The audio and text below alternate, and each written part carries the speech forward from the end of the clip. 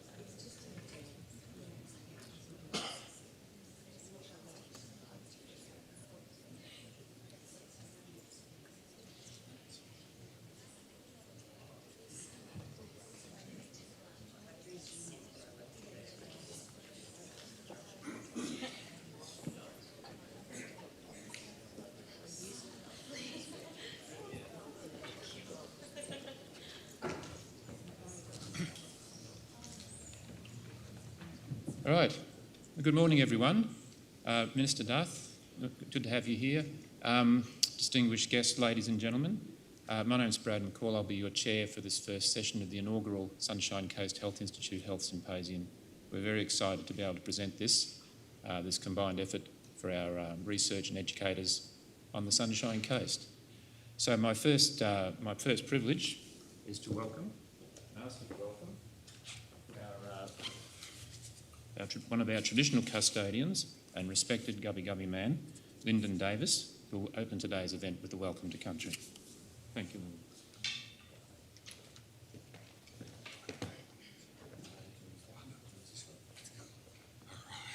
You want to move that up? Yeah, I want to go out the front there. I don't want to be behind the desk, eh? Yo, way. Wanya ngalam janango, kawana janango, biriana naju, baranji, jimmy, jakan bara nujuno, jundul goji. Yo, way. Wanya, nara. Wanya yen yaran gan, wanya yen yaran. Hello and welcome. My name is Lyndon Davis, a descendant of the traditional custodians of the Sunshine Coast. In particular, they ask me all the time, where are you fellas from? Where are you from on the coast? And that, well, I just sort of talk on behalf of my great-great-grandmother. She was born at Malula River in the 1850s. And so that's an apical ancestor there. And I was raised by her granddaughter. No, well, she's my grandmother, you know. But, you know, it's like my grandmother's grandmother was born in Malula Plains in the 1850s. But Nan, who I grew up with, she was born in Budrum in the 1920s. And I also grew up with my pop, and he was in the 1930s, but he was born in Nambour. I was born in Nambour. I was raised in the district, and you know, it was a good upbringing. It's pretty good, you know, living on the coast, these fellas and young fellas. So, I mean, the crabbing, the hunting, the fishing, the surfing, you know, it was an adventure every day. I love going down the beach. Our favourite beach, our family beach was Majimba Beach. And we used to get the biggest mud crabs. I don't know, I got to tell them that the other day, next couple of days' time, I'm doing a job at Twin Waters, and I got to tell them, the biggest, the best mud crabs came out of that area. And they built a resort there. If only they knew like we did. They would do that. No, don't put nothing there. This is as big as mud crabs I've ever seen. No, seriously, it was very resourceful. And actually, great-great-grandmother lived at Majimba, Nojaw Road, and was seen at Yandina districts very regularly, selling fish and mud crab to the locals. And I live in Yandina at the moment. And she planted some bunya trees that are still there at Yandina. And the lady that, they grow on her property, she always rings me up and says, Lyndon, come around and get these bunyas. Got some bunyas waiting for you. We didn't have a big crop this year, but, she always gives me some every year. And that's what I was talking about in language. Biriya Naju, Baranji, Jimmy, that's bunya season. Banya or Baranji, I said it in that particular language there, which is taught to me by Uncle Joe Button, who's no longer with us. But some people say Baranji, some people say Bonyi, and today we say Banya. But, what is it? March? Yeah, it's coming to the end of the bunya season from December through to March. Right now you'll probably get a visit from a couple of carpet snakes and a couple of possums, because it is their season, just quietly. Okay, this is how it was. There was indicators out there in the land that told you that animals were in season. As I was driving here this morning, I saw the passion fruit vine. And as you know, passion fruit is in season. You've got a passion fruit vine there, anybody? Yeah, you got a couple of passion fruit on at the moment, just quietly. And our native passion fruit's in season at the same time. The native passion fruit is a vine, and it snakes through the foliage of some bushes and trees, which resembles the body of the carpet snake. So the vine, the passion fruit vine, and the carpet snake are the same. When the passion fruit's in season, that's when the carpet snake's in season. It's the best time to eat a carpet snake. If you're inclined to eat one this afternoon, it is a good time.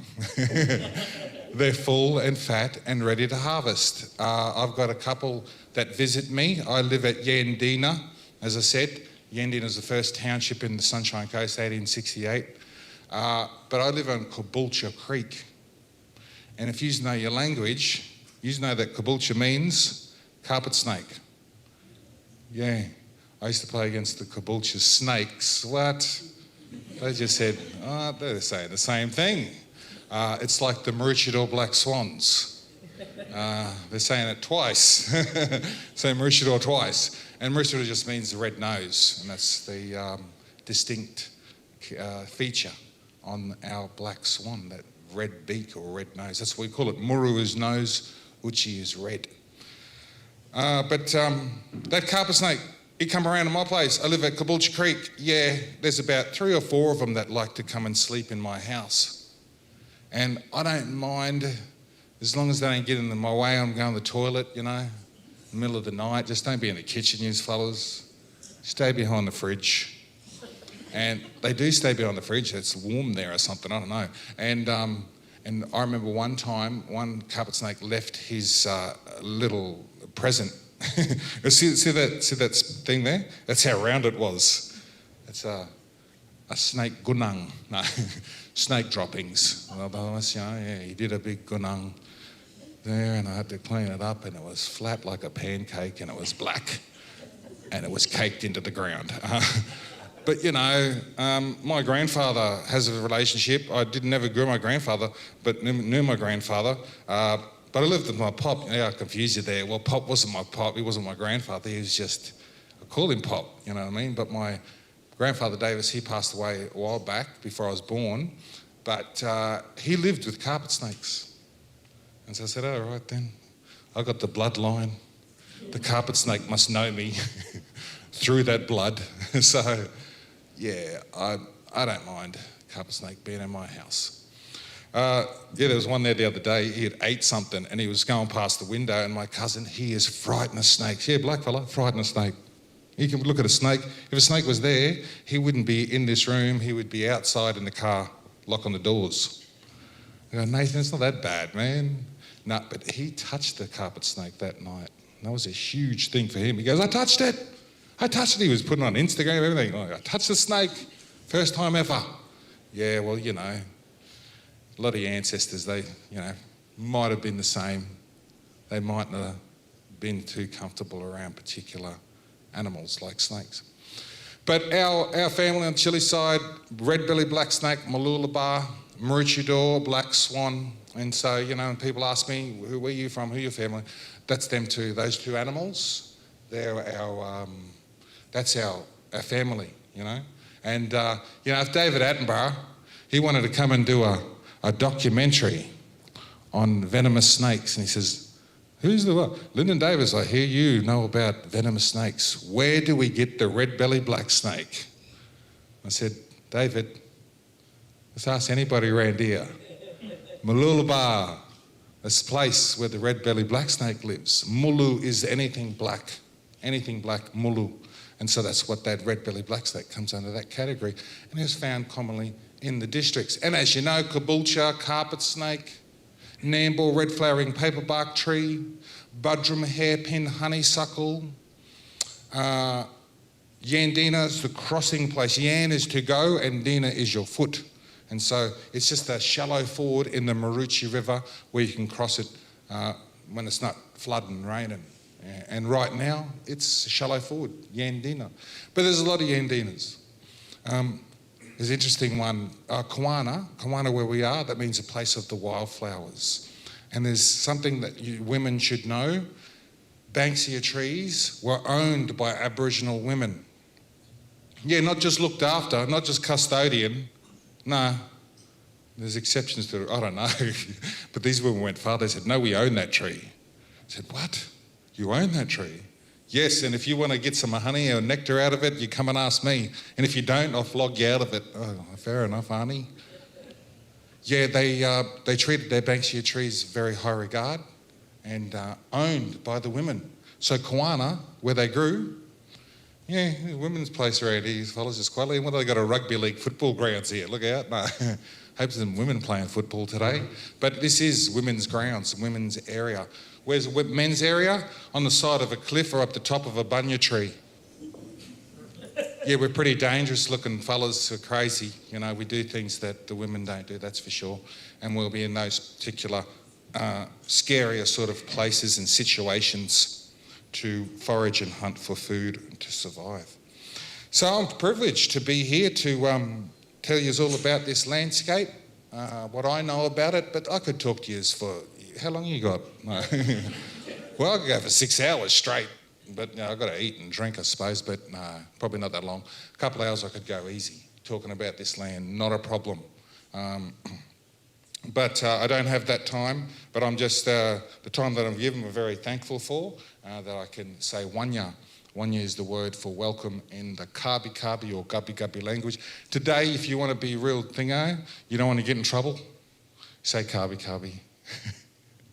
Yeah, next year it could be Gubbi Gubbi, depending on the native title applicants and the way they pronounce the word Kabi Kabi or Gubbi Gubbi. Let me tell you now, Auntie that used to speak it, she said, Lyndon, it's neither. I said, what do you mean, Auntie? They got it all wrong. Everyone got it wrong. It's not K or G. She said, no. And I said, well, what is it then? She goes, it's in between them two. I said, but there's no other one like, there's no letter in there between K and G. And she goes, well, Kookaburra. Kookaburra's got the accent. The accent comes from the landscape. And so that's the best answer I could give you. So if you can, you know, laugh like a kookaburra, you're on the right track, eh? You listen to him and you hear that throaty sort of G, K, but she said, just to be safe, it's closer to G than K because of the vibrations in your throat and your voice box when you pronounce G and K. So, Here we go. I'm going to play this musical instrument. I've been playing it for a while now, but we use it for Welcome to Countries. We use it in our dancing around the southeast quadrant, but traditionally it's from the northern parts of Australia. So anybody from North Queensland pay respects, and also northeast Arnhem Land. In North Queensland they call it Yigi Yigi, and in northeast they call it the Yidaki. And also I want to acknowledge the fact that it is Close the Gap Day today. Yeah. And I know about health, and I know I've seen health in our family, and I've seen sugar diabetes, and I've seen, people being on the wrong diet. But also, I've seen 60,000 years of a very, very healthy landscape and a healthy people. And,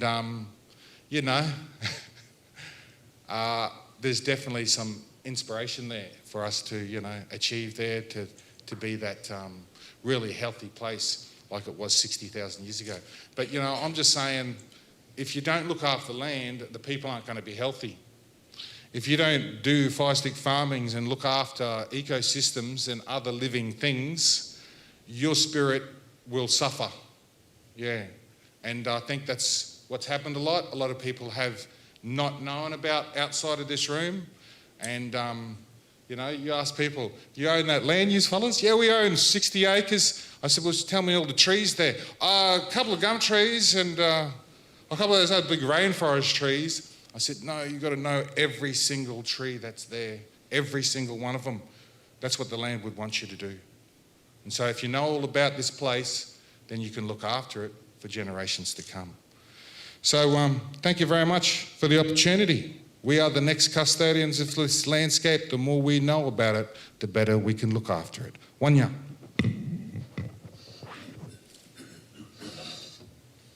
So I'm just going to play a bit of rock and roll didgeridoo. I don't know how to play it proper. Yeah, the fellows up in North Queensland know how to play it proper, and northeast Arnhem Land. We're just Southerners. Yeah, they borrowed it for a little while. Your way. Wanya.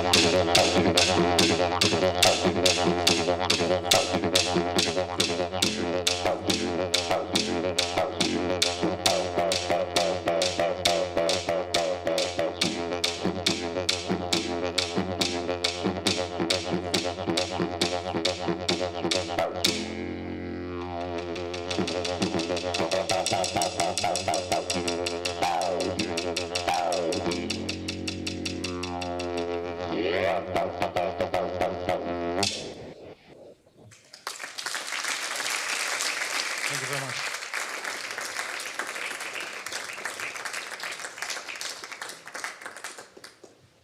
Thank you again.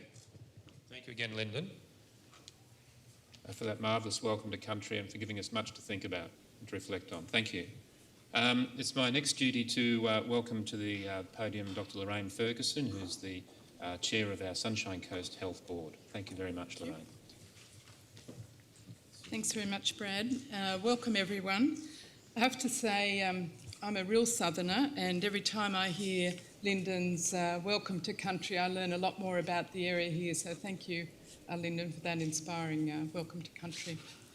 I'd like to also take the opportunity to acknowledge the Gubbi Gubbi people. I had Gubbi Gubbi written, and the Jinnabara people as the First Nations traditional and cultural custodians on the lands where we work and provide health care and meet today, and pay my respects to elders past, present and those emerging who will be our leaders in the future. I'd like to particularly acknowledge the Honourable Yvette D'Arcy, the Minister for Health and the Minister for Ambulance Services, who's here today to officially open our symposium, our inaugural two-day Sunshine Coast Symposium. The two-day event will showcase the work of our researchers and educators from the Sunshine Coast Hospital and Health Service and from our Sunshine Coast Health Institute, and the partners Griffith University, TAFE Queensland and the University of Sunshine Coast. So in previous years we've had our research days, but I think this is really a step up. It's wonderful to see how many people are enrolled today, both virtually and here in the auditorium. So welcome to everyone online and here. COVID has presented us with many challenges over the last year, but thanks to today's technology, we can still showcase our research and our education through our virtual platforms. I'd like to thank the organisers of this two-day event, Dr. Brad McCall, Professor Vicky Sara, AO, and the team that put this exciting program together, as well as the many organisations that are supporting the symposium. So I'd like to welcome the Minister back to the Sunshine Coast Hospital and Health Service. She was here last week, I think it was, or the week before, to open our vaccination hub. Minister Darth is the member for Redcliffe, elected on the 22nd of February 2014. She's been a Minister for Health and Ambulance Services since November last year, and she's also the Leader of the House in the Queensland Parliament. Prior to becoming Minister for Health and Minister for Ambulance Services, Minister Darth was the Queensland Attorney-General and Minister of Justice from February 2015 to November 2020. Before entering the Queensland Parliament, she served as the member for Petrie in the Federal Parliament, and prior to entering Parliament, she worked as an industrial advocate. So I would ask you, please make welcome the Honourable Minister. Thank you.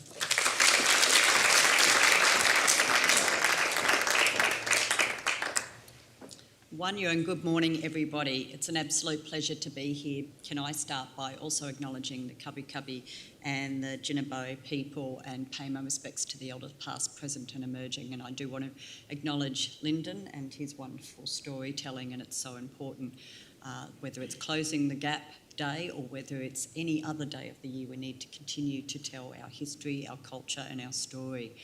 And I had the absolute pleasure yesterday of being at the First Nations Roundtable to launch our discussion paper about Aboriginal and Torres Strait Islander equity in the health system. And it's a start of a very important journey for us to get not just closing the gap on life expectancy, but as I said, it's no need to talk about life expectancy if we're not going to talk about quality of life. And that's what it's really about. And that's what you're all here to talk about today. It's not just about how do we keep people alive longer, how do we actually make sure they're healthy and have good quality of life while we are here on this earth. Can I acknowledge Adjunct Professor Brad McCall? Can I also acknowledge Dr. Lorraine Ferguson, Sunshine Coast Hospital and Health Board Chair, Adjunct Professor Naomi Dwyer, also Sunshine Coast Hospital and Health Service, our Chief Executive here at the hospital, Professor Vicky Sara, Chair of the Sunshine Coast Health Institute Executive, and other Sky Executive members, Professor Laurie Byes, Director, Healthy Ageing Initiative, the University of Queensland, Dr. David Hanson, CEO of Australian eHealth Research Centre, to all of the partners, the Sunshine Coast, of course, Hospital and Health Service, University of Sunshine Coast, Griffith University and TAFE Queensland, to all of the presenters. There are so many presenters that have made themselves available over the next 2 days for this symposium. I want to acknowledge them and thank them for their contribution in this very important event. This inaugural event that I know was supposed to happen in 2020, we had a slight hiccup. This thing called COVID got in the way of a whole lot of things last year. We forget that we're still living with this today. Every day I get told our numbers of how many people are affected and how many active cases we have and how we're managing them. And now we're also talking about how many people are being vaccinated, which is absolutely fantastic.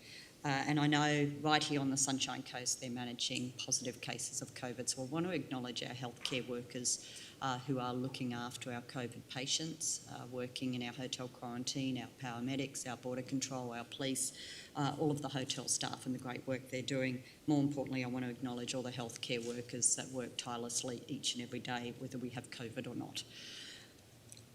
So I'm delighted to be here to officially welcome everyone, Wanya, and also to open this inaugural symposium. on the Sunshine Coast, which is showcasing some wonderful achievements in medical research, education and healthcare. And it's wonderful that we have so many people joining us online, hundreds, I think around 500 people joining us online today as well. And why is this important? Collaboration is absolutely critical. So to see what is planned for the next 2 days in this symposium, the collaboration across a primary, tertiary and community health organisation is absolutely critical. If we have learnt anything positive out of COVID, it is about collaboration, locally, nationally, globally, collaboration. I know when COVID first hit that some very experienced physicians were saying there's never been a vaccination or a cure for a coronavirus. What we are aiming to do is historic, if we can do it. It's been done in 12 months. A vaccine's been created. Why? Because globally we put our concerted efforts into making that happen. Imagine if we could do that for every other illness and condition that we have out there. That sort of energy and investment. And investment's really important. We're seeing it here, what we're sitting in here today, the Sunshine Coast University Hospital. Absolutely incredible state-of-the-art facility. The Sunshine Coast Health Institute, state-of-the-art facility. As a minister, as part of a government, it's always wonderful to open amazing facilities. We're very proud of the financial investment we make in those buildings. But it's not the buildings themselves that we're excited about, it's what it creates. It creates an opportunity to develop new ideas. Research, innovation is so critical. Health is not, and healthcare is not static. You all know that. It's constantly evolving. And this is the challenge we all have. We know we have extreme demands on a world-leading public health system. More and more want to come to us because of how good our system is. So we have increasing population. We have an ageing population. We have increasing chronic illnesses. We have more people turning away from private health. We have all these day-to-day pressures. And as health professionals, everyone just wants to get the job done each day. How do we provide the best healthcare for that person today, now? But while we're doing that, we must continue to look ahead into the future. Invest in research, advance in Queensland. The Palaszczuk government's absolutely committed to our investment in advancing Queensland. Why? Because we know that we have to look towards the next 10, 20, 50 years. What is health going to look like in a decade? Look at how much we have changed. Our society has changed with technology. Imagine what we can do. I've been to some recent showcases around trauma and what 2031 might look like, and it's so excited. It's so exciting. It is a challenge to take healthcare across this big, broad state. How does everyone get the same quality healthcare? That doesn't always mean how do we get the healthcare workers to every town, every community. It's also about how do we get healthcare in more innovative ways to them. I saw an boot, a moon boot, someone who's had a serious trauma to their leg, who might live in Charleville. They've been in hospital for a year, they've gone back home, but they need ongoing treatment. That e-boot monitors every single movement they make, every step they take, their gait. There's a specialist that can sit in Brisbane and manage that and see that every single day and go, that person needs to have that boot adjusted, they need more physio, they need this. With technology, with innovation, we can do so much. So we need to keep investing. We need to keep evolving in the health space. We need to keep thinking, how do we make people's quality of life better? And that's what you are all doing over the next 2 days. So thank you to all of the organisers who have put this together. It's a tremendous opportunity. Embrace every moment of that opportunity. We need to share ideas. We need to critically think about what we can be doing better and how we can do it. We need to collaborate more as a health profession, as a community, as a society, locally, nationally, globally. And then we will get the results that we know we can achieve. We are world leading when it comes to research and science in this country. We know what we can do, and each one of you here are committed to doing that. So thank you so much for your involvement over the next 2 days. Again, congratulations, everyone. I'll be sticking around for some of the presentations this morning, but I will need to head off shortly. But on behalf of myself as the Health Minister, which, as you heard, I've been the Health Minister for a whole, 3-4 months now. So I'm constantly learning and evolving myself about this profession. But what I do know, what I've seen already, is I'm so proud of the profession, the amazing work, the dedication, the commitment of everyone who works in this field. So thank you for what you do.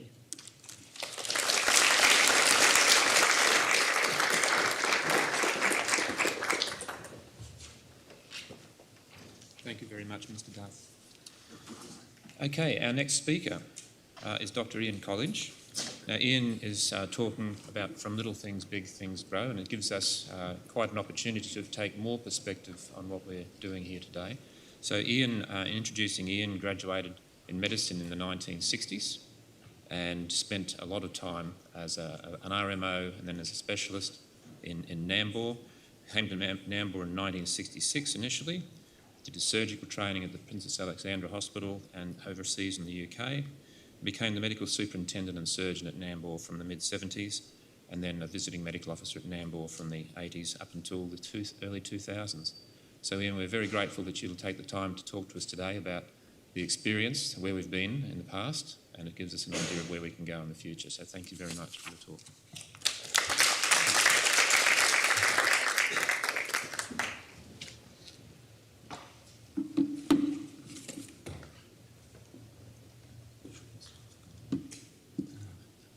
Click on that.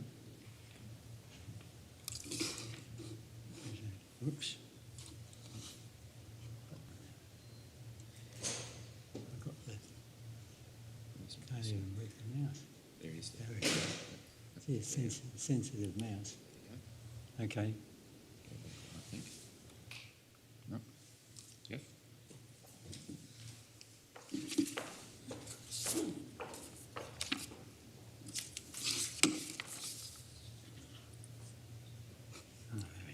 Okay, thanks very much. Mr. Chairman, Health Minister Yvette Darth and everybody, thank you for asking me to speak here this morning. In introduction, I'd like to say that Nambour General Hospital was the base hospital for the Sunshine Coast until the opening of this hospital.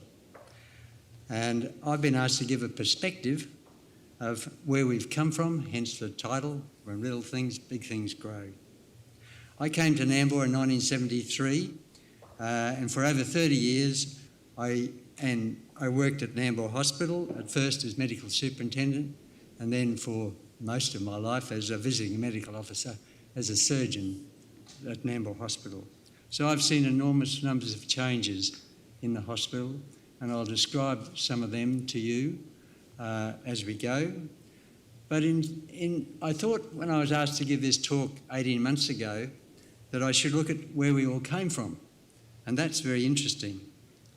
After World War I, there was a small community in the Maroochy district, which is separated from the Caboolture district, and the people there had experienced the epidemic of the Spanish flu following just after the First World War.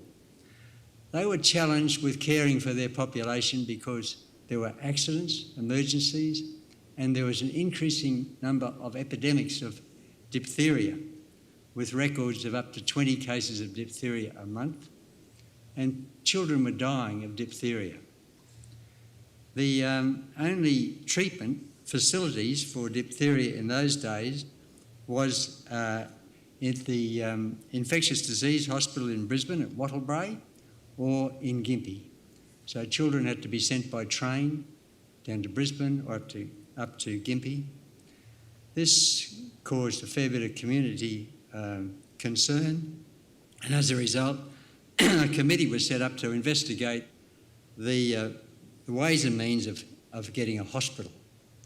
So this is in 1920, a hospital was formed to investigate those ways. In 1926, the building of the Maroochy District Hospital was started.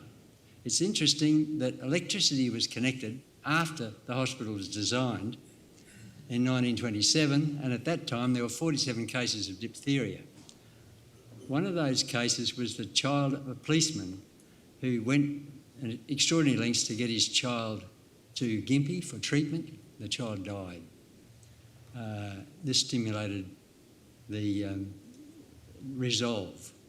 The other interesting hurdle that this committee had was the government would only help build a hospital if the community raised 1/3 of the cost, which made me wonder how we'd be here today if they did the same thing. Where community would have to raise $600 million before they'd cough up. So we're very, very fortunate. So I'll go through briefly some slides The first hospital to open was the infectious disease ward, which opened in 1927, and that was 2 years before the official opening of the hospital. That was to treat the diphtheria cases, and that was well used. The hospital opened in 1930, and I haven't got a photo of 1930, but 1932, that's what the hospital looked like. And I can show you that building there, when I came to Nambour, was the outpatients building, the manager's office, the X-ray was in there. That building there was the children's ward, and above that was the private ward. That building there was the medical ward, and that building there was the surgical ward. Actually, that building was the dental clinic too. So let's go this way. That's what it looked like in 1942, just after the completion of the Second World War. And at that stage, Dr. Moffat had been sent from Brisbane Hospital to relieve at Nambour. The relief lasted for over 30 years. He never left until he retired. You can see the same buildings. In 1942, they also opened a nurses' quarters. That's this brick building here, which was there when I came to Nambour. And this is a picture of Nambour Hospital 1955. You can see the first Holdens in there. It's now called Nambour Hospital, not Maroochy District Hospital. And that's what it looked like when I came in 1966. So, and here's a photograph taken from an aeroplane in 1955. It shows the outline. There's the nurses' quarters. There's the outpatient building. There's the children's and private ward. That's the medical ward. That's the surgical ward. And over the back there, as a surgeon, of course, somewhere there was the operating theatre. That big building there was the boiler house, which powered the washing machines and the sterilisers and supplied steam to the hospital. So now, I came to Nambour. Most people didn't realise that I'd been in Nambour before I was medical superintendent. In 1946, Queensland established the first universal free public hospital in Australia. And by 1960s, most small towns throughout Queensland had a hospital.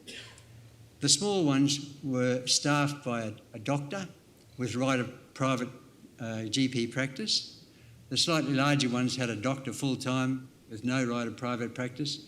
And as they increased in size, they got junior staff. Well, Dr. Moffat came as the only doctor for many years, and by 1966 he had one resident. And the way it was staffed in Queensland was that the junior doctors, as soon as they were registered, they had to do a year to be registered, they were sent to do a country term. And so it was in January 66 that I was sent to Nambour and met Dr. Moffat as his only RMO, as a green young fellow. And there it was that Dr. Moffat said to me, Ian, do you do tonsils or give anaesthetics? I said, I don't do either, Dr. Moffat. To which he said, oh, well, you can give the first 3 anaesthetics and then you can do the rest of the tonsils. Well, it was a teamwork. So that's medical education in 1966. It wasn't the way it was at the Princess Alexandra Hospital. Now, I'd like to just go through a few slides here. Now, this is 1966. That's the way the cane came to the mill in 66. The medical ward, which I've pointed out, was 2 wards. There was a men's and male and female ward, and there were 8 beds in the ward, and there were veranda beds, which was common in Queensland hospitals, and also aisle beds. The surgical ward was a separate building, similar beds. The children's ward was quite a big ward, actually. Above it was the private ward.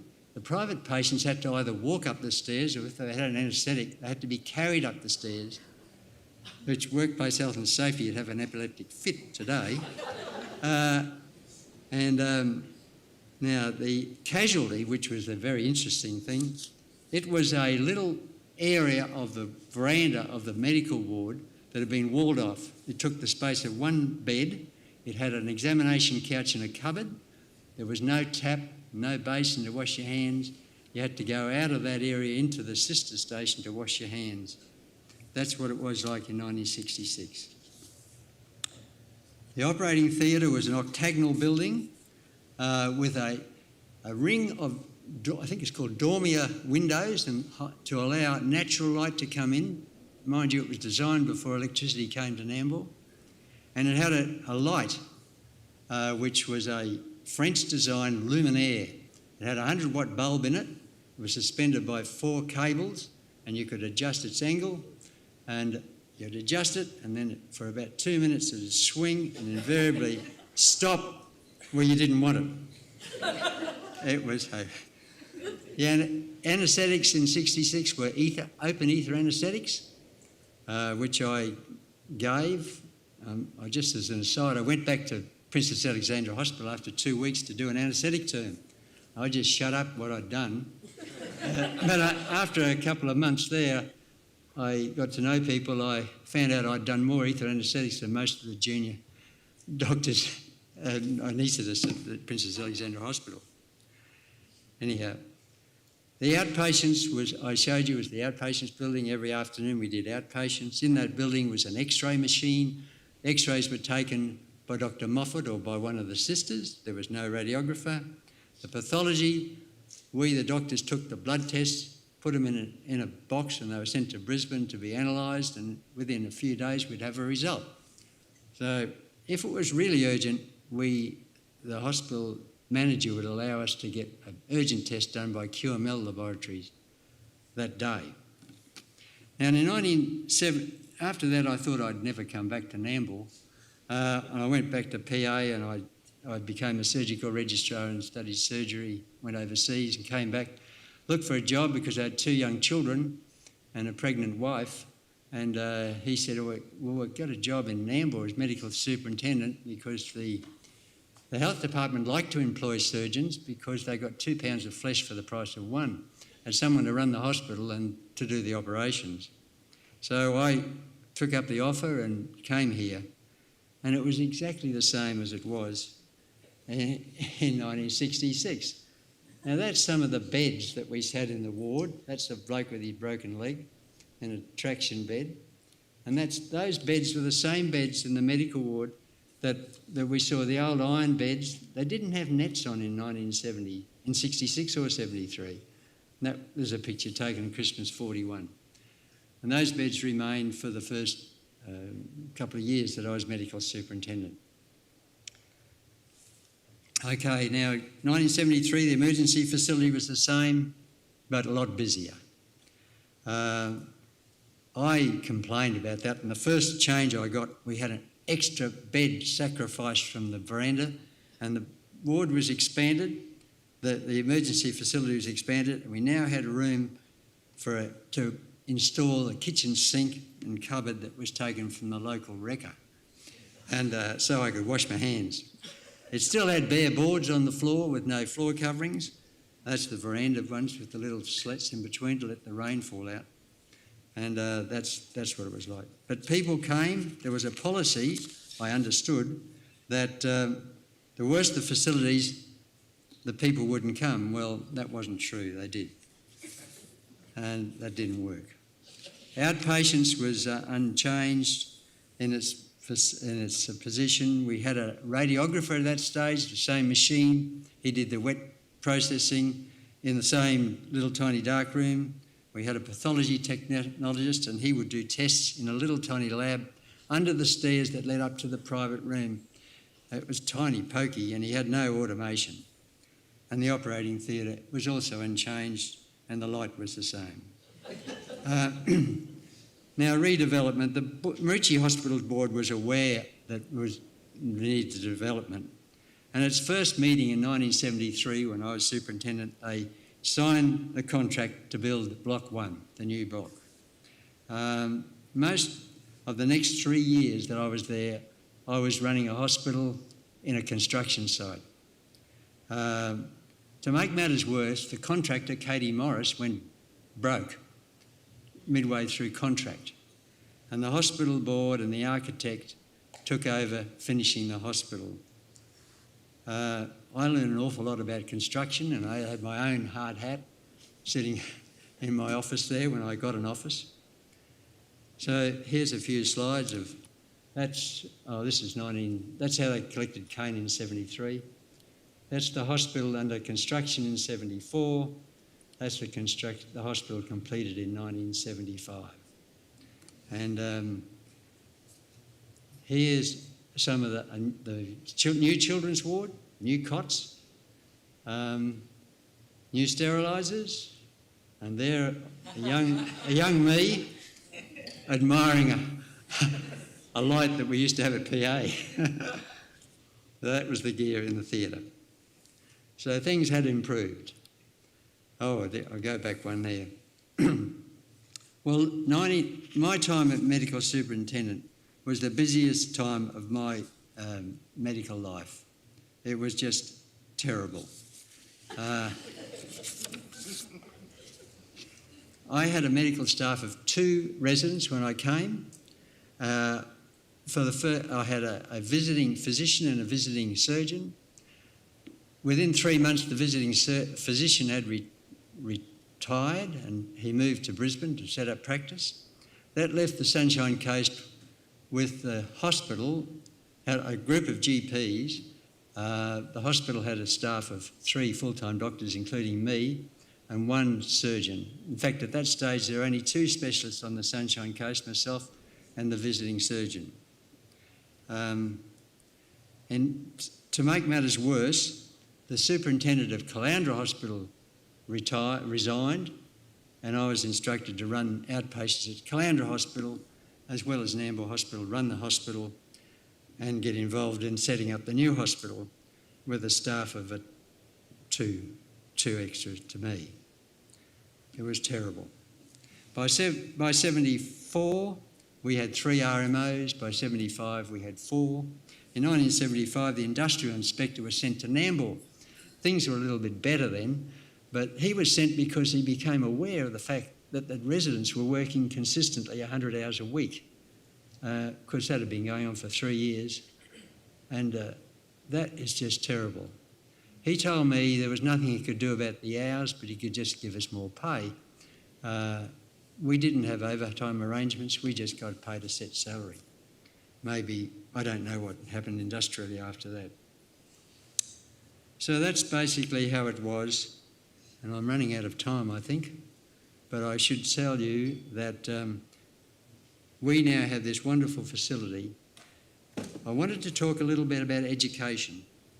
Nambour Hospital was regarded as a great place for nurses to do their midwifery training, and they had a very good training facility in the midwifery or the maternity section that was built in 1961. In fact, it was so good that my wife was pregnant when we came to Nambour, and the obstetrician in Brisbane said, "Well, you don't need to come to me. You have your baby up in Nambour with one of the local GPs, who was great."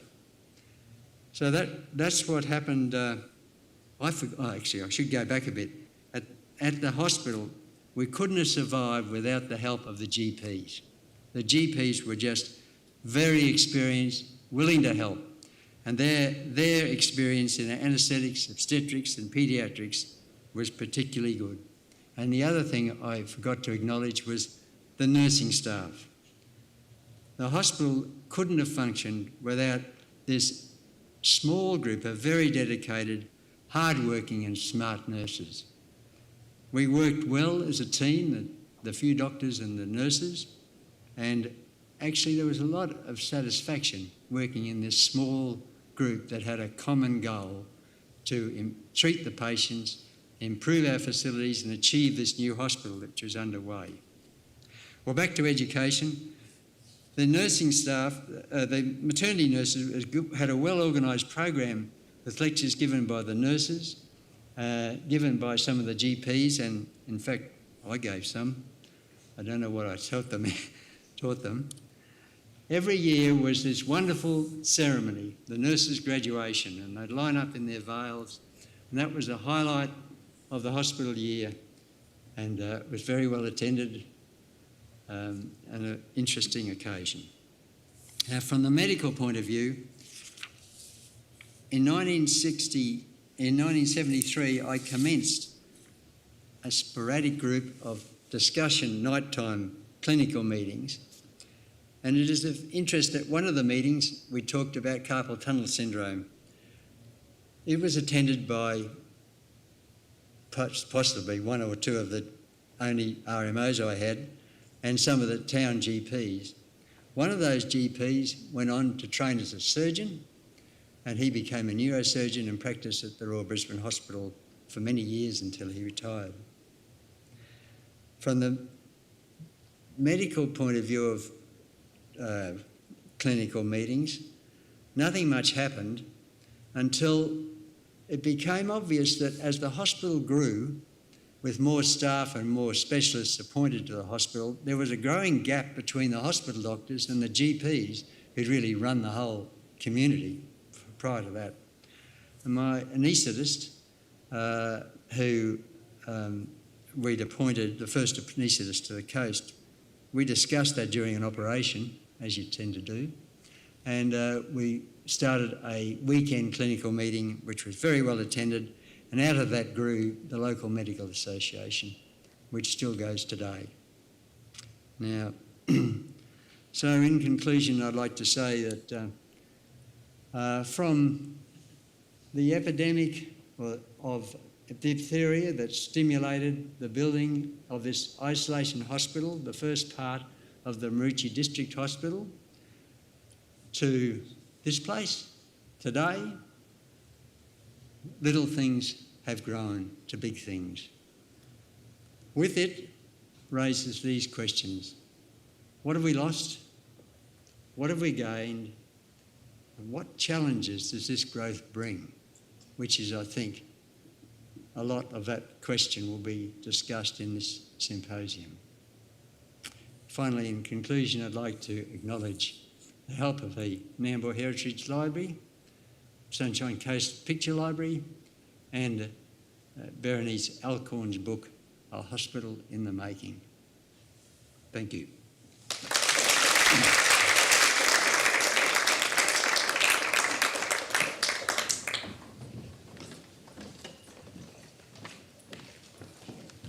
Thank you very much, Ian. I understand we could have time for one question. If there is one question.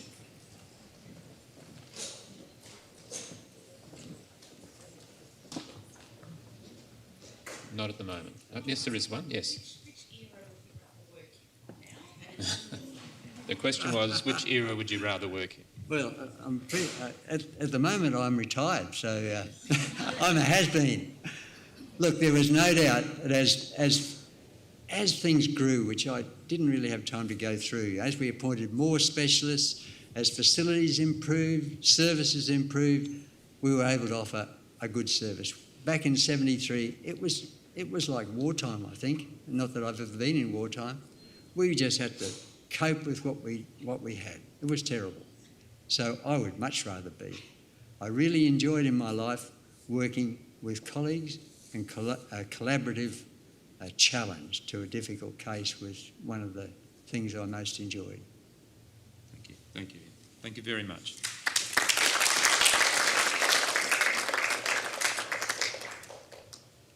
Next one. Back one. Keep going. There we go. Okay. I'll just get this up and running first. Okay. So thank you very much, everyone. Professor Laurie Byers is our next speaker. Laurie is a professor and director of the Healthy Ageing Initiative at the University of Queensland. As an experienced researcher and research manager who frequently collaborates with scientists from various disciplines. Now, the issue that Laurie's main research is around longevity and social gerontology and social sustainability. So, Laurie, I know we've met over the last several months as we've worked, or year, as we've worked towards the initiative around the CRC longevity. And thank you very much for being here today to talk to us about it. So from little things, big things grow.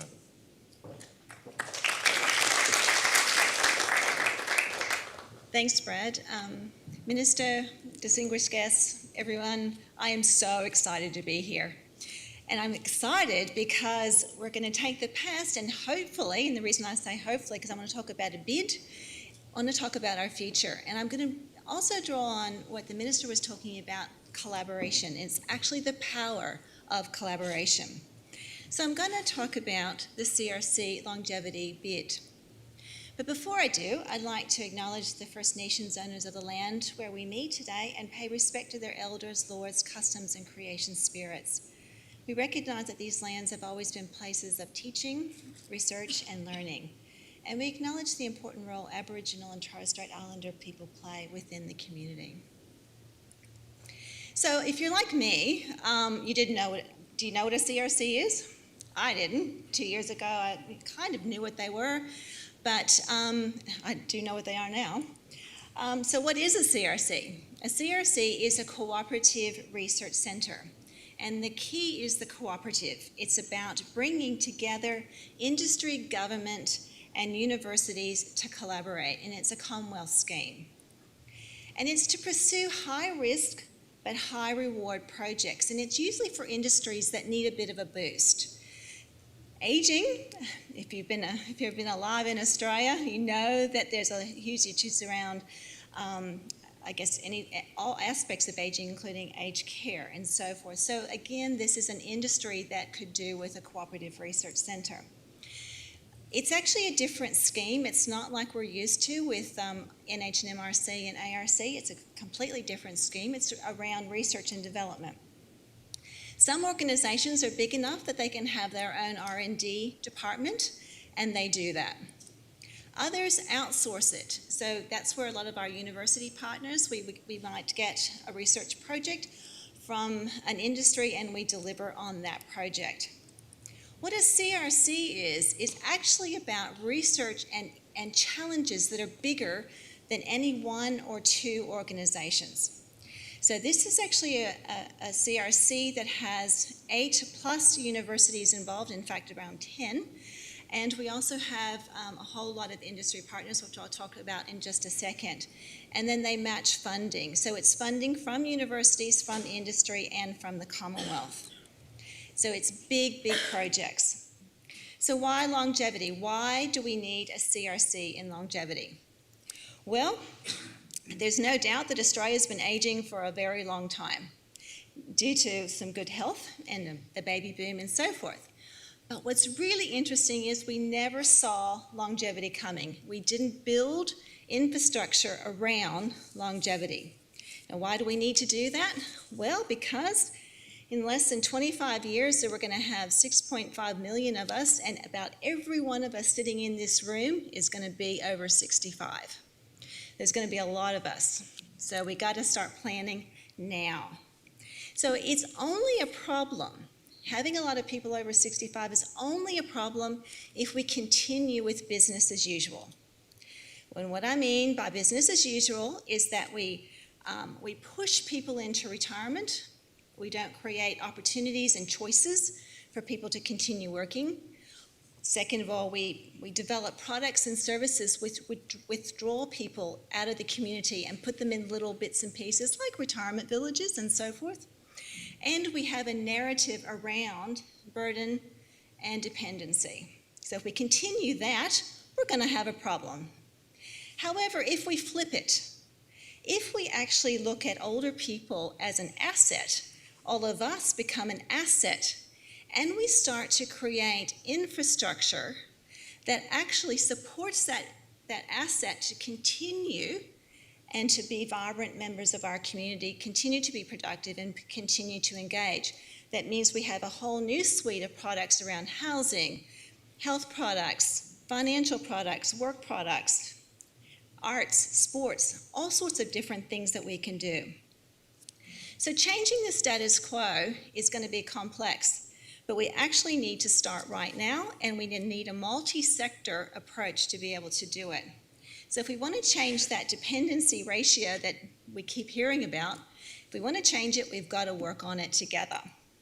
So the CRC longevity is really driving economic growth from Australia's longevity bonus and to really ignite the longevity economy. So we have 91 industry partners, and you'll see Sky, which is right there at the top, one of our core partners, so we're very, very excited to have Sky involved.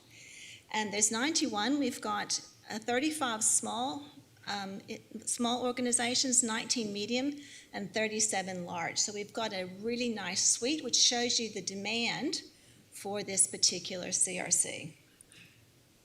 The CRC bid has been submitted. We were shortlisted, and we're now down to the last 5. And the announcement is imminent. Haven't got the phone call yet, so I guess they're still deciding. We have partner cash of over 32 million, partner in-kind of 90 million. We requested 35 million from the CRC, so it's a big bid. It's around 157 million. But interesting, we're actually one of the smaller bids, so we're a little bit hopeful. The programs, we've got 3 programs and 4 platforms. So the programs are Live Well and Prosper, so that's around housing, financial products, financial models. Work and Learn, that's pretty self-explanatory, and Play and Engage, keeping people connected and engaged. The platforms, I'll talk a little bit more about data and digital in a minute, cultural resources, business policy regulations and IP, and health and well-being. So on first blush, you might think, oh yes, Sky's just really interested in health and well-being. And that is true. Brad is one of our platform leaders and will be leading that particular platform. But that Sky is actually going to be probably more interested in the interconnectedness of all of those programs and platforms, because the hospital has employees, and so you've got to look at the longevity of those employees.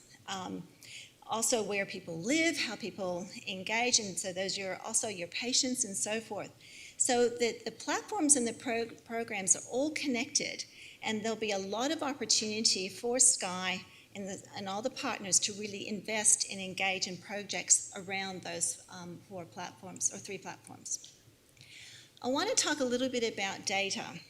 Now, as I said, we've had an aging population for a very long time, but actually what we really know about people over 65 is very little. It's incredible. We know very little about people over 65. And you might think, oh, how do you know that? Well, the evidence I have is that the ABS told us. They don't know much about people over 65, and they are one of our partners because they don't know about people over 65. So the ABS is one of the partners. So we're going to create a longevity data hub, an atlas, and a virtual village. So the data hub, and this is where you guys will also be major partners in this. So the data hub combines quantitative and qualitative data from various sources. So in year 1, this is one of our focuses. We're going to get data from our partners, but also publicly available, put it together and get it up and running so we can start looking at it. Then we're going to then visualize it on an atlas, because it's very difficult to understand and interpret advanced statistics without having some assistance. and for our partners and for all of us researchers. So what we want to do is visualize the outcomes and the overlay of all those data on an atlas. And the team from QUT who developed the Australian Cancer Atlas are involved in this. So if you haven't seen the Australian Cancer Atlas, take a look at it. It's really quite impressive. Now this atlas is going to be the Cancer Atlas on steroids. It's going to be amazing. So it's going to be great.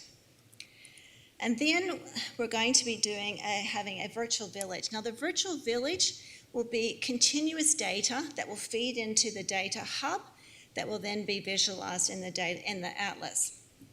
And what we'll be doing is bringing together Australians of all ages to talk about issues that are important around longevity, but also to co-create new products and services. So this is a hub that's going to be very powerful in developing new products and services for all of us. So what are the key outcomes? Clearly, it's around jobs. So we did a very, very conservative estimate of what we would achieve, and very conservatively, if we increase employment 1% of people from 65 to 75, we will have created nearly 50,000 jobs, and that translates into a benefit of over 1.5 billion. That's just with a 1% increase of people working. That's incredible, isn't it? So that means we also, all of us sitting in this room, have greater choice of products for work, living, and housing, and so forth, and we have increased technology used with increased social connectivity and well-being. Oops. There we are. So our leadership team, we have a very strong leadership team. We have Catherine Greiner is our chair. Greg Vickery from Queensland out of Norton Rose is our deputy chair. There's myself as the chief scientist, and David Babagallo is our interim CEO. And we couldn't have done it without our advisory panel. And we have a superstar sitting in the room with us, with Vicky Sara, who's been a very positive contributing to the actual CRC. And this is led by our Queenslander Everil Compton with Philip Ruddock, and also a Queenslander Peter Arneson. So we will find out in the next 2 weeks whether we have been successful in our CRC. If we are, we're so excited to have Sky and all the partners within Sky on board, and we'll be able to shape the future. Thanks. Thank you very much, Laurie. Now, we don't have any questions coming through online yet, and I should have pointed out that there's the opportunity for people to virtually send questions through, and we'll moderate that. But what I might do is ask Vicky if she wouldn't mind coming up and perhaps providing a couple of comments in response as a member of the advisory panel to perhaps say about what it means to us in the Sunshine Coast Health Institute and this partnership that's been formed. Thank you, Brad. Do I speak here? You can speak here, or you can rove if you like. I can rove? You can rove. Oh, I love roving. Thank you. Thank you. I think the CRC longevity, which we were very lucky to meet with Laurie and find out about, I think has enormous future potential, particularly for a region like the Sunshine Coast and the Sunshine Coast community, where the demographics would be supportive of utilising the data information that will come out of the CRC to really try and advance health and improve the well-being of the Sunshine Coast community. For Sky, with our partners, Griffith and Sunshine Coast University, TAFE, and of course the Sunshine Coast Hospital and Health Service, it's a wonderful opportunity for us to work together in a very coordinated fashion and to be partners in the CRC. So I'm delighted with it. I think it's very important also to say that it gives a focus for Sky to become the central point, to be the hub, to build in people on the Sunshine Coast, business on the Sunshine Coast, universities and schools, etc., to work together through Sky as the hub to look at healthy ageing and longevity. And longevity, of course, is before 65, I have to say, and it therefore has a much broader perspective than just post-65. But from my perspective, it brings focus, it brings coordination, and a real potential for improving health and well-being on the Sunshine Coast. So we look forward to it enormously. We're all very nervous and very excited, waiting. We had hoped today you could make an announcement. But I'd like to also say that really it's Brad's baby who's driving this initiative, and I really would like to say how appreciative we at Sky, all the partners, are for the work you've done in working through this initiative with Laurie. So thank you. Thank you, Becky. I don't think we've got any questions at the moment. We're probably going to be running to time. Yep. My only response is to say thank you very much, Vicky, for your leadership, and to Chris Askew particularly as well, who formed the first links with the Longevity CRC bid. So, Chris, well done. It's been a pleasure. So we'll now move on to our final speaker for this session. And I should have mentioned at the start, we prefer that people do not record or make photographs during the symposium. The next speaker is Dr. David Hanson. David, thank you for joining us today. David is the CEO of the Australian eHealth Research Centre, which is a joint venture between the Commonwealth CSIRO and Queensland Health and the National Digital Health Research Program. David leads a research program of over 100 scientists and engineers developing information and communication technologies to improve the safety, quality and efficiency of healthcare, which is one of our major interests on the Sunshine Coast. So the eHealth Research Program tackles the challenges of the healthcare system across data, diagnosis and services. David is also the chair of the Health Information Society of Australia. So thank you very much, David. Great, thank you. Thank you, and like previous speakers, I'd like to acknowledge the Gubbi Gubbi and Jinbara peoples as the traditional owners on the land which we're meeting today, and pay my respect to elders past and present.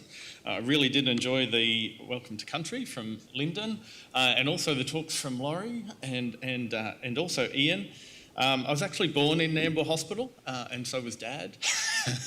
And I have to admit, looking at those old photos, I'd always imagined that the main building there, which I recognised in a photo from 1975, I'd imagine that was there when I was born. So, which it wasn't, it turns out. And so I'll have to go and have a chat with Mum about what the hospital was like in before 1975.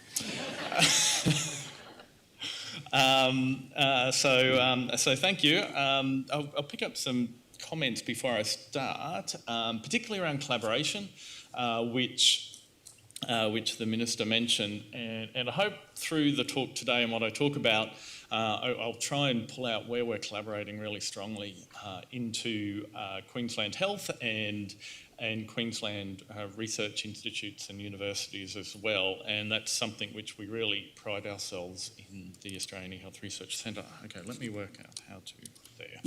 So the Australian Health Research Centre is it's an interesting, a fabulous research centre where, as I think the introduction said, we've got over 100 scientists and engineers, 30 students. Headquarters is Brisbane, and we've got probably 2/3 of our staff and headquarters there. On the Hurston campus, next to the Royal Brisbane and Women's Hospital. But we are, as well as the relationship with Queensland Health, which continues and is now in its 17th year. We have teams and groups around Australia as of course part of CSIRO and as a national research program. And our real aim is to provide an evidence base for the digital transformation of healthcare, which is what I'll be talking about today. We've been around 17 years, so we like to talk to some of the successes that we have. And we're a broad research program of digital in healthcare, going from cellular type research So bioinformatics and understanding all that genomic data and doing something with it that's starting to come into our healthcare system, through to clinical and health informatics, which is really about the data that gets collected in our electronic data systems, whether it's electronic medical records, pathology systems, etc., through to how we actually deliver into services, into hospitals, and increasingly into society as we try and keep people out of our hospitals, and of course improve longevity. So here's some of our success stories, and I'll mention some of these today. So some of our health informatics work, our clinical terminology services, and I will talk about that, are now used around the world. Our machine learning and genomic sequence analysis tools are available on digital marketplaces around the world, such as AWS Marketplace. CardiHab was one of our really early mobile health trials around cardiac rehabilitation, and we spun that out a number of years ago, and it's kind of taking cardiac rehab through mobile health to the community. And we've just finished a large trial in Brisbane around working with a number of healthcare providers, helping Australians live longer in their own homes. And so that's the Smarter, Safer Homes technology. We've been working with Anglicare and a couple of other of the large health service providers, or aged care service providers to trial that technology. And that's an important part of what we do, is we do work with clinicians or health service executives, aged care providers, work out how digital health can actually make a difference, put in place some technology and test it out. It's really important that we do collaborate across that whole spectrum and make sure that what we're putting in place works properly and gives us the outcomes that we want.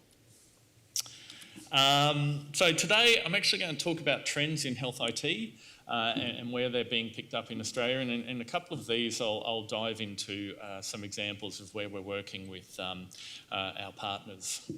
So the way we really are looking at what's happening in digital health or health IT, it's really about making sure that data flows and that we can use computers and the computational resources that we now have to deliver a service and improve health outcomes. So we see four, and these are all interrelated, in fact. And so the first one's about interoperability, secondly about cloud, third is about apps and personalisation, and fourthly, data analytics as a service. And so it'll be I'll try and keep it not so technical, but this is a really exciting area, digital health in general. I'll talk about a standard in a moment called FHIR, but the inventor of FHIR is an Australian guy, Graham Grieve, who's quite famous around the world now, and he talks about digital health being where we need to get our IT students, the ones that are coming out now, to be thinking not just about fintech and other, where they can use their technology that they're coming out of IT schools with, but this is a great area for young people to be coming into. There's a social element to it, to improving healthcare. The technology is fabulous that is happening in healthcare. There's so much opportunity. And so that's an area which we're actually doing some work with the University of Queensland on. This will be the fourth year we've run an IT course with them around introducing digital health to third-year IT students, and they've got some very bright third-year IT students.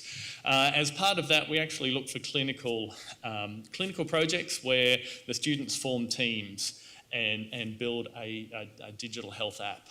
And so this year we'll have double the number of students. We're looking for more people and more, if anyone's interested in getting involved with this, I'd love to hear from you. So the first one's interoperability that I'll talk about, and we're probably all used to. I'll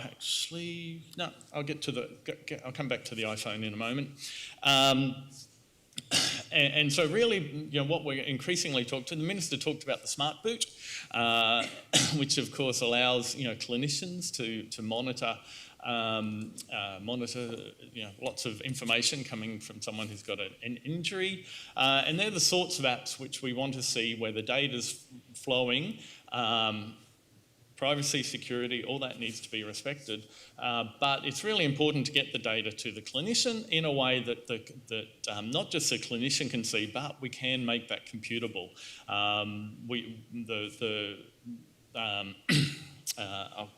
I'll come back to computable in a moment. So don't look too carefully at this slide. It's probably one of the more technical ones I'll have up. But HL7 is the international standards body for data interoperability in healthcare. So if we want to get to this vision of data flowing across between devices and into our electronic medical records and popping up when you want it as a clinician, we need to make sure that the computers know what the data is and how to format it. So HL7 is the standards body which does this, and they've been doing it for about 40 years. They've had some real successes. HL7 version 2 is basically how your blood test results gets from the pathology company into your GP doctor's records when you turn up. Unfortunately, HL7 version 2 is probably it is a 1980s technology. And what's happened in the last 10 years, I mentioned Graham from Graham Grieve. He came up with what was called FIRE, which is a 2010 approach to computer science in healthcare. And so if you're talking to IT professionals, they'll actually understand today's IT professionals. They'll understand the technology that's underpinning FIRE, and they'll be able to use it, and we can quickly get people up to speed. One of the key ideas about FIRE is that there's a bunch of data models which are not too big and not too small, but usable so that both people and computers can understand them. So there's some foundation classes, and then a couple of that you might recognise there. One is clinical, or a diagnostic report or a medications report. Unfortunately, or maybe fortunately, we need to make sure our healthcare system is sustainable, so we need to understand finances. But basically there's a bunch of building blocks which FIRE provides, which allow people to build applications or electronic medical records or other things. So as I mentioned, 2011 FIRE was starting, and things take a long time to become standards in the standards world. In fact, this took 8 years to go from inception to first normative standard, and the US government has now mandated FIRE as the way data should follow patients between different healthcare settings. So the US is the biggest market by far for digital health technologies, so this is how Australia will need to get used to also how digital health data moves between the systems. And it's really exciting. So this is, on top of FIRE, it's really about open data and data moving around the system, and we're seeing lots and lots of innovation in apps which are built using the FIRE standard. At the same time FIRE was being developed, Harvard University was working on something similar but a bit different around a standard for apps inside electronic health records. Theirs was called SMART, and we now have those two things came together to be called Smart on FIRE apps. And in fact, this is what we teach the University of Queensland IT students, how to build a Smart on FIRE app, which will be able to sit inside electronic medical records or be web-based or sit on your phone. And one of the key things that SMART gives you is that privacy, security and authentication. So SMART lets you know who the patient is and who the clinician is, and that allows you to actually do something with the underlying data which is coming in via FIRE. So this is the Harvard App Gallery, where you can, anyone can publish a Smart on FIRE app, which then is an open source app which other people can download and use.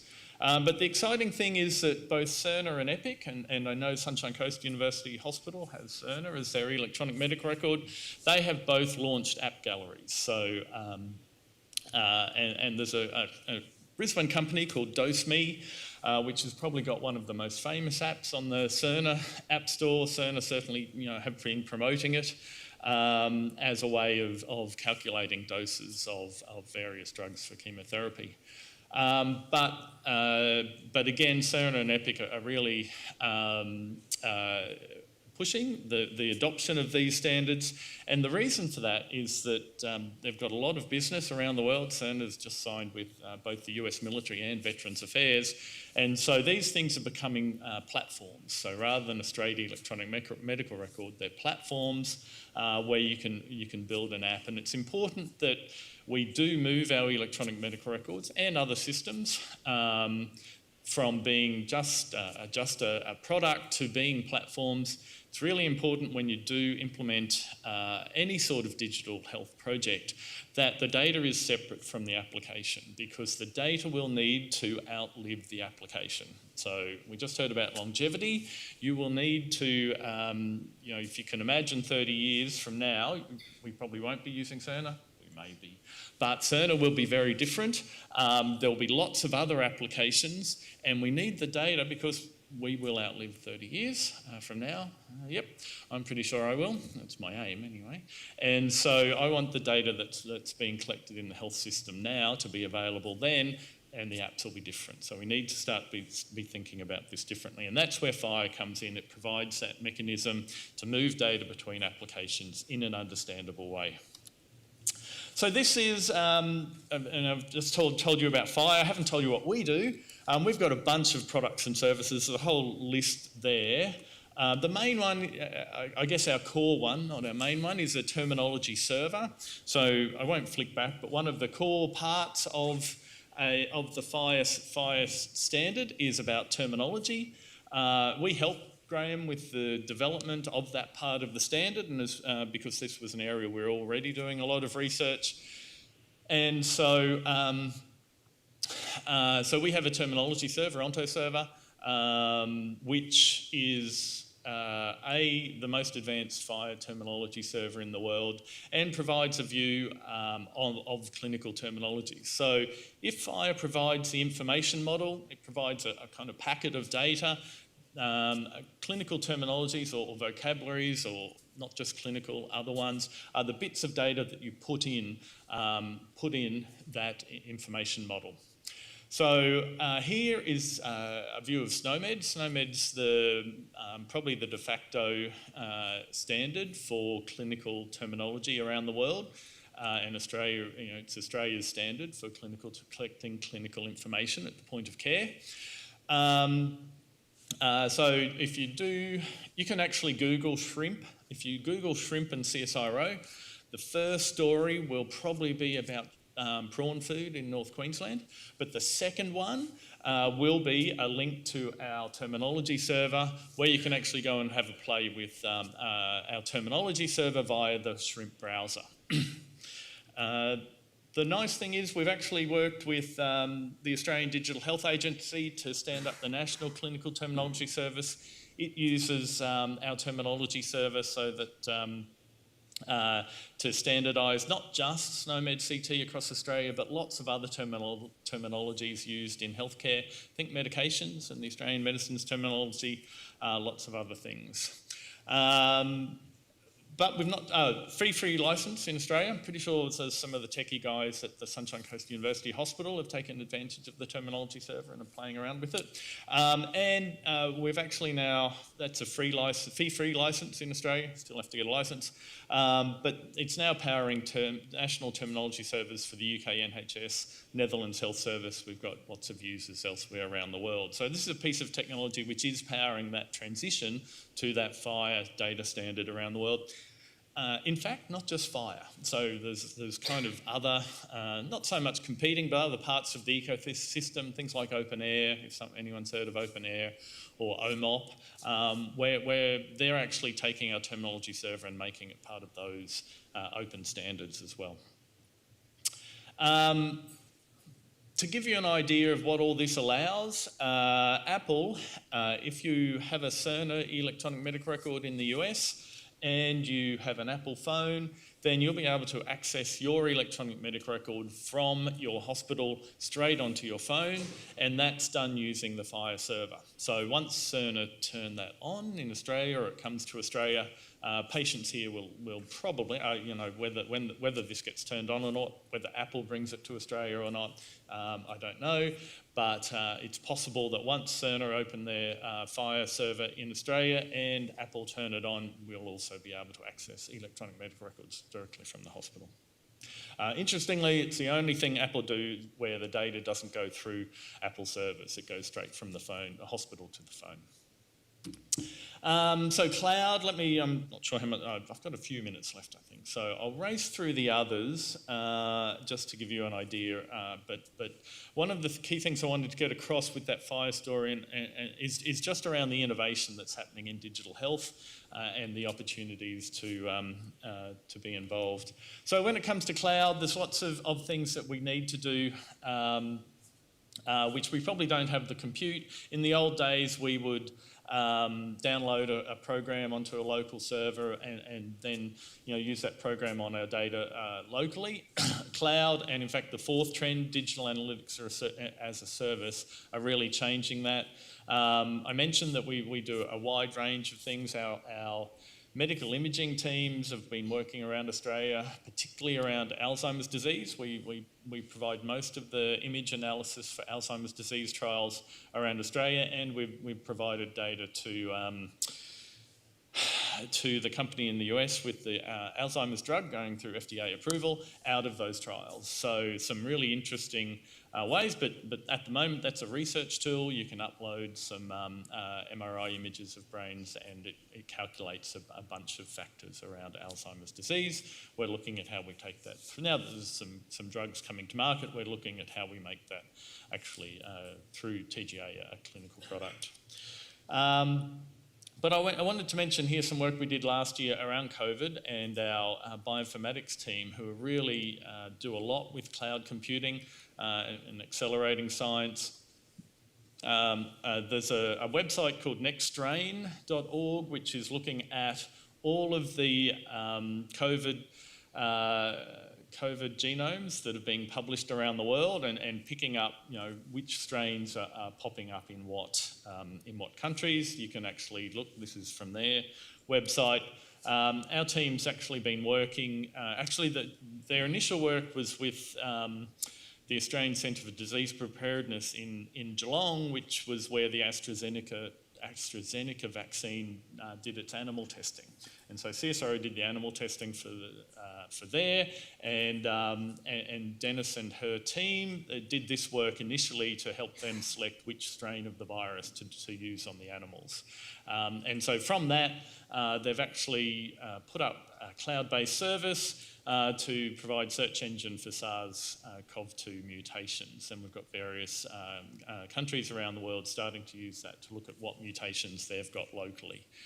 So that's an example of how these services are really moving to the cloud and enabling people to upload whatever imaging or other things to cloud and do that analytics.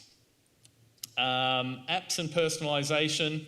I mentioned that our mobile health for cardiac rehabilitation trial, we did that work with the Metro North Health and Hospital Service, so the Prince Charles Hospital, and it really is a fairly standard approach of using a smartphone app to capture data from the individual at home. That data gets uploaded into a patient database and then it's reviewed as part of some sort of weekly clinical meeting, whether it's a multidisciplinary team meeting, etc. At the moment, we've got a large trial going on with Metro South and Mater in Brisbane around gestational diabetes. So we've had over 1,000 women go through that trial to date, where we're actually helping to manage that gestational diabetes through a mobile phone app rather than the book. And I think it was a red book or something that they would typically be given and asked to write down various things during their pregnancy. And so we haven't quite, the ideal here is that instead of having a separate centralised database, this data is going into the electronic medical record, and in the future we can see where that world of that fire interoperability will allow us to do that, and that's something we continue to work with Queensland or eHealth Queensland on. Thought I'd mention very quickly that we have actually done a small project with the Sunshine Coast University Hospital around mental illness and our mobile health platform. I might go a little bit. So collaboration with Sunshine Coast Hospital and Health Service, where we actually had a farm game. I have no idea how we came up with that idea, but the idea was to enrol people with serious mental illness into this and get them to play those games when they had various things happen in their lives. And Marlene Varnfeld led this work from our study. Primary outcomes were around user experiences and clinician feedback. So this was our first kind of foray into mobile health and mental health. Secondary outcomes, patient quality of life and psychological distress. We ended up with a smaller cohort than we were hoping for, but launching in April 2020 probably wasn't the best time when it came to getting everyone involved. Patient experience was largely positive. Clinicians was a bit more mixed, and as I said, this is part of what we need to do in terms of actually working out how we can come up with models, because everyone's different, so not everyone will respond in the same way to these sort of mobile health applications. And so actually, doing proper studies and design and clinical and patient groups is really important. But we did get some interesting, some promising-ish results in terms of decrease in anxiety and depression in particular around the secondary outcomes.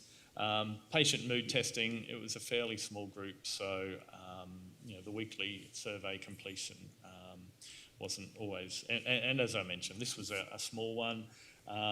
So it was a small one, so there was fairly low adherence to the survey completion, challenges in recruitment at the time, etc. So final one, and I'll finish up in the next couple of minutes, Brad, is data analytics as a service. So I've been talking about interoperability, cloud, apps and personalisation. Data analytics as a service is a little different because it's, instead of needing to upload data onto a server, it's actually where the analytics comes to your data. And so we've got a couple of trials of this. One was a trial we did, and actually still going on with the Commonwealth Department of Health, where we've published the algorithm, we've designed it, we've been working with various PHNs, etc., and the Aboriginal Health Services around the Healthcare Homes program, where we've developed an algorithm for risk stratification to inform recruitment into that program. And so there, the analytics goes to the data on the GP desktop. It's a little different, but as I mentioned earlier, some of our bioinformatics has been published via the AWS digital marketplace, and that really is where we're both AWS and Azure and other cloud providers have digital marketplaces now where these apps are being published, and they're able to travel all around the world, and people with data kind of buy access to using those algorithms. So it's a really active place. It's we've broken the model in CSIRO, being the first one to work out how to get CSIRO to support such a business model. But we got there. It only took about 2 years. But we got there, and it's a really interesting approach, and I think we're going to see a lot more of that in the future.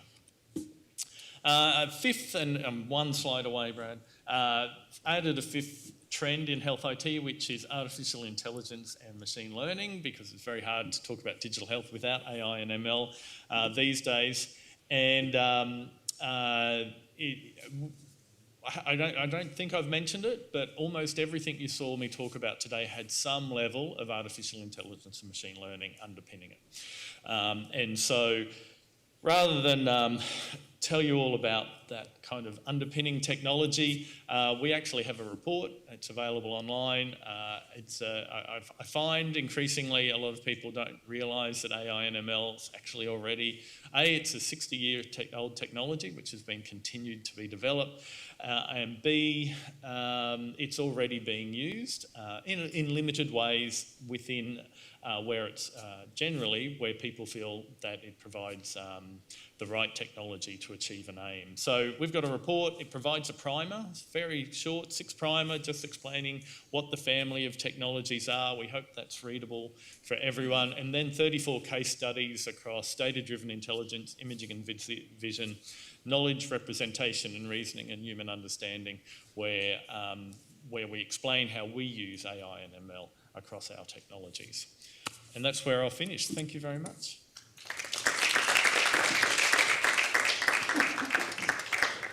Thank you very much, David. Now, we do have some online questions that I think they relate to the previous speaker, Laurie. So are there any questions in the audience for David before we take a break? Yes. Does this work relate to the My Health record on the MyGov site? Sorry, better repeat the question. Yes, sure. The question was about My Health Record. My Health Record, yes and no, I think is my answer. So sorry. Look, My Health Records probably didn't quite catch the fire world. It was kind of built in 2009 to 2012 and then released as a personally controlled electronic health record. So it kind of predated all the fire world, but certainly all the terminology aspects. We work with the Australian Digital Health Agency and look at how that gets used in My Health Record, mostly for compliance at the moment, rather than because it's not a My Health Record isn't a point of care data capture system. It's kind of a secondary system where reports, etc., are uploaded. The agency is currently looking at mobile gateways so that we can start to build apps and other things on top of My Health Record, and that would naturally be fire. So, I think look out for movement in that space over the coming years. Thank you very much, David. I think we are close to time, so I'll just say that there's so many opportunities that you've opened up there, so we'll look forward to future collaborations. That'd be great. I think there is one question for Laurie, if you wouldn't mind coming down, just so we can see you. And I guess it's really just a simple one about the outcome of the longevity bid and what it might mean if what's the future if this isn't as successful the first time. Yes.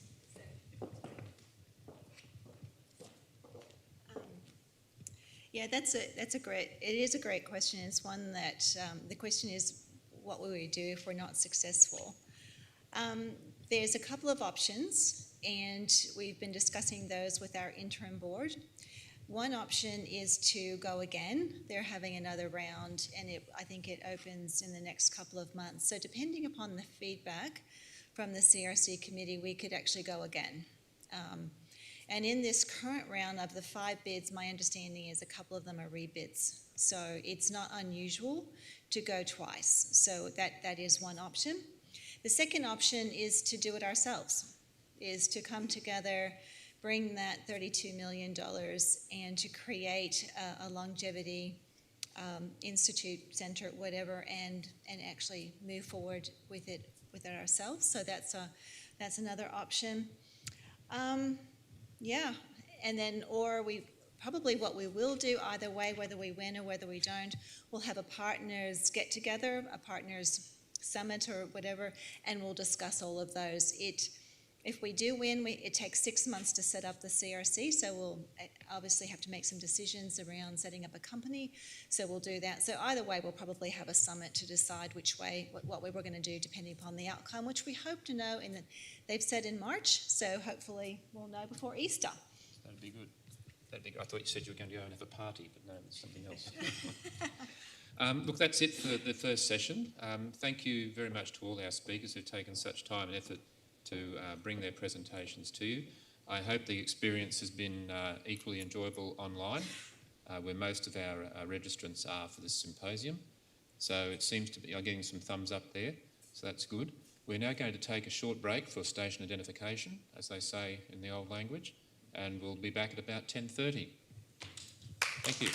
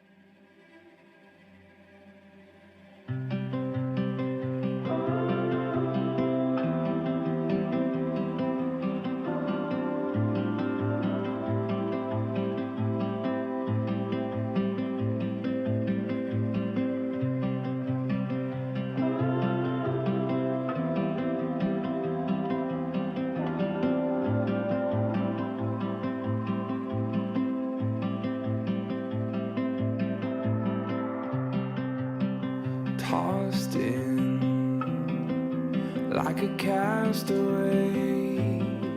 What we wanted, not what we thought we wanted.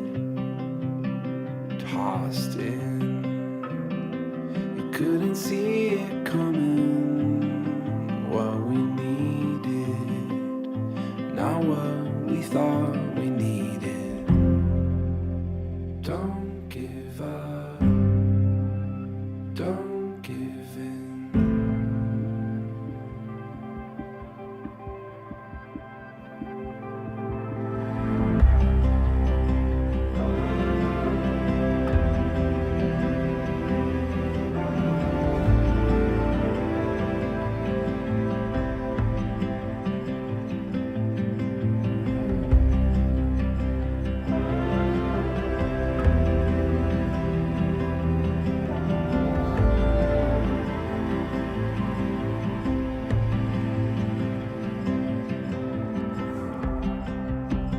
Watching, waiting patiently from where riches flow. My heart is sure to follow. Over here, you can see much clearer. What you wanted was always only what we needed. Won't give up, won't give in. Take everything we have and let the new begin. Won't give up, won't give in. Take everything we have.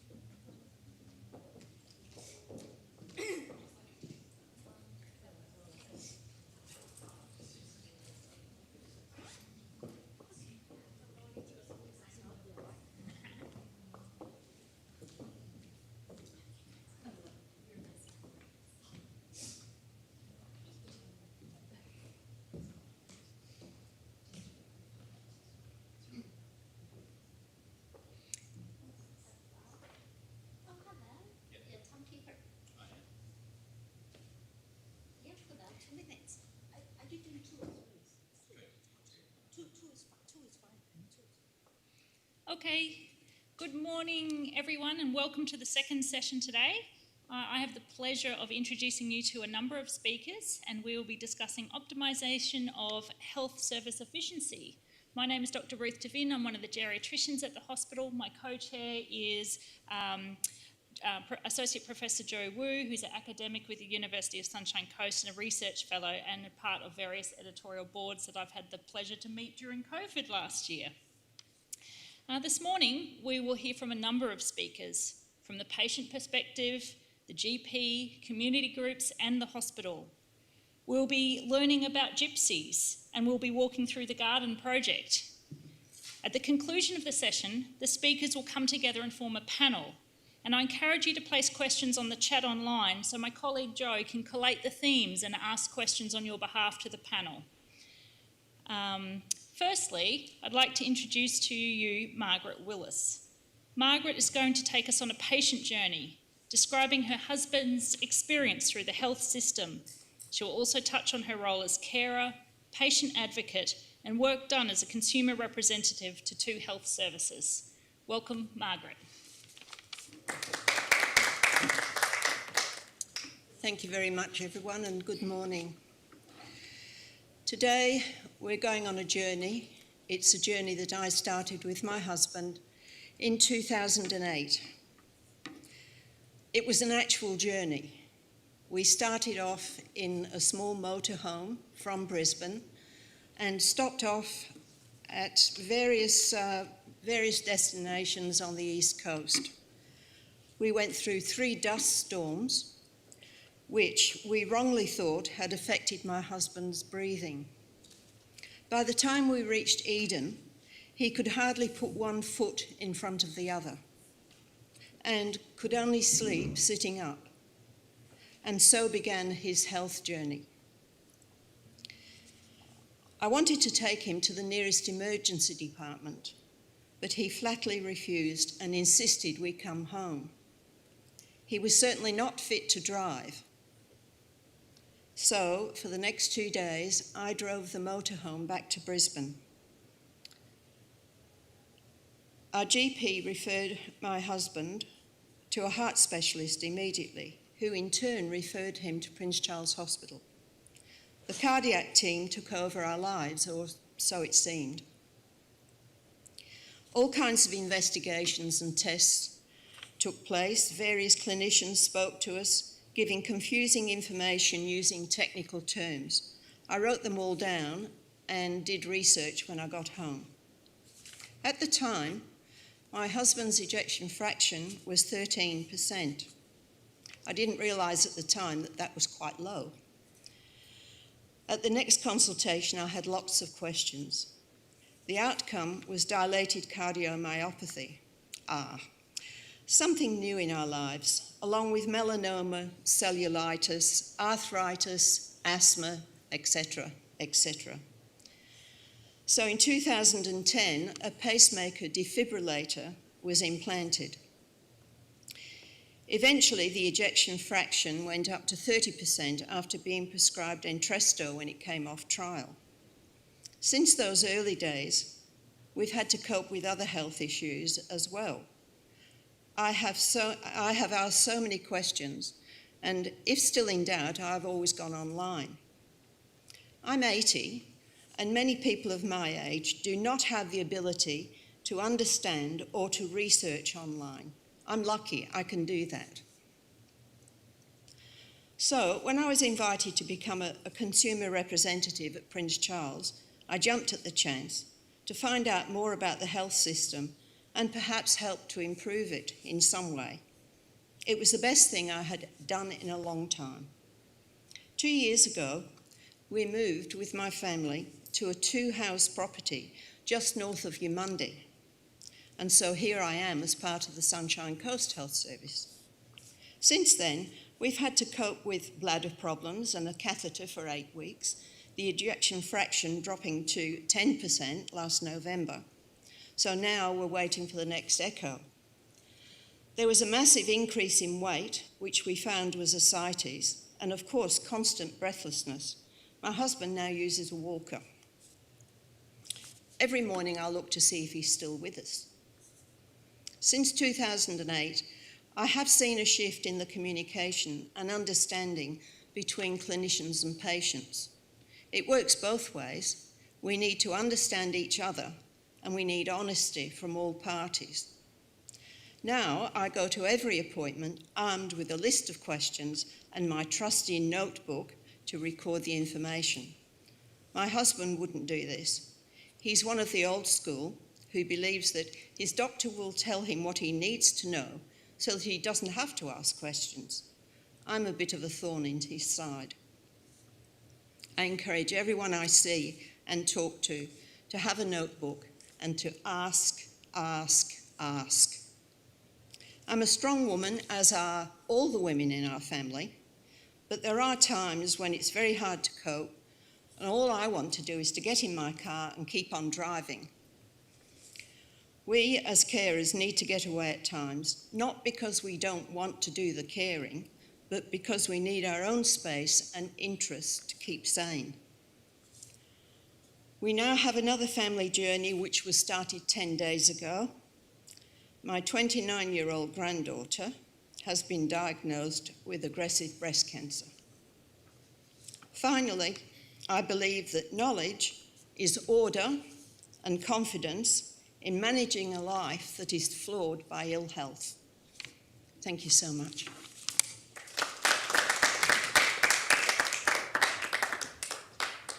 Margaret, I thank you for sharing that journey with us. It was a very powerful discussion, and as a clinician, we feel very privileged to be part of your journeys. She actually raised a lot of concepts that are really important and really important to our next speakers, who are going to tell us a little bit about the Choosing Wisely initiative happening at the hospital. I'll introduce them. We have our consumer representative, or one of many in the faculty, and we have a very vocal lot of consumers in this particular group, but Maddie Hemstork and Megan Giles is a hospital representative. Maddie has been a long-term patient here in the district and has chosen to become involved in the health service as a consumer advocate. He has contributed to many projects focusing on health service delivery through education, decision-making and policy. Megan Giles is one of my favourite people here in the hospital, always smiling and happy, but she is an improvement advisor, passionate about quality, high benefit care and encouraging open, honest discussions between healthcare providers and patients. And I welcome both of them to the desk to talk about the Choosing Wisely initiative.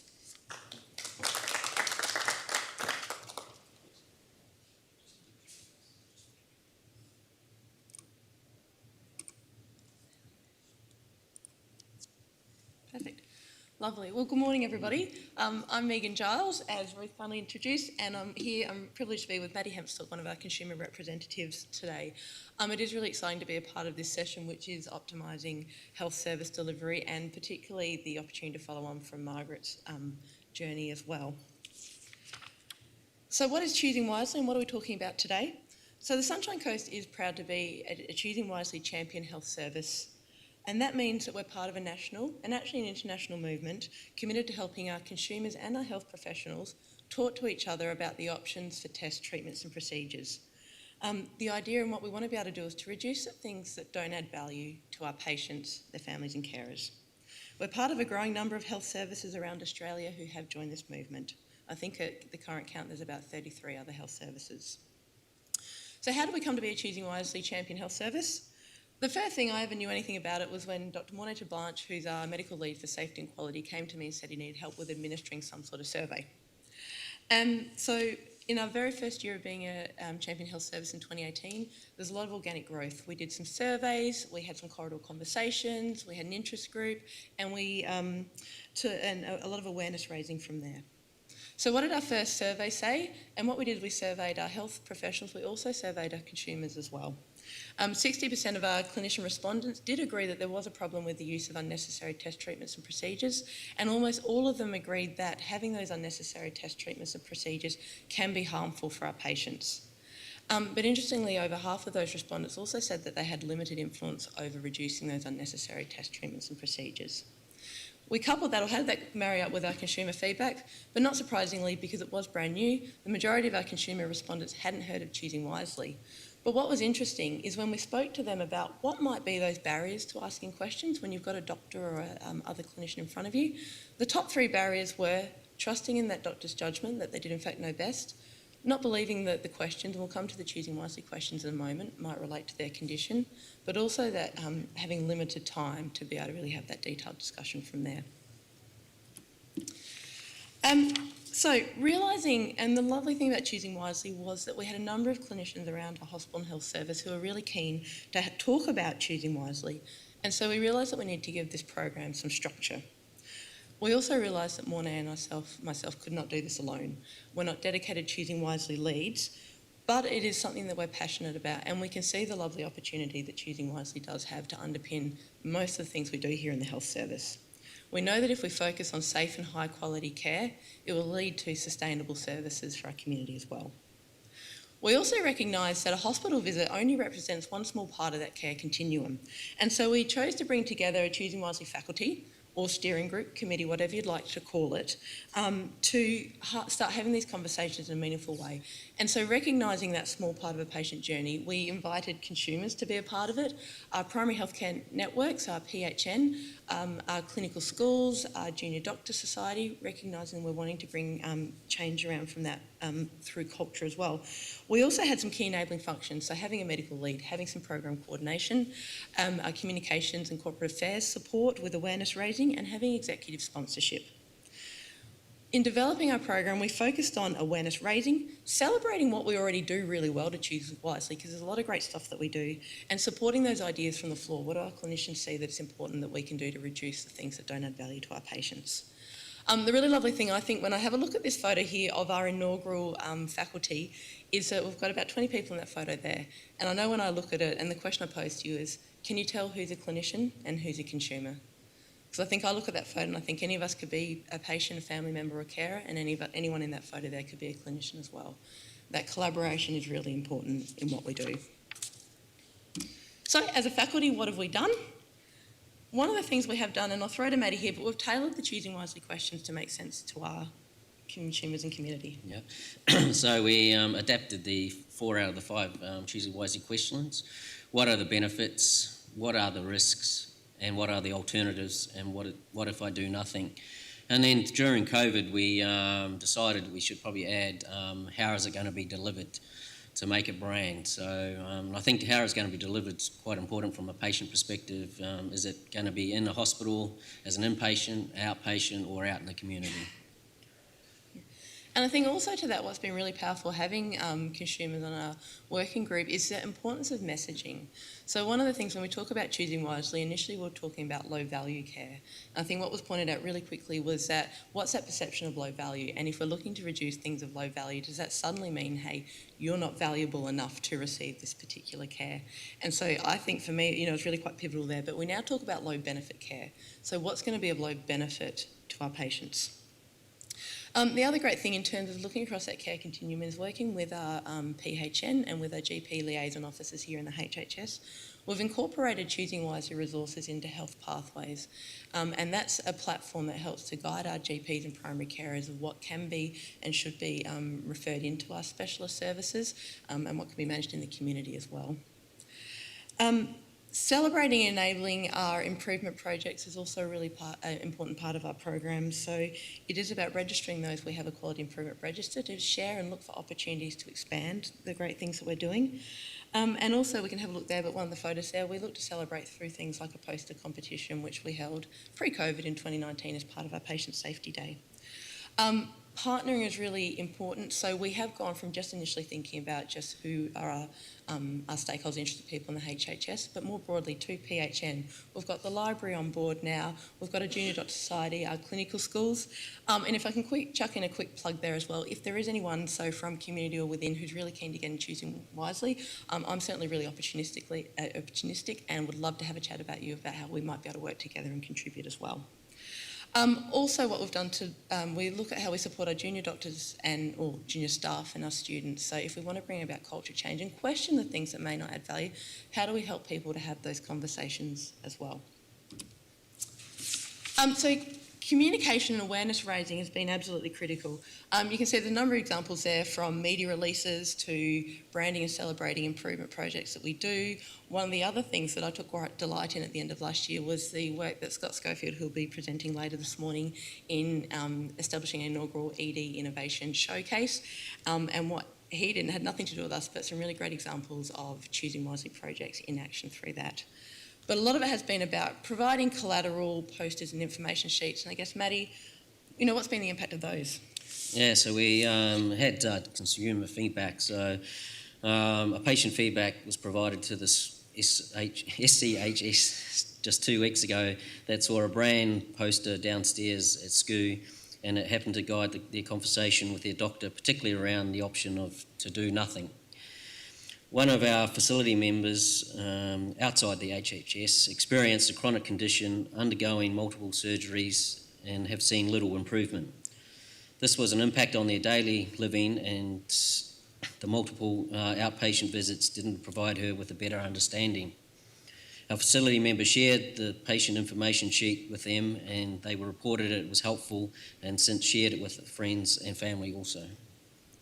So I think that's lovely. We talk about enabling these conversations, and I think what it shows is that importance of having something to start the conversation, some prompting questions, some guides for people. And I think particularly for us that work in healthcare, not assuming everyone knows what kind of questions they can ask as well.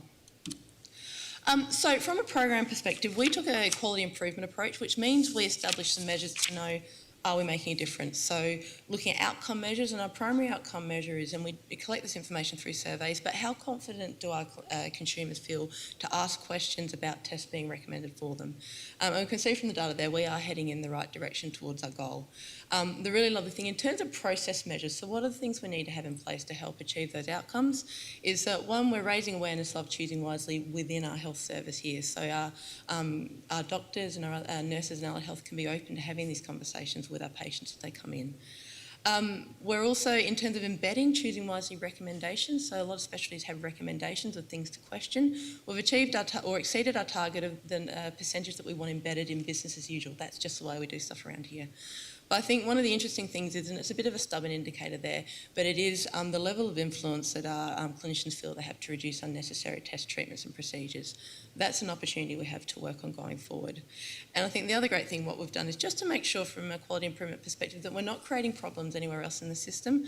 What we've looked to measure and keep an eye on is if we are reducing, talking about options and perhaps not doing some things for patients, just making sure we're not seeing an increase in patient complaints as it relates to the withdrawal or what could be perceived as a denial of treatment as well. So that's also tracking as we'd hope. So from a data perspective, that's what the program looks like. But I mean, Maddie, you volunteer your time to be a part of this faculty. What does it mean to you? For me, I've been in the health system since the age of 3, and I learned pretty early on that my health team was part of an overall thing, but I had to take responsibility of my own health, and I've always worked with my health team. We discuss what treatment options are going to be, and we go through the benefits and the negatives, and then the decision comes back to me to be able to make those decisions, and sometimes that's not what my doctor would recommend. And for me, when this initiative came along, I thought this was great, and I just want to help more patients be able to get that ability to talk to their doctors, make discussions, and from a doctor perspective or a health professional perspective, to provide the information to the patient and let them work out what's benefits them. And it might not be what you recommend, and from a patient perspective, depending where we are in our lifespan and stuff, we may choose a different pathway, and that just needs to be accepted if that's what the patient wants. So I'm really excited about this initiative, and I think it's great for a patient perspective. So what enables our program to work? I think from the outset, what we look to do is, rather than establish a faculty or a committee where we have people because of the position that they be a part of it, we sought people who are really passionate about this from here. So people that want to make a difference, people that have ideas, and we can look to support those. So the lovely thing is our faculty does continue to grow, it continues to flex as we find more people who are interested, or how the timing works to be able to support what they do from there, joining depending on what the conversation that particular meeting is. Absolutely, hands down, consumers are central to this. We proactively sought consumer representative from the beginning, and even before we actually started delivering our program formally, we did a lot of pre-work, so meeting with our different consumer representative groups like our advisory panel, with our rehab consumer group, and seeking an expression of interest to join through our community newsletter. But I guess, Maddie, from being on the faculty, what is it you think makes it work? From very day one, we were welcomed into the committee and led by Mornay, and as like that photo, you wouldn't tell who was a consumer and who was a doctor. And we can ask questions, and there's no silly questions. We were told that right at the beginning. And when someone brings up something, it comes back to the consumers to have like a final say, I guess. And it's one of the exciting committees to be part of, and we're achieving quite a lot. Yeah, and it was really cool. From the very beginning with our expression of interest, we received 5 people really keen to be a part of it, so Matty was one of those, and it's since grown, and we've inducted a new member from the beginning of this year as well.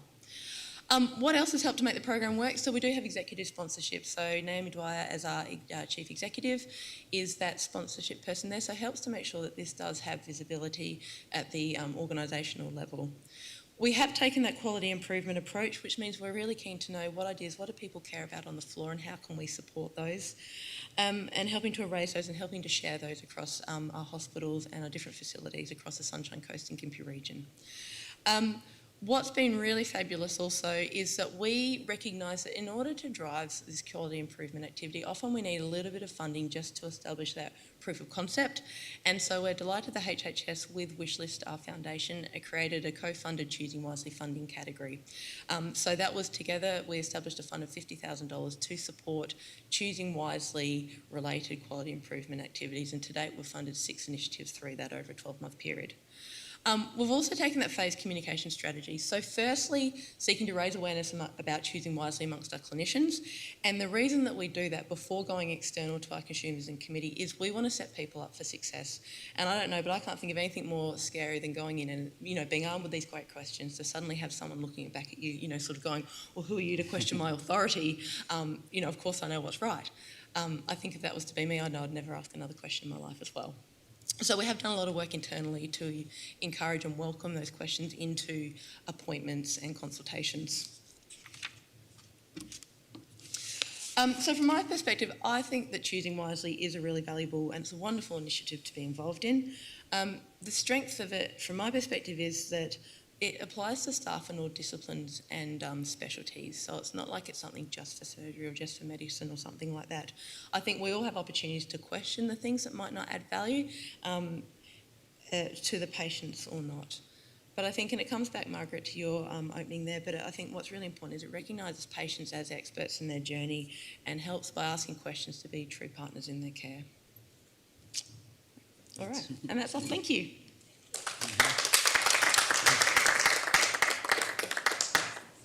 Thank you, Megan and Maddie. That was an amazing presentation and something quite dear to my heart, those conversations, particularly as I'm a geriatrician and we can't always follow guidelines and we really need to tailor treatment to the individual. I also want to elaborate further on the value of consumers. We as doctors and other health practitioners do things in good faith, thinking we're doing things as what our consumer would want, but we really value the perspective and the priorities that consumers put on things because they can at times be quite different to what we think is important. So next I have 3 clinical leads from the Suncare Community Services Group who together have over 45 years of clinical experience representing the fields of nursing, occupational therapy and physiotherapy. They provide a coordinated, multidisciplinary approach to short-term restorative care, especially relevant to the older population and their quest to remain in their own home. I welcome the girls. Ladies.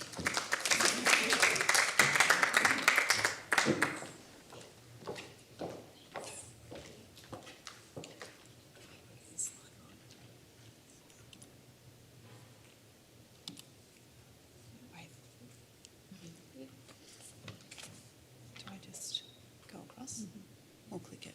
Click on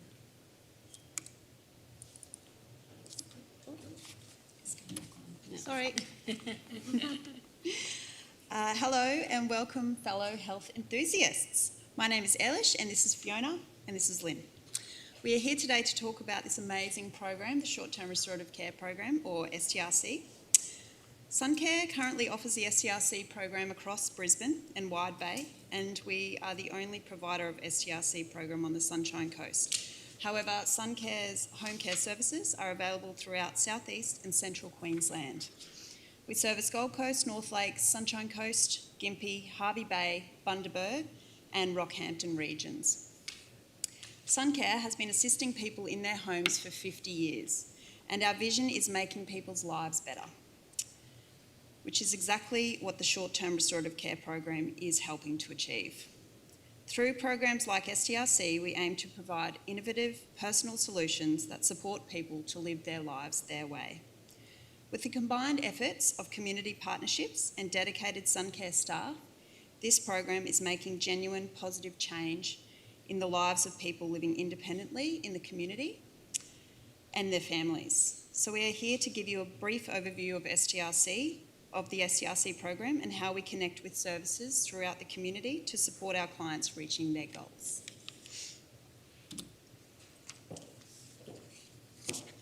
So what is the Short-Term Restorative Care Program exactly? Well, it's an early intervention program for older people that aims to reverse or slow functional decline and prevent early entry into residential aged care and prevent hospitalisation. So the program runs over an 8-week period delivered in the client's home.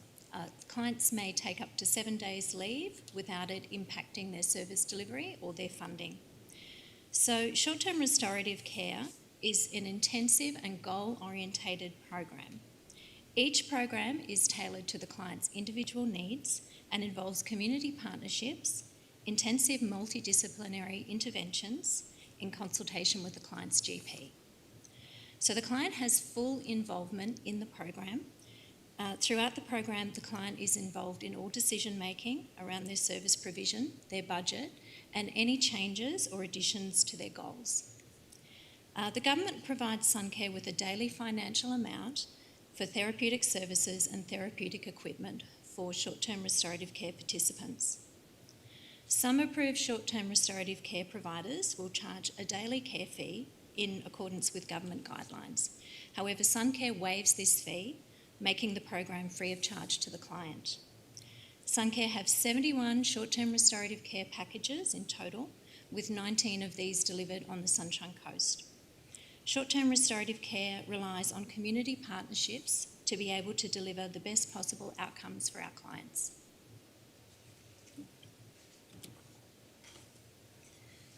Okay, so who is eligible for the short-term restorative care program?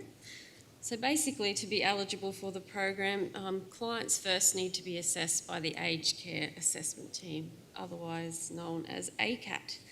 So ACAT identify for us clients who have had a functional decline but are motivated to improve their condition and live with optimal independence at home and in the community. Clients must be 65 years old to be referred to STRC, or they can be younger if they are of Indigenous heritage. So clients can't receive an STRC program if they've recently received a TCP program, which for those of you who don't know is a post-acute therapy program implemented at discharge from hospital. They are also not eligible if they are receiving a home care package, residential care or palliative care.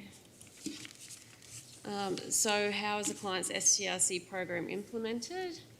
Well, prior to starting a client on an STRC program, a clinical care coordinator will go out to the client's home and do a clinical assessment, looking at the client's current medical conditions, current functional limitations and current therapy needs. So during the visit, we determine with the client their individual therapy goals. Examples of program goals might include, I want to walk safely to my letterbox, I would like to be able to shower independently, I would like to be able to access the community safely. And obviously these goals will vary to meet the needs of each individual client. Clients need to be requiring 3 therapy services to be eligible for an STRC program, and the therapies that we commonly implement with clients are noted on the current PowerPoint slide. The list of therapies isn't an exhaustive list by any means. We try to put in place any therapy service which the client is requiring. So the STRC clinical care coordinators always communicate with the client's GPs, at least at the start and end of a client's program, to keep them updated regarding program interventions. Clients can also access some other non-therapeutic services while on STRC, for example, social support or domestic assistance.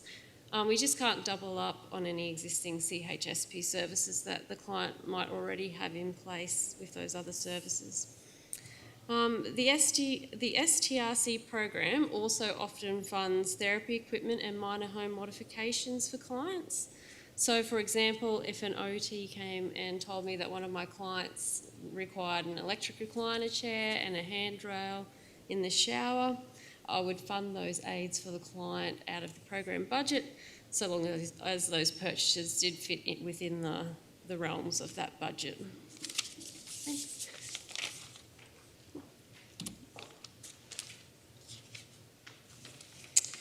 That's a picture of our amazing team, part of our amazing team.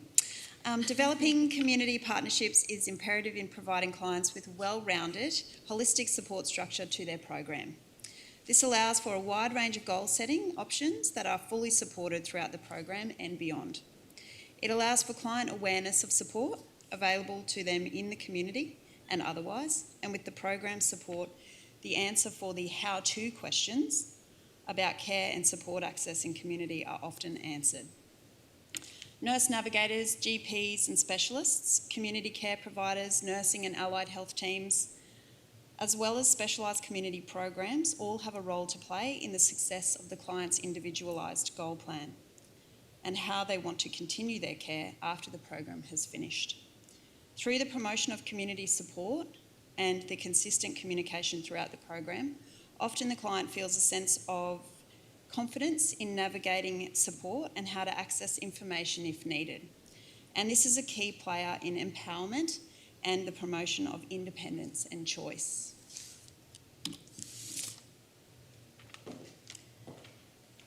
So, what are the outcomes of the short-term restorative care program? We generally find increased feelings of independence, empowerment and autonomy in managing health and abilities, reduced falls risk and increased in-home safety, improved physical and emotional well-being, improved ability to complete self-care activities and performance of activities of daily living, reduced need for ongoing services, avoidance or reduction of hospital admission, as well as improved quality of life and enhanced social interactions. We also find that participating in the short-term restorative care program, the clients have an enhanced awareness of what's available for them out there in the community, and also the My Aged Care system. We use the Modified Bartel Index as a standardised outcome measure to measure increases in performance of activities of daily living, and we also use customers' self-report and reports from family and friends to measure success. So we've put together a little case study that sort of typically will show what a client may get out of our program. So we've used a gentleman named Sam. Sam lives alone in an independent living unit. He has a history of complex and chronic medical conditions, and as a result was experiencing chronic pain, depression and social isolation. His mobility and flexibility had declined, and simple tasks like opening jars, showering and transferring in and out of bed were difficult for him and unsafe. He had lost his drive to participate in his favourite activities of painting and gardening. Sam was already receiving CHSP services for domestic support and psychology support, which he continued to access throughout his short-term restorative care program. The short-term restorative care coordinator, clinical care coordinator, tailored an individual program for Sam that targeted his identified goals. All therapies and therapeutic equipment were delivered under STRC funding. He received physiotherapy, occupational therapy and nursing services through Suncare. He also received social support visits, which provided him with company in the home, and he also was accompanied on walks on the beach. The clinical care coordinator liaised with the Queensland Health Nurse Navigator Service to assist with arranging social work through community health to address complex social factors. A speech therapy referral was brokered to a private provider. So through these therapies, Sam improved his mobility and in-home safety. He decreased his falls risk through minor home modifications and equipment purchases. He increased his self-management of his diabetes and skin conditions and regained his confidence in independently accessing the community. Through the purchase of some art equipment, he started oil painting again after years of acknowledging how much he'd missed this activity. Sam feels that the program has generally increased his motivation to participate in meaningful tasks like gardening and socialising with other residents in his village. Thank you. Thanks for your time. Thank you for letting us tell you all about our wonderful program. Thank you.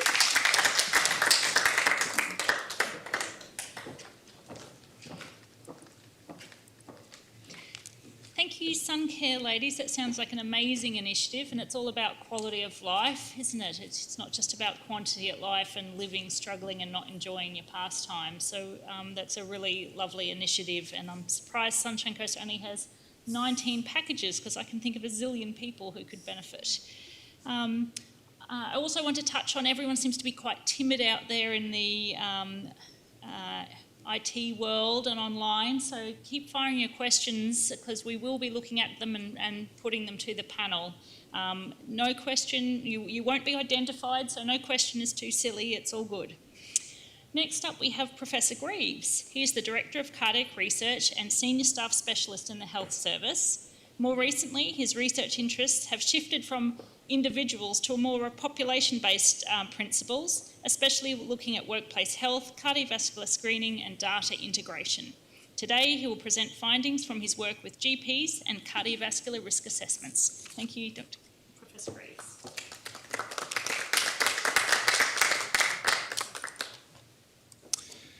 Thank you very much for inviting me to speak here today. So I'd like to talk about a project of ours entitled A Description of General Practitioners' Cardiovascular Disease Risk Assessment Practices and their association with general practitioner knowledge, attitudes and beliefs about cardiovascular disease risk. And our work was done by investigators from the National Centre for Epidemiology and Population Health at the Australian National University and here in the Department of Cardiology on the Sunshine Coast. So to begin with, what is cardiovascular disease? Well, it's any disorder of the heart and blood vessels. And the most common types of cardiovascular disease are myocardial infarction, stroke, renal disease, and peripheral vascular disease. It's important to understand how much of a problem cardiovascular disease is. So globally, there are 60 million deaths per year, of which nearly a third are due to heart disease and stroke. And in Australia, there are about 150,000 deaths per year, and in 2016, 20% of these were due to coronary heart disease and stroke, making cardiovascular disease the nation's biggest killer. What about the economic costs to our nation? Well, we spend $19 billion on cardiovascular disease per year, which represents about 11% of our overall health budget. The cost per heart attack over a lifetime is over $200,000, and per stroke is over $100,000. And when you think that there are 88,000 heart attacks per year, the numbers really begin to stack up. The good news is, though, is that cardiovascular disease is largely preventable. There are plenty of studies out there that show that the majority, in fact 80% of cardiovascular disease itself can be prevented if you attend to risk factors. So lowering cardiovascular disease risk. Our national guidelines recommend that you have your cardiovascular disease risk score calculated by your general practitioner. And the eligible people are those who are 45 years and over, or 35 years and over if you're Aboriginal and Torres Strait Islander. And when you go and have your cardiovascular disease risk score checked, we use the Framingham risk equation, which takes into account your age, gender, smoking history, your good and bad cholesterol, diabetes, whether you're diabetic, and your systolic blood pressure. And you get a score out of this. And this score predicts your chance of having a heart attack or stroke or developing vascular disease over the next 5 years. So what do the different scores mean? Well, high risk is greater than 15% chance of having a heart attack in the next 5 years, so a 1 in 7 chance. And if you're told you have this, your practitioner will say, make some lifestyle changes, and he or she should prescribe medications which include which are 2 types: cholesterol-lowering medication and a blood pressure-lowering medication. If you're medium risk, which is 10 to 15%, so approximately 1 in 10 chance, initially it's lifestyle changes. However, you should be rechecked again in about 6 months' time, and if your risk factors haven't improved, then medications may also be required. And low risk is less than 10% in the next 5 years, and nothing or lifestyle changes may be encouraged. So this being established as the guidelines, however, the majority of Australians at high cardiovascular disease risk are not receiving recommended therapy. In fact, 75% of Australians at high cardiovascular disease risk, so they've been identified as high risk, are not receiving the recommended combination therapy. And indeed, a study that we undertook here a couple of years ago, we looked at all patients presenting to hospital with heart attacks or acute coronary syndrome without a history of prior cardiovascular disease. So they were new heart attacks. They'd previously been without vascular disease. And a third of these, so we checked their cardiovascular disease risk score at the front door, as it were. So we got their age, gender, smoking history, and so on. And we measured their cardiovascular disease risk score as they came in. And a third of them were identified as being at high risk of heart attack. In other words, it was previously known if they'd been checked. And of these, when we looked at their medication history, 50%, so half, were not receiving any recommended combination therapy, so preventative therapy, and 30% were on single therapy alone. And if you remember, dual therapy is required according to the guidelines. So that means that 80% of all the high-risk patients presenting with heart attacks for the first time to this hospital, which was over 500 patients, were not receiving the recommended therapy. So what is the reason for this non-treatment of high risk? It's multifactorial. There are lots of reasons, but the main reason is a low cardiovascular disease assessment by general practitioners. So we undertook a study which was recently published in the BMJ Open with the following objectives. Firstly, to describe general practitioners' absolute cardiovascular disease risk assessment rate, so how often they self-reported assessing risk on their eligible patients. And then, using regression analysis, we looked at the relationship of these assessment rates to the knowledge, the GP's knowledge, attitudes and beliefs about cardiovascular disease risk scoring itself. And this was carried out in Queensland, Australia, predominantly on the Sunshine Coast. So it was a cross-sectional survey with opportunistic sampling between October to December 2017. And as I mentioned, this was self-reported assessment rates. And they were categorised into high assessors, so more than 80% of eligible patients assessed, moderate assessors, between 60 to 79% of eligible patients assessed, and low assessors, less than 59%. And with this information, we then looked at the association between these assessment rates and factors related to practitioner demographics, their characteristics, general practitioner knowledge and beliefs about cardiovascular disease risk, their patients, and the organisation and structure of their practice. So 111 GPs responded to the survey, 70% of whom were on the Sunshine Coast. Half were male and 43% were over the age of 45 years. 45% of GPs reported themselves to be high assessors, so more than 80%. 25% were moderate assessors and 30% were low assessors. 10% of GPs, so 1 in 10, were very low assessors, and 17% said that they were assessing all patients coming through their practice.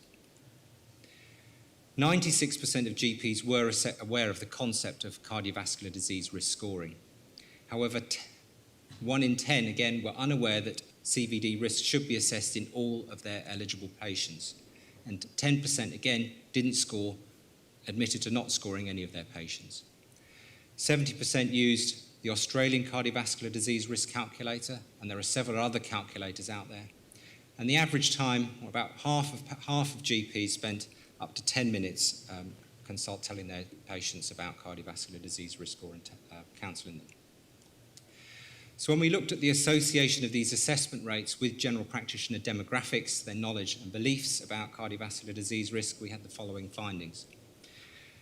So those GPs who perceived that they had a greater knowledge of how to proceed, so in other words, what to do with the cardiovascular risk assessment in terms of medications and so on, they were 7 times more likely to have high assessment rates.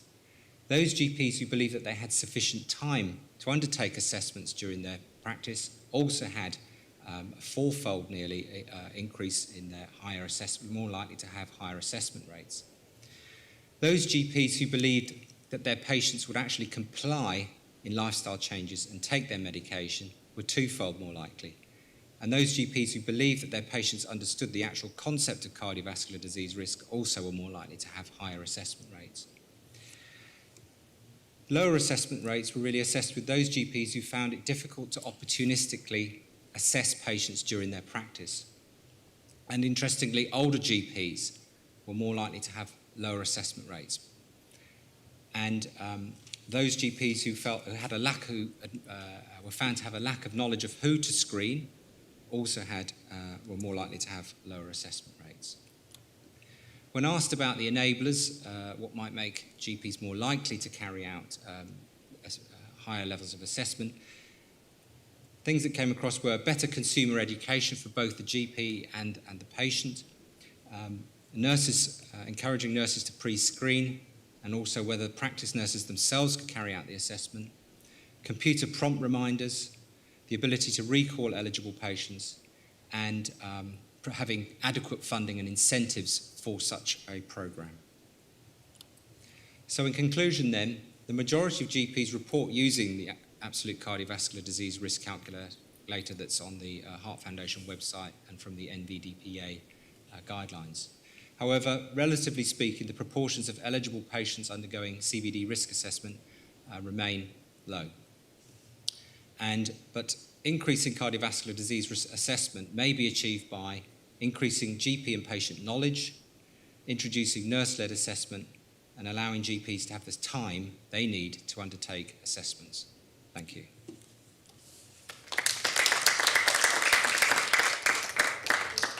Thank you very much, Professor Greaves. It would seem I need an appointment with my GP.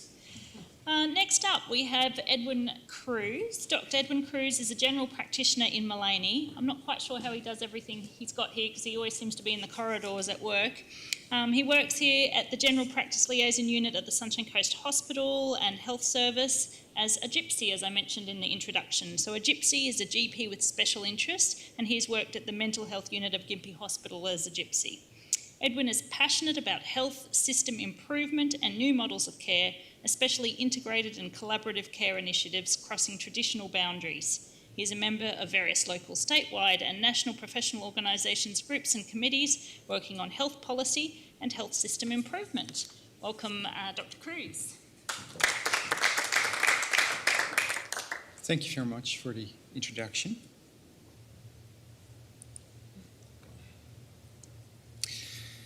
Yeah, so I'm a GP in Mullaney, and I also work at the GP Liaison Unit. And for those of you that don't know, the GP Liaison Unit is the interface between general practice and the hospital. Liaising is only part of what we do. A lot of the work we do behind the scenes is about systems improvement, especially about safety, communication, and clinical handover. And this is a picture of my world. We often get feedback from hospital staff about incomplete referrals from GPs. We also get complaints from GPs about incomplete information going back to the GP after patients have been discharged. So I've got a really interesting job sorting all this out. But this is not just my world, of course. This is an illustration of healthcare, I think, across the state, across Australia, and probably elsewhere as well. where we have very siloed healthcare, and often the communication is less than optimal. And I can only imagine what it must be to be a consumer like Margaret, having to navigate all those different silos.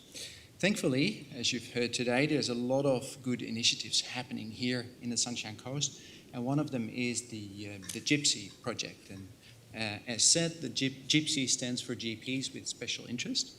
And we currently are very lucky. We have about 20 GPs working in hospital outpatients over about 12 specialties.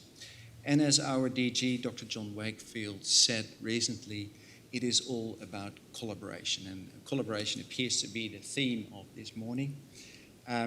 This is about collaboration between primary care and hospitals. And it was really fascinating to see what happens when you have a group of GPs that normally work in the community working together side by side with hospital staff.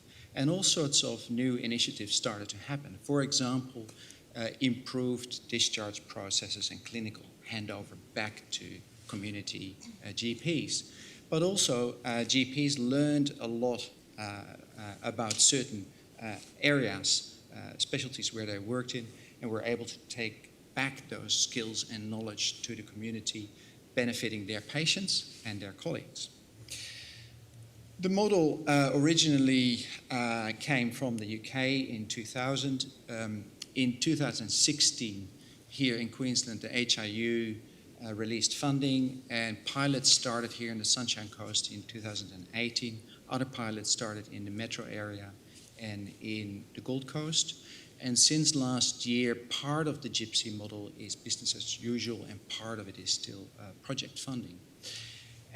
We here still try to adhere to the original definition of GYPSYs, meaning that we really want GPs that also work in the community and continue with their core role as a general practitioner to make sure that we've got that integrated care aspect happening and all the collaborative benefits from the GYPSY model.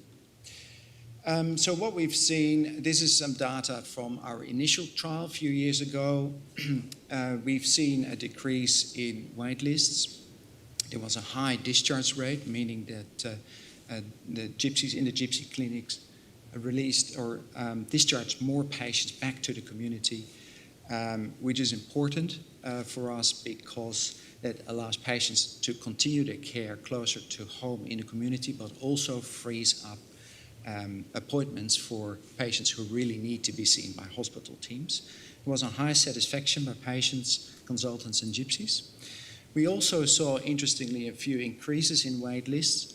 For example, in gynecology, which was due to the changes in cervical cancer screening and the increased referral rate. Unfortunately, one of the dermatology consultants passed away, and we had increased wait lists there as well.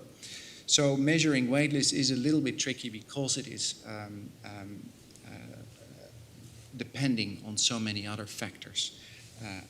So we've recently introduced slightly different measurements. So this is another way of looking at it. So we've said here what happens if you take out the GYPSYs, what happens to the wait list, and in the right-hand column you can see the percentage increase in wait list if we would not have the GYPSYs, which is significant. And I just wanted to say this is only achieved by only 2.38 FTE of GYPSYs. And that is because GYPSYs only work in outpatients, so their activity is only directed at outpatients. As said, the high discharge rate, we continue to see that. It's about 33.8, whereas the overall discharge rate is on average about 19%. We think that is due because of the fact that GYPSYs know what kind of care can be continued in the community, what GPs can and cannot do, and also because of the problems and kind of patients that they see in their outpatient clinics. So we've also had a few articles. This is from Sam Manger, who is a mental health gypsy, who's done amazing work with our patients living with mental health conditions in reducing their cardiovascular risk, weight loss, and other lifestyle changes. As you may know, mental health patients often have to take medications that increase their cardiovascular risk. And Sam has done a lot of work with them and also making sure that they are able to go back to the community. And I hope that we will get more articles coming out of our Gypsy program. So in summary, the Gypsy program shows a lot of benefits when it comes to collaboration, reducing wait lists, and a higher discharge rate back home. And we believe that it is a model that will certainly assist with the increasing pressure on hospitals in the near future. If you want more information, feel free to contact us. The program is being led by my colleague, Dr. Michelle Johnston and Nicole Smith, who's here. Feel free to give us a call or send us an email. Thank you very much.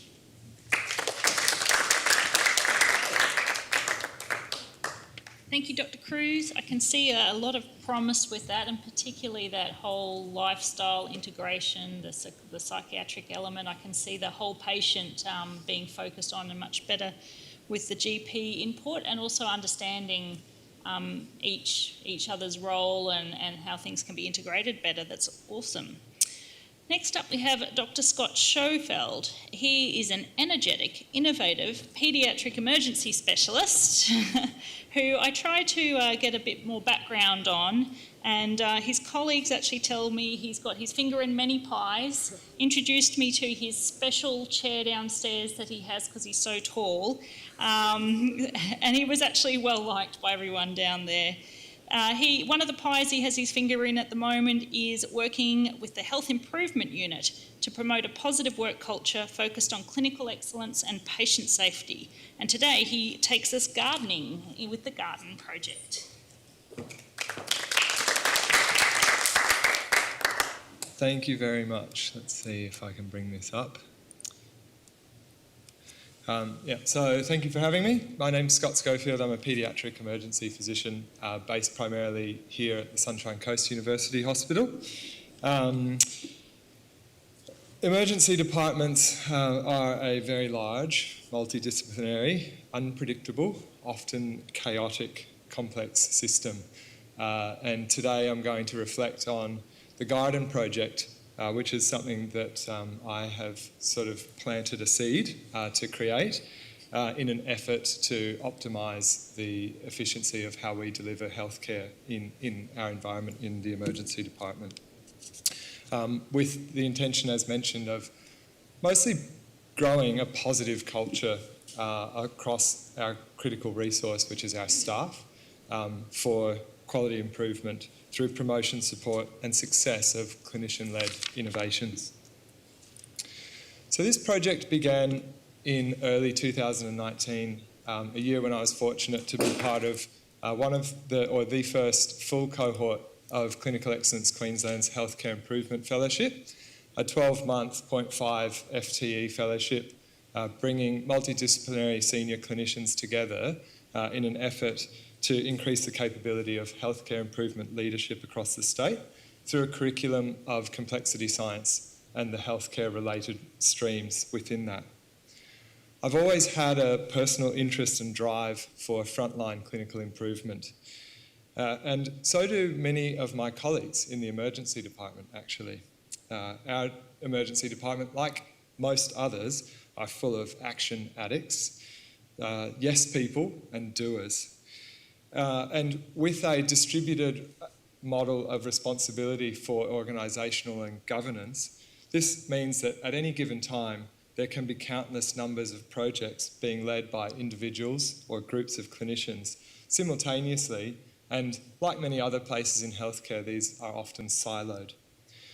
So during my fellowship, myself and the ED leadership team identified a significant area for improvement in the organisation, coordination and governance of all of the great work and efforts that go on each and every day in the emergency department.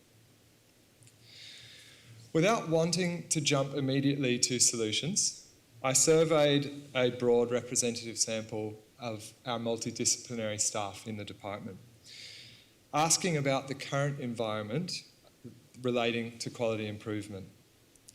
And the common responses that I got across the board were of poor communication, suboptimal equity and inclusion across the many clinical and non-clinical teams, and significant room for improvement in the areas of support, governance and organisation of how these improvement and innovation projects were coordinated. So, with a lofty vision and in a very complex environment, we had to start somewhere.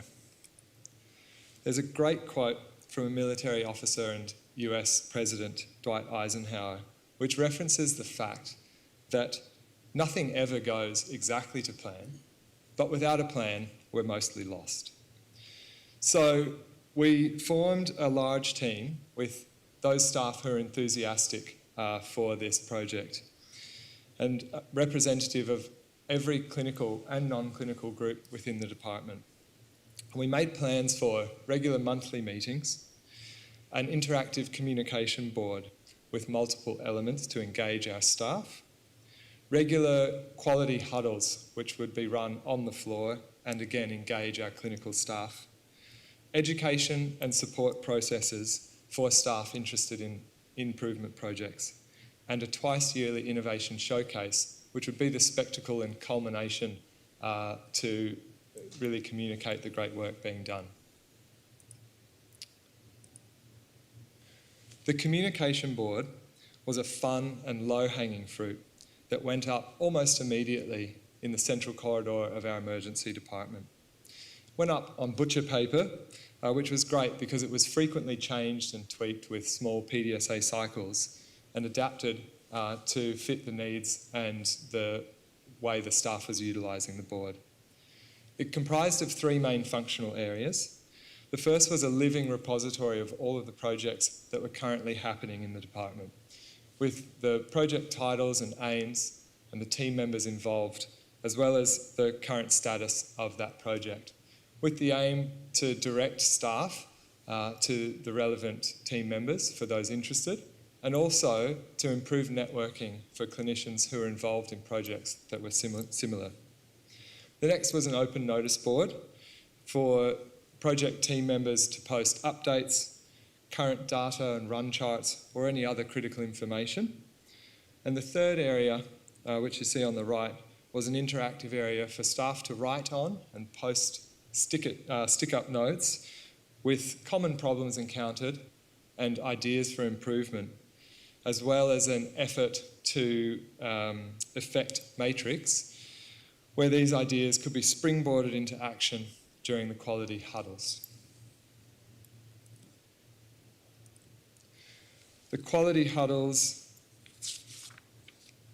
were quite well received, strategically planned to occur at the afternoon nursing handover, just to optimise attendance, as well as inviting all clinicians on the floor to attend. What is a 5-minute rapid conversation where at each huddle we invite a clinical lead of a project to make an announcement on an important update, and then open to the floor to discuss and brainstorm around some of the common problems or improvement ideas that staff have posted.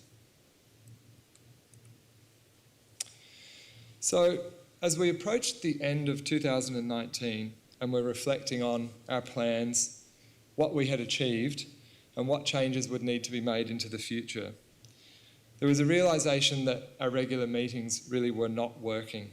The initial enthusiasm that was recruited from a really large and broad clinical and non-clinical multidisciplinary team waned quite quickly, and it became clear that the value of time was a critical element, where people really could only afford that time if they were going to be specifically involved.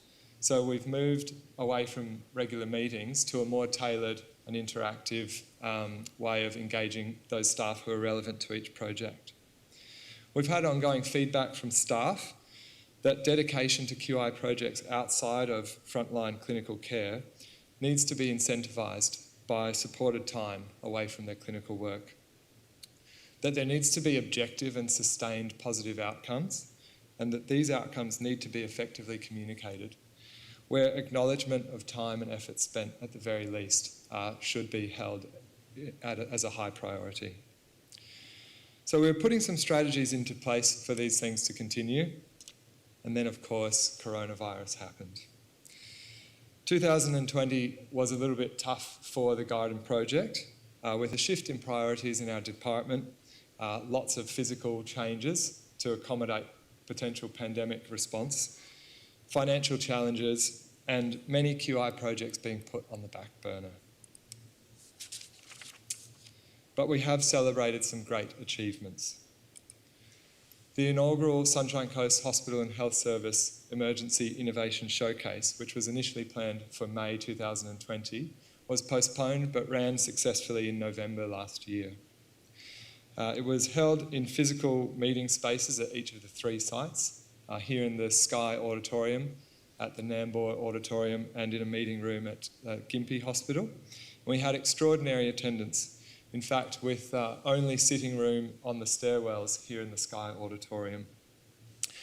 And at the showcase, QI project leads from each of the 3 sites presented their work, ranging from new ideas with initial data and audits to current projects in planning and implementation phases, all the way through to some of our local initiatives which have been scaled up to become statewide services. There's a QR code here linking you to the recording, which I'll put up at the end of the slide as well. In the lead up to the showcase, I was looking for ways to engage a broader group in our department. And it was actually a conversation in the tea room with a nursing colleague who I noticed was watching a YouTube video of what looked to me literally like watching paint dry. I learned he was an artist and that in fact there were lots of staff in our department with similar passion. And this tea room chat evolved into what turned out to be a week-long pop-up art gallery in one of our 2 ED meeting rooms, which was a temporary fixture for the whole week of the Innovation Showcase here at the Sunshine Coast University Hospital and for the day of the showcase at Nambour.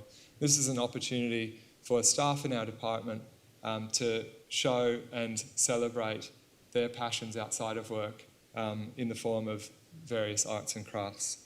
This is a really heartwarming initiative which really grew from the ground up and palpably lifted staff morale, not just on the week, but has left more of a wave than a ripple in what I call the pond of positivity.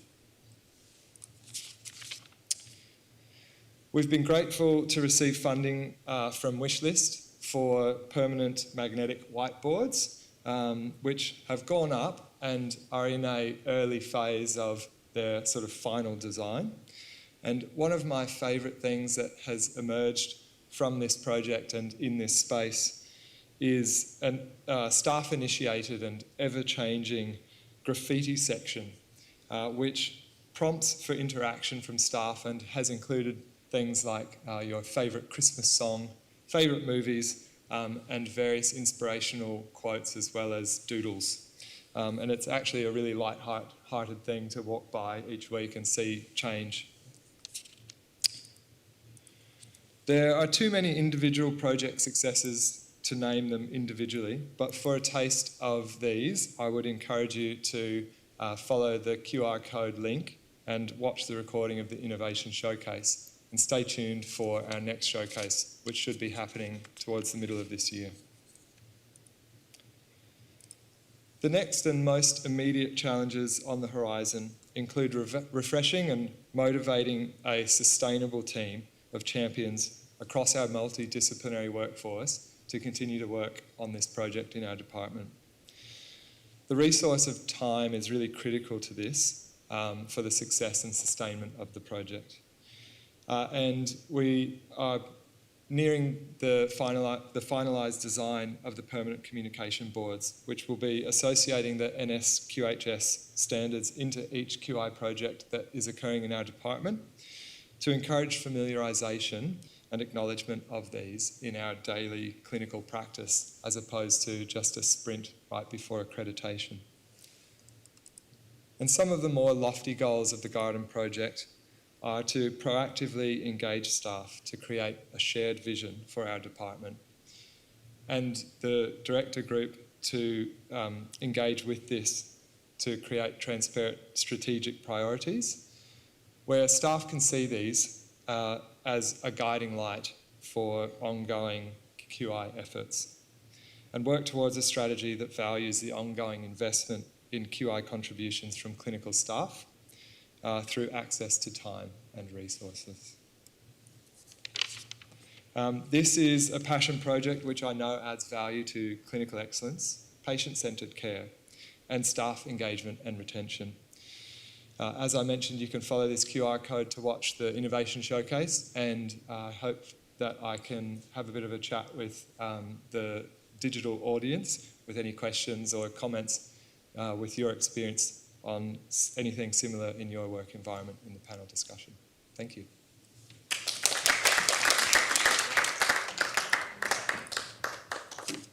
Thank you, Scott. You must be doing well, Scott, because I know in emergency in the last couple of weeks a massive tree has been painted on a wall, and I haven't quite worked out what it's about, but it might be you sowing your seeds. And the other thing to note, I think you touched on, although we were very fortunate here that COVID really didn't take off, it was a really hard time for everyone, but in the hospital it was hard. There was lots of uncertainty and change, which was difficult, and little things make a big difference. So we had a registrar, actually, that was one of my past trainees, who was in GP land and said, look, can I offer services if COVID hits and you need help with the elderly? And she actually joined our team for a while. And every week she put up a interesting animal of the week, because she's very animal passionate, on the wall. And so every week you'd learn about some weird and wacky animal. And it's little things that actually bring, just a positivity to your work environment. Our next speaker is Nina Malincelli. She is an early career researcher, dietitian and workforce development officer for Allied Health, translating research into practice. Her research areas include dietary management for gestational diabetes, diet quality in pregnancy, and implementation science. Welcome, Nina.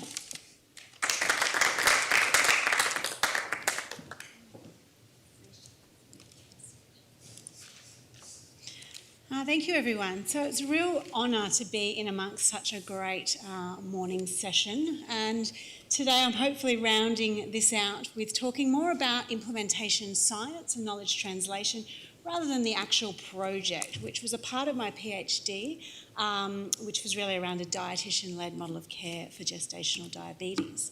So why is implementation science so important?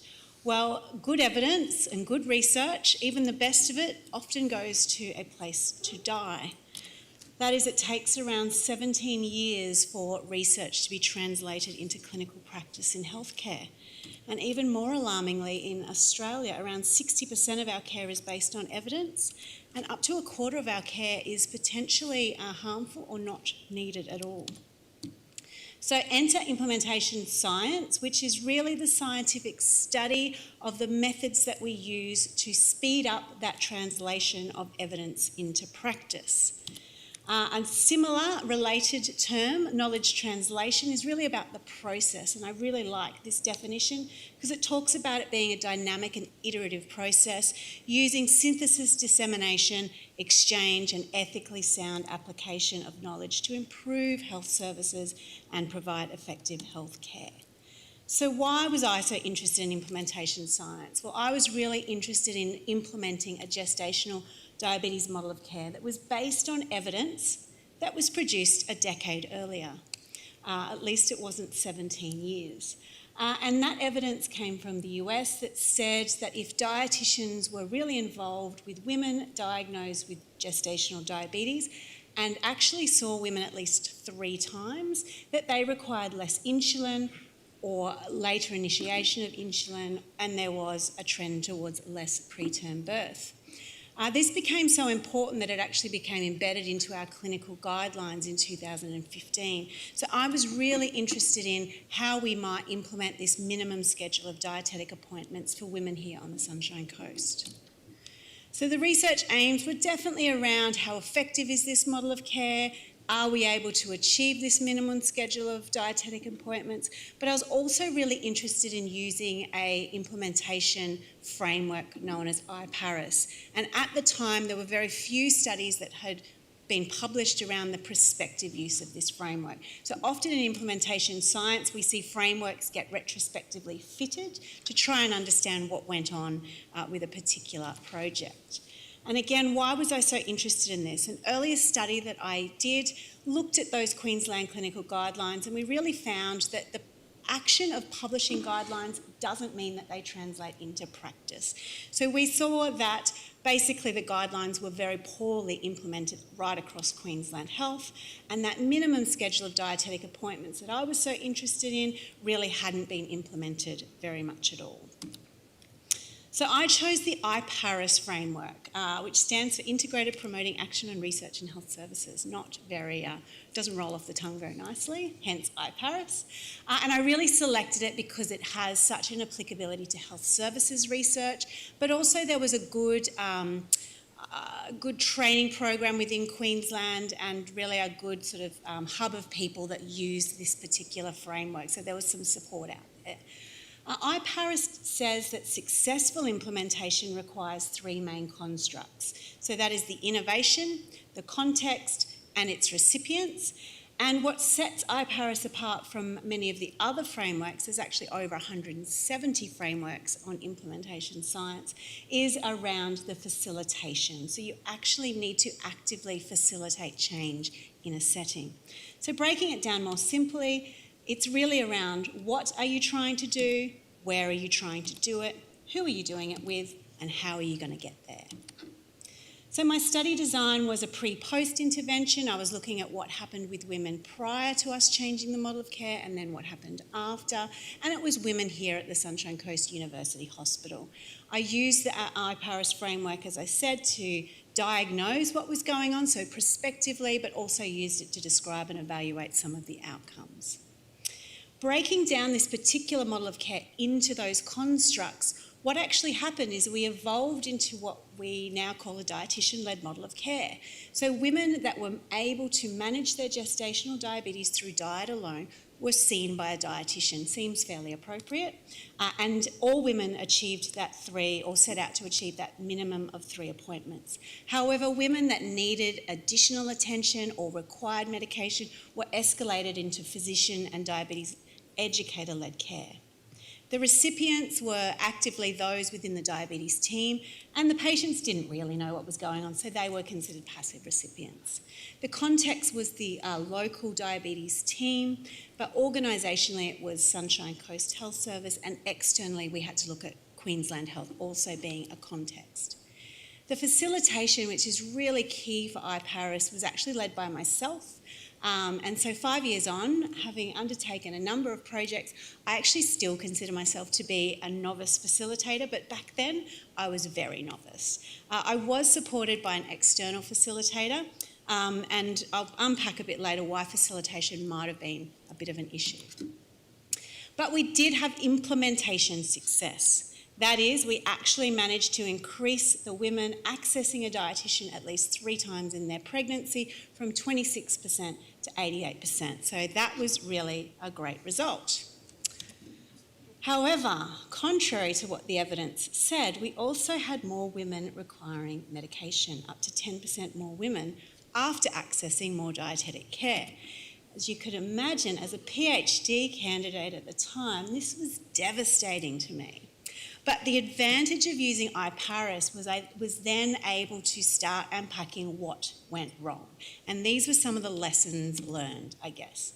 So we started with the innovation. It had a great evidence base. It was based on a clinical guideline, and we had negotiated this dietitian-led model of care. We got our workflow and processes right. But in negotiating with the team, which is really one of the key aspects of trying to implement evidence, is being able to make it, enable it to fit your organisation, is that we actually became a little bit far removed from the original evidence. So the timing of the appointments was wrong. We also had a group education approach for that initial education, and the literature tells us that that is less effective than face-to-face initial education. One of the unintended consequences, though, of changing this model of care meant that we actually monitored our women more closely and for longer. So what we probably inadvertently did was we picked up women much later in their pregnancy that previously wouldn't have been picked up, and they required medication. So this was one of the factors that perhaps contributed. I had lots of positives when it came to the recipients. So we had good engagement, good collaboration. There was lots of negotiation in the team. I had strong leadership support, and we had a team with low staff turnover. But towards the end of the project, we did have decreasing motivation and engagement. Not because our staff were anything wrong with our staff, but I'll take you to what happened with facilitation a bit later down the track. From a context perspective, we had lots of positives again. We had increasing gestational diabetes diagnosis, which meant we needed more efficient models of care. We had a change to leadership, which actually worked well in my favour because the leadership really pushed this project through. And we had that statewide mandate of the clinical guidelines. It was a period of high transition. We actually opened SCOO about the same time we decided to change the model of care. That could have not gone in our favour, but actually it probably didn't really have much of an effect overall. And the team definitely had a historical resistance to change, but a part of implementing strategies is you try to work around that a little bit, which we did. So facilitation, this is that active ingredient of the IPARIS framework.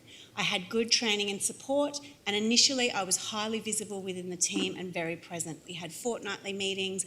I was welcome to drop in at any time, but I was a novice facilitator. This was my first time at trying to facilitate a large change.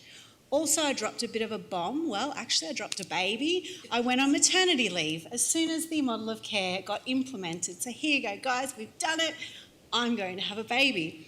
I took 4 months off, and I was no longer actively facilitating that project, nor did I have anyone to step in my place. So that was a massive lesson learned for me. So breaking that down, in terms of the innovation, it needs to start from a good evidence base. But when you adapt it to your organisational fit, you really need to make sure that your evidence is still there. And if you are removing yourself far from the evidence, you've got to balance that patient-centred care with some of the organisational priorities. Implementation science at its core really attempts to prevent unintended consequences, but we did indeed have that happen to us. In terms of the recipients, you need good consensus, you need good shared values, motivations, you need some champions in there. And if you are having resistance to change, you might need to look towards some behavioural change techniques. Your context needs to align, so your inner, outer and external context. And definitely if you're going to choose a facilitation approach, you kind of need to be there for the whole project. But I am hugely in favour of using implementation science, and there's lots of advantages about using that in research and quality and just trying to make change to optimise our health service.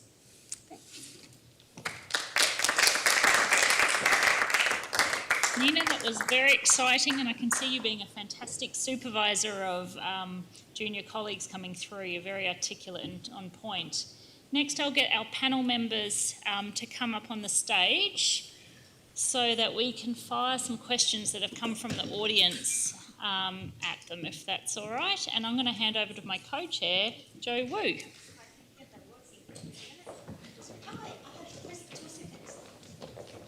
Thank you. That's very exciting, and thank you for all the speakers and all the feedbacks, what I can see. Thank you, Caroline, to refreshing that. They're all extremely positive. So I got a few, after our panel sitting down, I need to find a mic for them. Is it? They've got a mic. You got a mic? Oh, good. Okay, I'll stand behind you.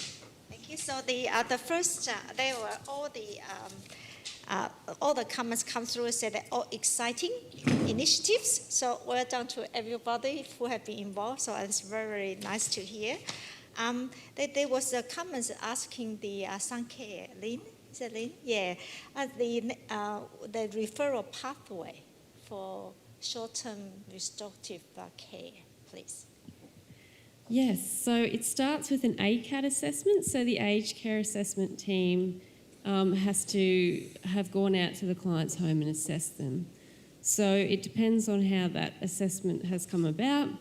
The client may have called my aged care and said, I'm needing some more help at home, and then ACAT's gone out there and done an assessment and thought, you've had a functional decline, you really would benefit from a short-term restorative care program. So I guess, yes, they go through My Aged Care, then they see ACAT, and then the referrals come through to us through the My Aged Care portal, and then we try to prioritise those and see the clients. I might ask a question there, if that's all right. If ACAT's going out to you for another reason, and they see ACAT assesses them and sees a really good candidate in front of their eyes, can they initiate the referral? Yes, definitely. Yes, so they often are going out there just as a general assessment, not just for short-term restorative care, but they will pick that up as something that the client could benefit from when they're there. And I'll also ask you what our wait time is. The referrals only last 6 months, and recently it's been taking us 5 to 6 months to get to referrals. I think we've got about 200 referrals sitting there waiting, and when you can only have 19 on at a time, that takes quite a while to get through. I think, what were you wanting to say, Alice? The other regions are shorter. Oh, yeah, sorry, that's Sunshine Coast. So Sunshine Coast takes 5 to 6 months to see people, but in Brisbane and Wide Bay, it probably is more like 2 months, 1 to 2 months to be seen. And if you don't think they need the full 8 weeks, can you guys It can be shorten shorter. It can be shorter. We just have to consider that the funding comes from the government on a daily basis. So we're accruing funds for the client day to day. So if they finish a week earlier, they'll have less funds to go towards equipment and things. Most people are on the program for the total 8 weeks for a combination of reasons, because they're benefiting really well from the therapy, but also we're wanting to get a lot of equipment for some people, so we're accruing that money for them at the same time. And is there ability to prioritise your wait list? If you've got someone who's super precarious, going to tip into an aged care if they don't get something? Yeah, look, we do try to look at that, and ACAT do send them in prioritised to us as high, medium and low, so we try to get to the high ones first, and we do take on board feedback from ACAT and nurse navigators and whatnot as to individual client needs. And we will try to see people sooner if there's a need that only we can meet. But sometimes we can help people in other ways, and if they're falling, we might say, have you got a CHISP code for physio or something that they could use in the meantime? So there's other options sometimes if it's that we can guide people towards if they're waiting for our program. It's very good. Thank you for that. So, Margaret, there was a very positive comments, especially thanks to you. They say thanks for all the consumer representatives. Matthew here? Oh, yeah. So thanks for that. And so that's the comments from the live message. They mentioned that you are all invaluables in improving healthcare, so they thank you very much. And this particular person must be knowing you. Said it has been always a great pleasure to work with you, so they must be knowing you very much. So that was really nice. Thanks, Margaret. And so that was Megan was the comments coming through was asking if people are newly interested to be involved in the Choosing Wisely or in the consumer representatives. Absolutely. Yeah, absolutely. I would love if there's any consumers that would like to be involved, and equally if there's any staff or anyone in the community, so particularly community providers that might like to get involved. Our email is sc-choosingwisely@health.qrd.gov.au. Would absolutely love to chat with anybody who is interested or just, got an idea or just test the waters. And I guess just to add to that, I work in safety and quality, and the lovely thing about Choosing Wisely is this is the first program I've worked on for years where people actively want to get involved. They don't run away when they see me coming. That's really nice. Thanks for that. It was another comment. This is personal comments for Scott. I was really interested and to see the different texts you have to improve in the culture, the positive culture in emergency. I thought it was really nice to see the different text. When we were doing the practice run last week, we did not know what the garden stand for. Now we know. So thanks for that. So is there something where you would like to highlight that if, say, this is particular for emergency departments, if other kind of departments or wards likes to take on from your experience, what do you think they could start?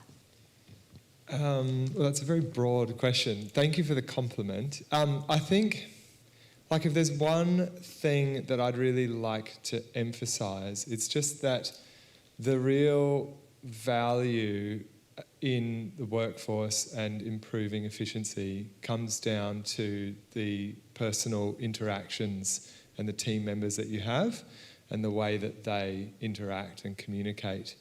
Where, early on, I think I identified the fact that in such a large department with such complexity,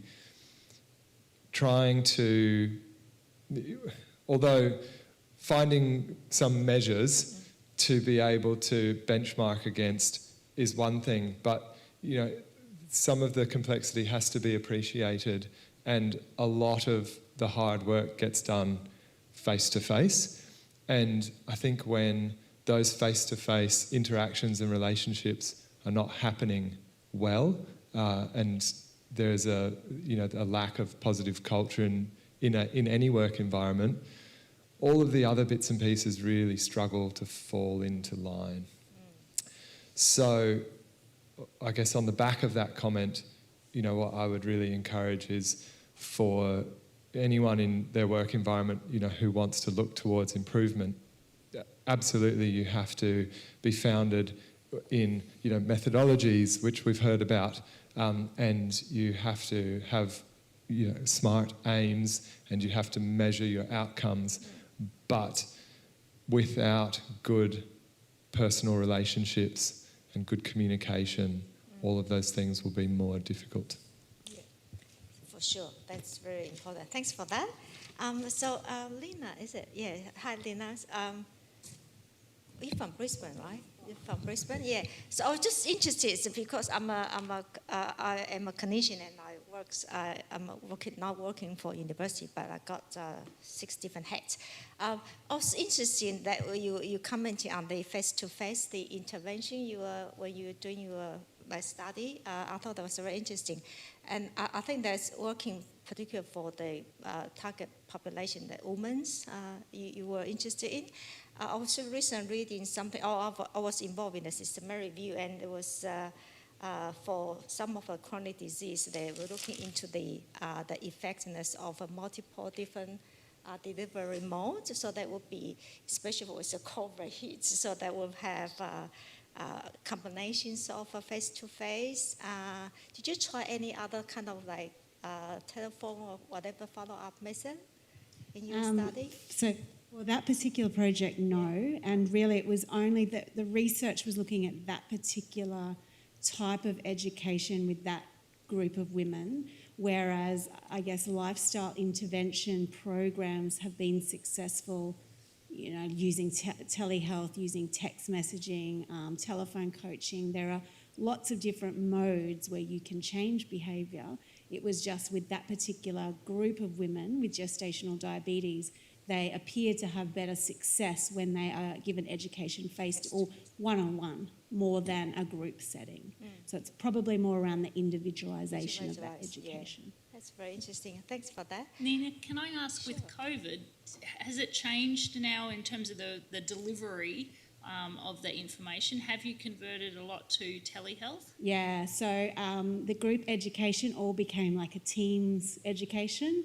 And the majority of review appointments, particularly with the dietitian, was telehealth. So it certainly had an impact. I don't think we've really measured what that impact is, but I think everyone had to very quickly change modes of delivery in not non-essential because it's very essential, but where we could certainly reduce that exposure of women, particularly in a vulnerable state like pregnancy, to a hospital environment. And has it stayed telehealth now? I believe it's 50-50 now. Or, yeah, I actually don't work in that team at the moment. I work in Brisbane, hence why I'm wearing a mask. Do you know what the clientele prefers, and do you think it's more efficient being telehealth or not? Do you have a feel? Yeah, so I think looking at the literature around it, certainly certain women prefer a telehealth model, and I think that comes down to having carer responsibilities, just the sheer number of appointments than you often have in pregnancy,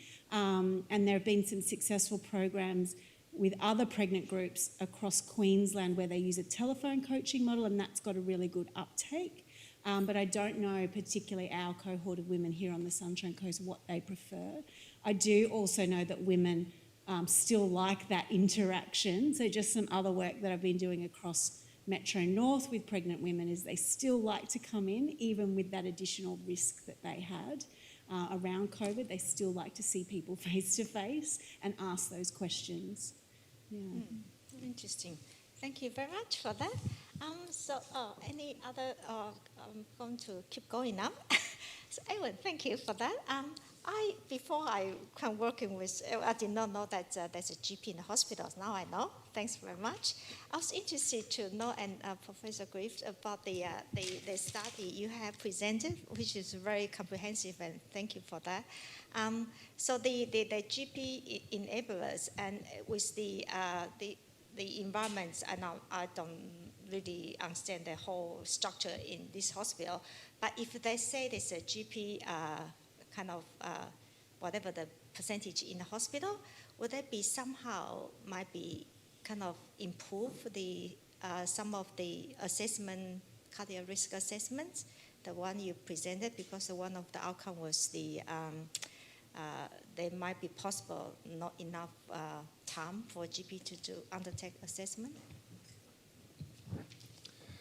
Thanks for the question. So in terms of whether, is your question around what the GPSy can do to help the assessment of cardiovascular disease risk? I think probably, and Edwin can make his comments on this, but certainly working with GPSys would be helpful in terms of liaising with GPs outside the community and the PHN. And it's really a primary care. You know, we see patients in the hospital usually as just really the tip of the iceberg. So but we should be, and we are, assessing patients when they come in, but usually they've already had their heart attack, so it's kind of a bit late then, and it's all about prevention of that. So really, it's really a primary care issue, and as I've said, I know I've said that general practitioners have an important role to play in this, but you know, I think time is something that kept coming across as being a problem, and lack of incentives or adequate reimbursement for them to do this. And there were some knowledge issues too. But whatever the, this isn't just a Sunshine Coast thing. It's not an Australian thing. It is a global problem. So you look at the UK, you look at Europe, you look at America, they all have the same problems. The vast majority of patients are not getting screened for cardiovascular disease risk. And unfortunately, prevention is a rather dry topic. You know, it's not like you come in with your heart attack and, you know, we perform primary angioplasty and, you know, the guy's amazingly cured. Prevention, you never see the problem. So it's kind of boring. But the government realises that it's a very important issue.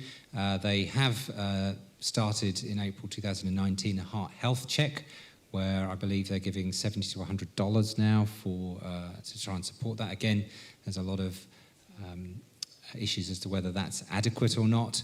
And Edwin would know more about that than I, and I'm still awaiting to hear whether that's been successful or not, and I suspect that the silence on it and that we've not heard that it's been a roaring success indicates that it hasn't been a success. So there's lots of things in the background going on about how to improve assessment rates, and through GP and patient education, new risk calculators and so on. So I don't know whether that's really answered your question. I think GPSys will have a role to play, but I'm not sure of the size of the effect that they could potentially have. Yeah, I think as you already outlined, Kim, there's multiple reasons for this, I think, and one of the big challenges, I think, is that our health system is under pressure. And I mean, it's incredibly important to do that, but I'm just wondering whether we need some, for example, IT support there as well, which you already mentioned in your presentation, that on your screen you get pop-ups that really IT supports us. Because, you know, my waiting room is always full. I always run an hour late, and every week another research article comes out saying that I should be checking something else better. And we can always improve, but I would really like to see a bit more clinical decision support from our software happening. That would be helpful. So if I may answer that question, we have a system in place which the vast majority of general practitioners have, called CAT4, which is part of PenCS, and they do have a system there which does have pop-up reminders of patients who have been are high risk. The problem is when it's switched on, the general practitioners complained that they were being bombarded by you know, vaccination for this, and this person needs that, and then they switched it all off. And also the whole system slowed down within the practice as well. So they switched it all off. So the system is there, and it is possible to use it to recall, but again, it's just hasn't reached that point where we're actually using it in an effective way. And our group is working on that, a surveillance system to monitor cardiovascular disease risk score and treatment across the population. And so I think things are we're all working towards that, but it's going to take several years for it to work. It's recently obviously asked to review this. This is a note about the how busy the frontline clinicians have been, especially during the COVID, and it's a lot of competing interests. Something is everything's important. So which one's most important is getting a bit challenging now. So I was looking at this resilience, how we could improve our clinician. That's kind of my current interest now. Yeah, thanks for that. It's really exciting, and thank you for sharing that thoughts. It's really good. And Margaret, sorry. Yeah, sure. Do you want to? Is it on? I'd just like to ask Dr. Cruz a question.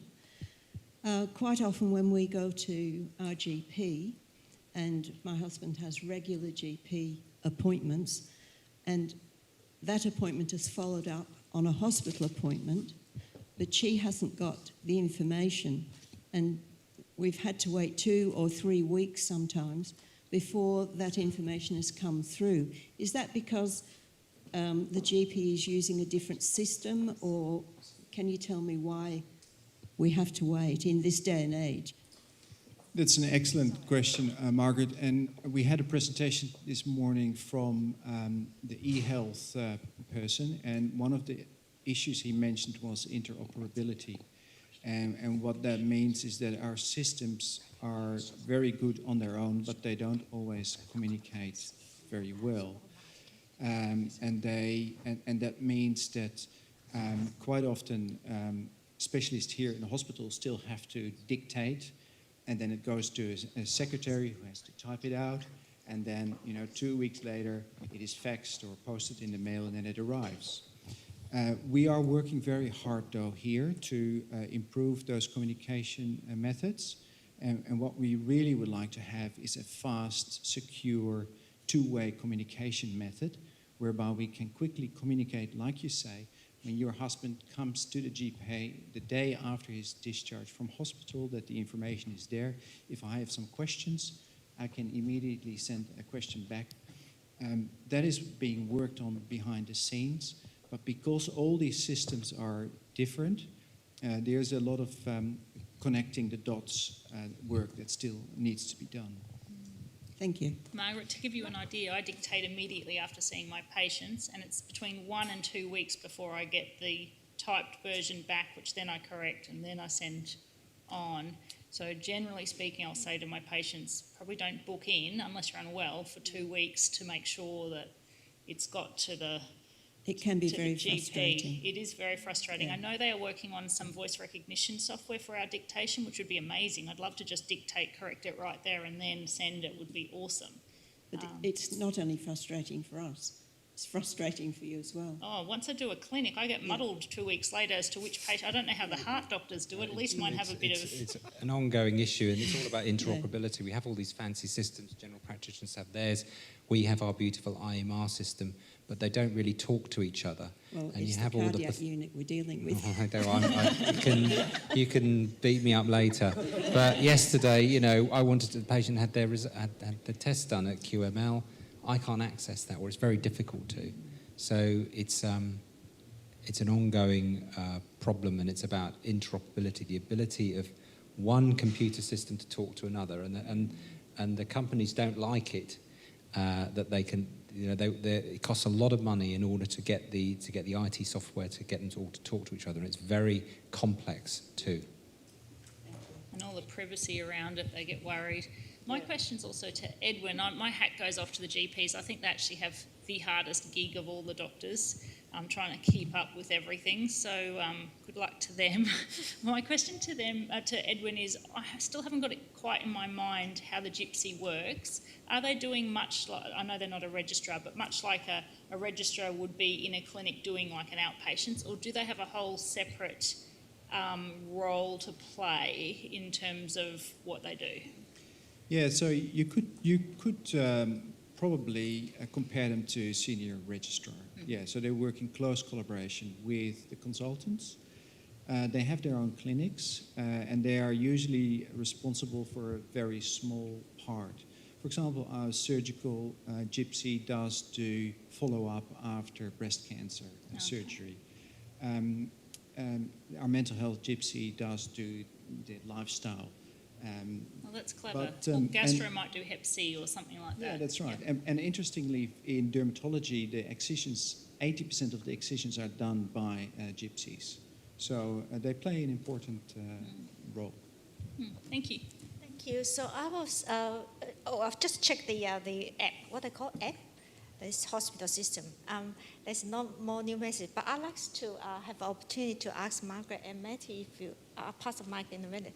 What would you think from consumers' point of view, what the health care services we could improve from your perspectives? I think it all boils down to communication, actually. And I think being open and honest between the consumers and the medical staff, excuse me, and getting away from this fear of asking questions. That's the one thing that really I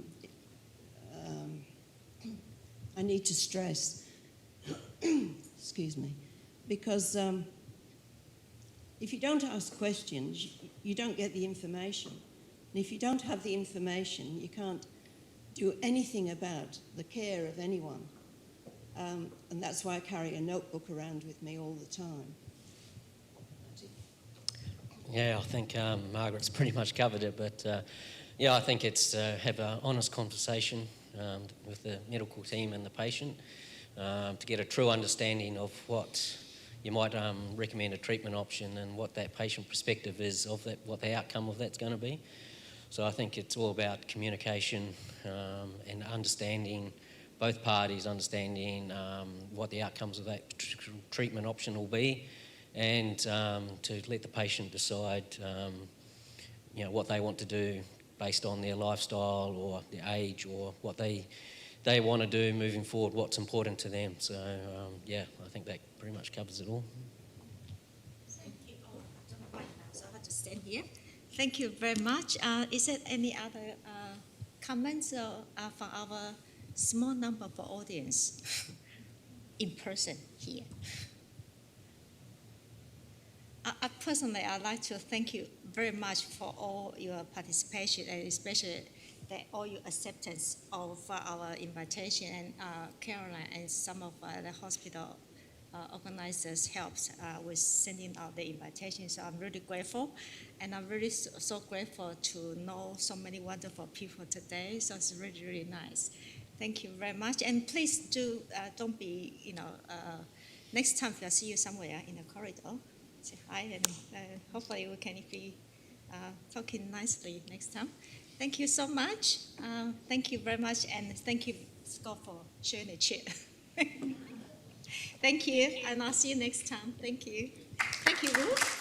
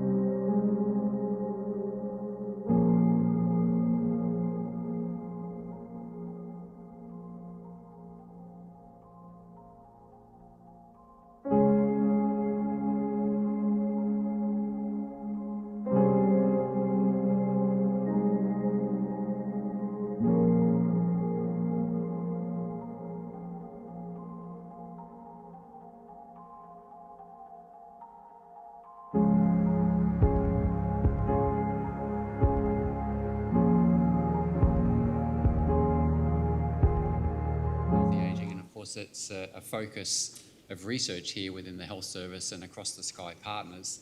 And yeah, we have a pretty full program today that's structured around 3 themes. The first theme is nutrition or diet and nutrition, and then the management of older patients, followed by a theme around exercise and rehabilitation. But to start things off, we'll welcome our invited speaker for this session, and this is Professor Norman Morris, who is a physiotherapist who holds a joint research position as Professor in Cardiothoracic Medicine at the Prince Charles Hospital, Brisbane, and Griffith University on the Gold Coast. Norman completed his PhD in physiology at the University of Sydney, and he's been a researcher and academic at Griffith University since 1997. His program of research examines factors that limit and interventions that improve exercise tolerance in individuals with chronic heart and lung disease, and his work is undertaken in both clinical and laboratory-based settings. So please join me in welcoming Professor Norman Morris. There we go. All right, thanks, mate. You go. I'll go forward. Thanks very much. And I think my bio introduces me not only as a physioterrorist, but also as someone who's been at the university for too long. And he needs to shorten down the sort of title on the work that we do. I think it's getting a bit broad. Thanks, Chris and Christine, for inviting me today and doing this talk. And I'm really sorry, it was about a healthy ageing session, and I did put ageing and health in my particular title. But when I reflect on the work that we've been doing, and the nature of this talk is really to give Chris and the team, an idea of some of the populations in which we work in. I think, unfortunately, I'm probably more around about unhealthy ageing, and that I to look at a range of clinical populations that have some sort of onset or chronic disease and the implications that actually has on exercise performance. But I thought I'd sort of break the talk up into these particular areas, and in the key element is that we do look at everything on an ageing background, and so we want to talk briefly to start with about what the impact has on ageing, on how that affects exercise tolerance or our ability to perform activity. And then I thought I'd just talk about 3 different populations that we work with. These are some of the people: heart failure, pulmonary hypertension, and chronic lung disease, and give you an idea of some of the projects that we've got going, or 1 or 2 of the projects we've got going in those areas. So what happens to us as we get older and we get aged, as ageing and oxygen transport? And we like to sort of think about things in the research we do about, I suppose, how oxygen gets transported here from the atmosphere down into the actual system. And I have one party trick, and that is I can make the wheels spin. I can even make them spin faster. So my students are somewhat amazed for about 3 seconds, and then they switch off. Anyhow, so what happens when we exercise is we know that we can increase oxygen consumption. We see a greater volume of oxygen, or a flux of oxygen through this system. We see an increase in our ventilation, tidal volume goes up, frequency goes up. We get an increased gas exchange occurring at the lung, increased number of alveolar capillary units, cardiac output unit goes up, stroke volume goes up. And we get better delivery to oxygen to the exercising muscle. And if you look at some of the literature, something like 80% in an athlete or a person exercising at near maximal exercise of your blood flow is delivered towards the exercising muscle. And the thing about people often talk about is that maximal oxygen consumption, how fit that individual is. Now, the bad news for us as we get older is this decreases, and there's well-documented evidence that we see changes in this system which decrease our exercise capacity. We see changes at the lung, we see changes in the lung and chest wall compliance, we become more obstructive, we decrease our ventilatory capacity as we get older. We still don't hit our ventilatory capacity when we exercise in healthy individuals, but we do that. We see a decreased surface area for gas exchanges, we see changes at the heart, become stiffer. We see a change in our heart, the ability for us to cardio accelerate, so our maximal heart rate decreases. And we see these changes also occurring in the skeletal muscle. And I sort of wanted to highlight that we are operating, particularly in most of our population, with older individuals that have some of these age-related changes that are normal, that are healthy, but they are impact, of course, on the ability for oxygen to be transported. Now, the sort of work we do is in our clinical populations is we often look at exercise responses, we look at how gas is being transported here from the atmosphere down through this oxygen cascade down to the exercising muscle. And if we look at, say, something like heart failure, where we have some underlying cardiac dysfunction. It might be someone with reduced ejection fraction, they've got a decreased ability to deliver oxygen to that exercising muscle. And so you think, well, that's where all the dysfunction is. But we know, and from the research that us and others have done, that there are things both upstream and downstream of this that lead to a decreased exercise performance. There are changes that occur in the lung, particularly with a heart failure patient, they become more restrictive. We see changes in the alveolar capillary units. We see changes down here in the skeletal muscle that mean that it's not all about the heart, it's all about other systems as well that lead to a decrease in the ability to do exercise. So I suppose that's the nature of the work that we do. We look at impacts of this and how that then impacts on daily function. So I'll try and talk you through some of the work we've done. So in heart failure, we've looked at this exercise performance, and I always like to show this slide early on because I think it shows quite nicely sort of what happens to us as we get older with heart failure, what happens to oxygen consumption. This is oxygen consumption here in power, and this is a group of heart failure patients and a group of healthy individuals, mainly reduced ejection fraction heart failure group. And you can see in the red here that they've got decreased oxygen consumption. This is taking them up to maximal exercise. They've got a much reduced exercise capacity of about 100 watts compared to somewhere near 200 watts in this age-matched group. I always like this because it shows that the relationship between oxygen consumption and external work on a bike remains linear in this group. So it doesn't matter, no matter what, that if you exercise at a certain power, whether you've got heart failure or not, you still need to consume a fixed amount of oxygen to be able to perform that work. So you still need to be able to produce the energy to do the work. And it's how you go about it is actually what happens with heart failure. And we often think about this, we call this the Fick equation, sort of not always inexpertly. We think about how oxygen is being delivered and how it's being utilised. So if you think about those cogwheels, the cardiac and the skeletal muscle layers. And what we did in this study is we actually measured cardiac output using a acetylene technique. It's an open circuit acetylene technique where we can flick them into a bag, look and see what happens to their cardiac output. And you can see that there's a blunted cardiac output response in this particular group. So at the same workload, they've got a significantly lower cardiac output. In order to compensate, they widen out their AVO2 difference. Now, admittedly, this is a derived measurement. We're not actually, we can measure their cardiac output, we can measure their oxygen consumption. So we can derive this, but we know that they are needing to extract more per unit oxygen for a fixed cardiac output than their older, than their healthy individuals. So there's a real difference about with the way in which this does. And we are interested in this because it tells us a bit more about the physiology that's going on. So it's this idea of heat intolerance, and if many of you work with heart failure patients, as we've done in our rehab classes, one of the things we found with heart failure patients in the heat is they would tell us that they don't like summer. I can remember one of our patients telling us to excuse the French, but they felt like crap during the summer. They don't want to exercise at all because they really find the heat hard. And so this is just some unpublished stuff that we did, but we ran a survey and we asked these guys a particular question. Does the temperature or humidity influence whether you would undertake exercise, yes or no? And then whether that was worse in the summer or the winter months. Now, inexpert as it is, what we found was around 70% of them told us that yes, the temperature and the humidity impacted on whether they would go out and do some exercise. And that the most common time this was the summer, that they found the summer tended to be worse. So it sort of suggests that something's going on with these guys that means that because of their heart failure, they're more intolerant to exercising in the heat than somebody who is not, who hasn't got heart failure. So we've done a little bit of work in this. This is one of our PhD students, Bryce Balmain. He finished up last year.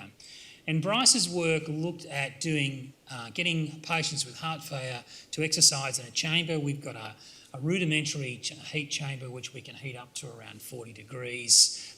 We can't change the humidity, but it means it's a relatively dryish heat.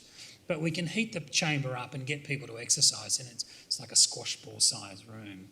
And so what Bryce did was, if you look up in this top left graph, he got them to exercise here for around 60 minutes and he measured their core temperature, and the open circles are the controls and the dark circles are the heart failure patients. And in this study, we got them to exercise at what we call a fixed metabolic heat load. So the people exercise, that just means they exercise at the same absolute intensity. So the amount of heat they were producing for their muscles was the same. And when you do that, you find that heart failure patients get hotter. So tolerating a little bit with what those questionnaires are telling us, they tend to get a little warmer. And the reason for that is because they're unable to really shift their blood flow out to the periphery and cool off.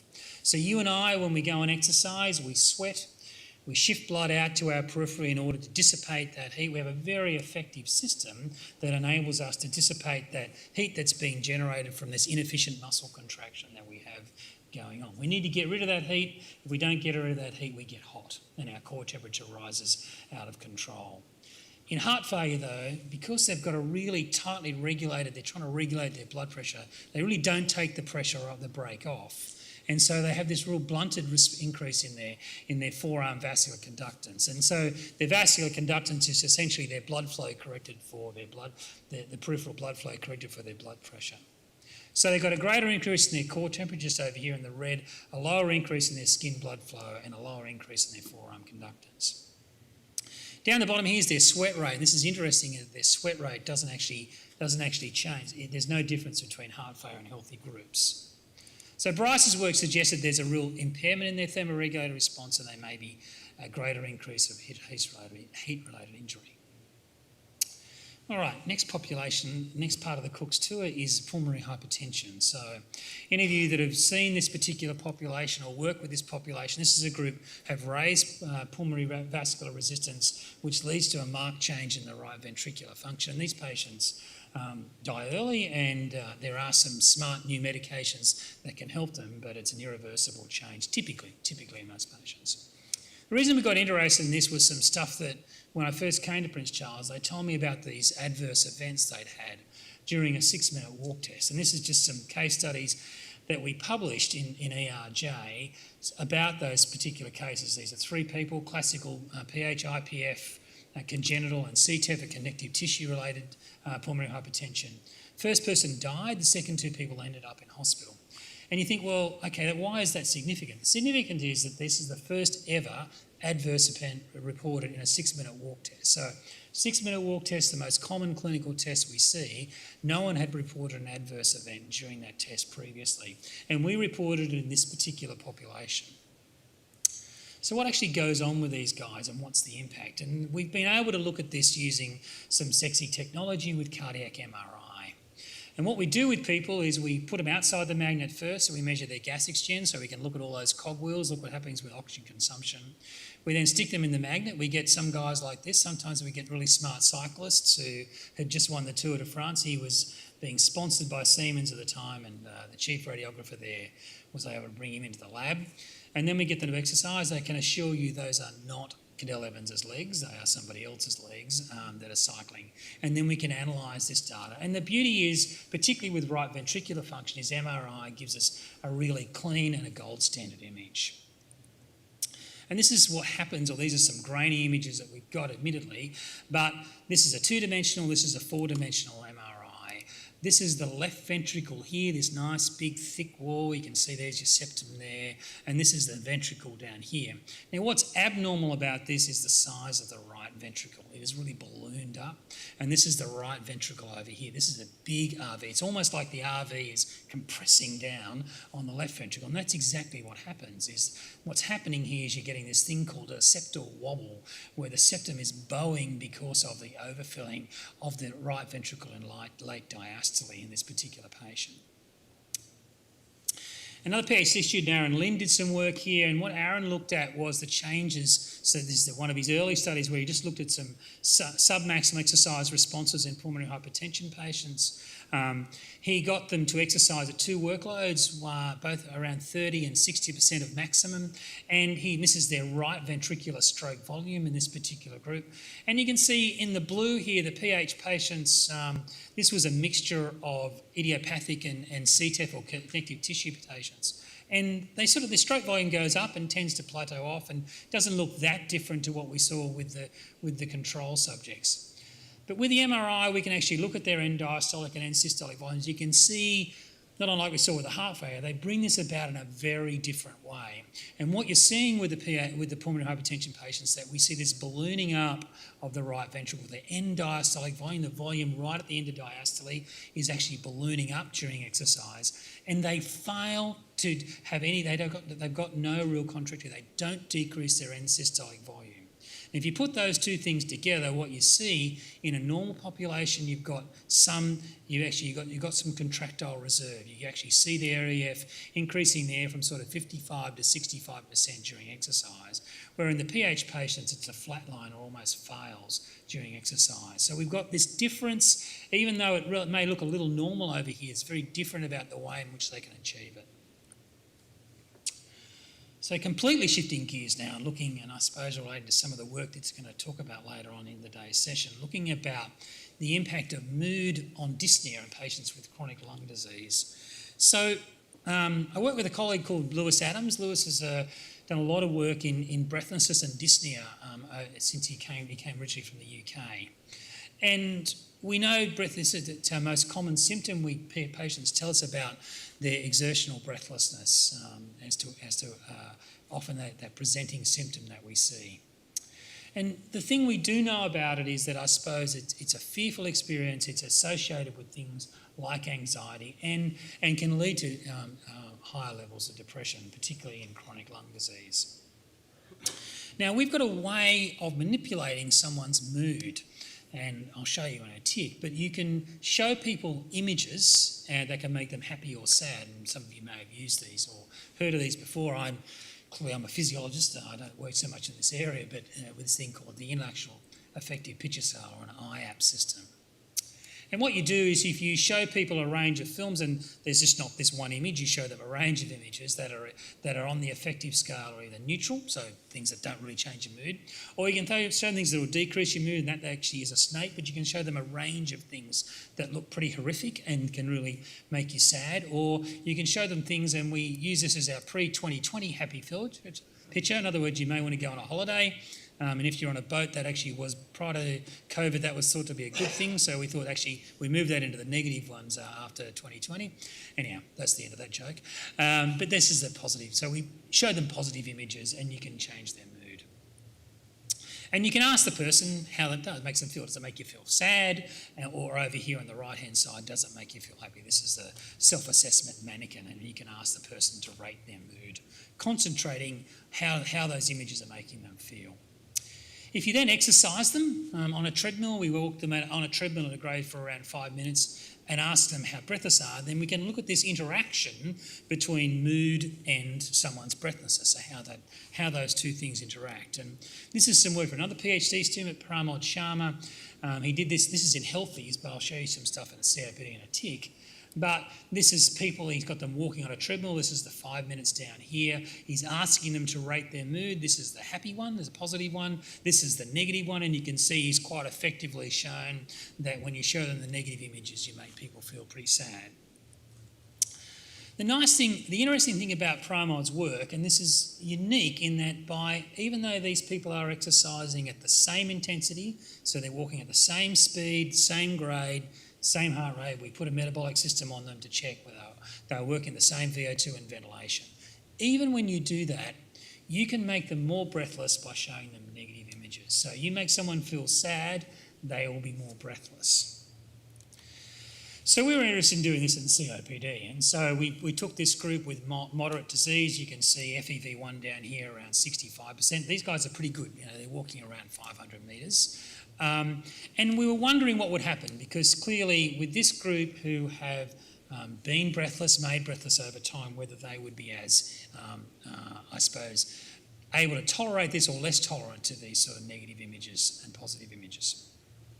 Same sort of protocol, we got them to walk for 5 minutes on the treadmill, asking them to rate their breathlessness on the way through, and you can see this is just the end mood, so this is the mood at the end of it, so you can see showing them the positive made them tend to happy, showing them sad or the negative images made them feel sad. So we got that shift in mood like we thought we would with the images. And like Pramod's work, we saw exactly the same sort of thing. When you showed people negative images, despite exercising at the same intensity, so same speed, same grade, they were more breathless when you showed them negative images. So it shows that even acutely changing mood in this particular group, you can actually change how breathless or how their perceived exertion is during exercise. So just on that work, I threw the conclusion slide in saying, we know it changes their mood. It can interventions that might improve this could actually have an impact. You can move someone from a negative to a positive state, may be beneficial. And this is, I suppose, some of the rehab environments that we think about. What's the impact of us on an individual's mood, or even when they come into the room?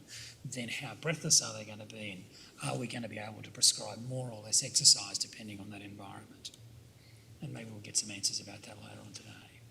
So look, just to conclude, we know there are limits of exercise performance, and this is the type of work that I suppose that we do across these range of populations.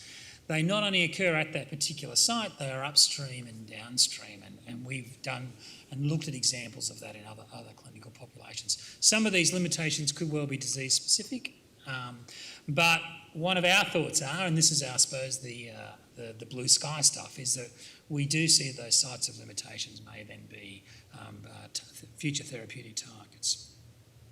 So I work with lots of people, and it's clearly not all my doing. So this is just a range of people I work with, particularly at Griffith University, at the Prince Charles Hospital, a number of clinicians up there, and also some international grovos, and a lot of hard-working PhD students over the years that have put up with the work we're doing. So with that, I think we should be pretty close. Thanks very much.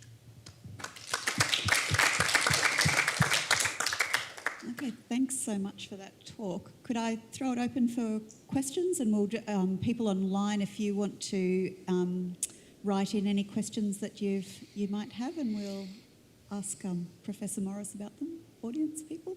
Yep, we've got someone over here. Very nice presentation, thank you. Just wondering, within the last section that you talked about, whether antidepressants produce the same changes that you observed with the visual input?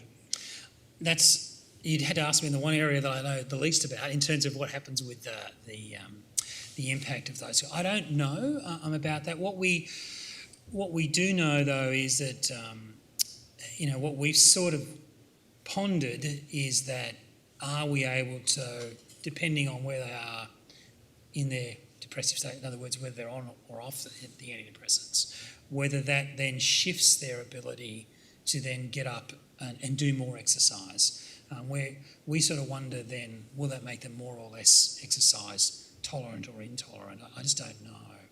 But I think, it made us think, and I'm sure some of the talks this afternoon are talking about, I suppose, that environment that we bring people into, that impact that we actually have, and then from, I suppose, what Chris and I do in terms of the prescription, we're trying to maximise the time we have with these people. Can we actually exercise them at a greater intensity?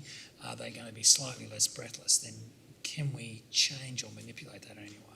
So I think I've answered your question, probably because I don't know the answer, but hopefully that helps. No, that's great, thanks. Got another question here.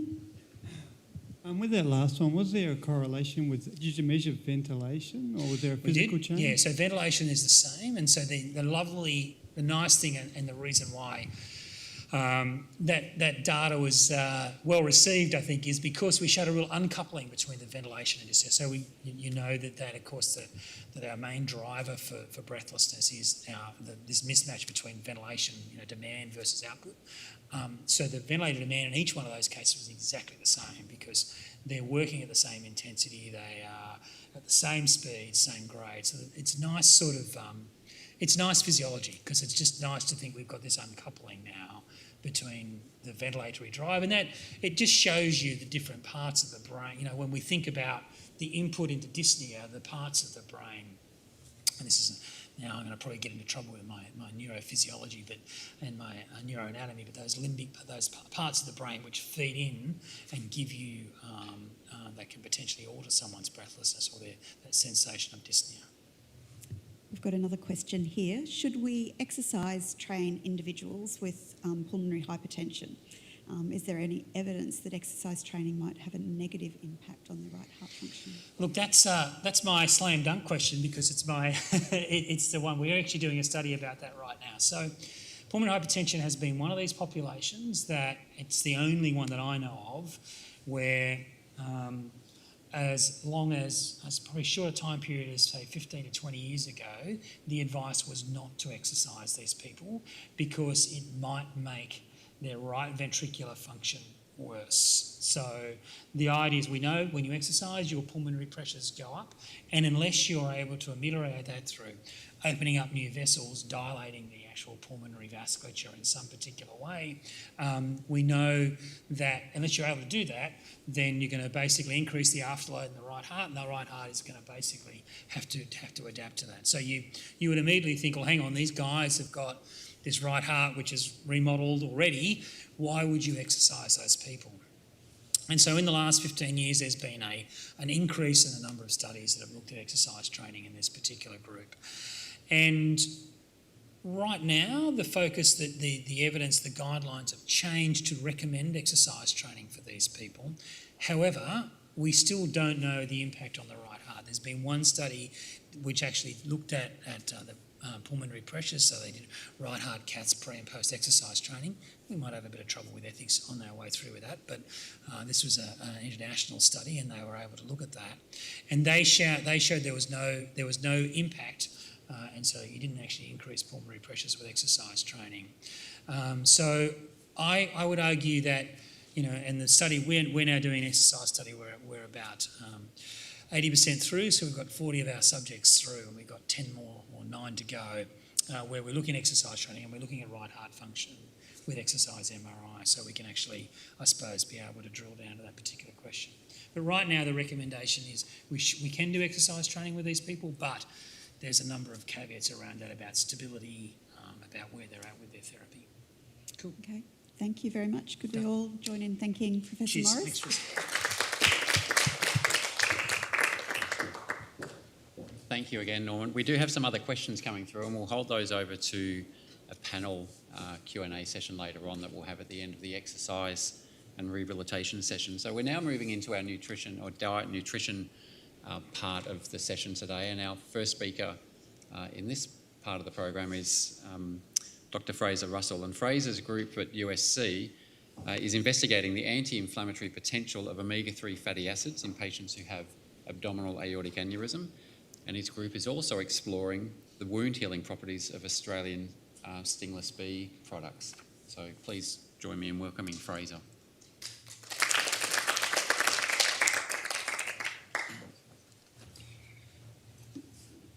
Thanks very much, Chris, for that introduction. So what I'd like to do today is talk about some of the results that we've been getting from a clinical trial looking at omega-3 fatty acids in patients with small abdominal aortic aneurysm. Abdominal aortic aneurysm is an inflammatory cardiovascular disease, and it's associated with some destruction of the extracellular matrix within the vessel wall. So this is the fabric of the blood vessel. As the aorta is destroyed in this way, then there is an increased incidence of rupture.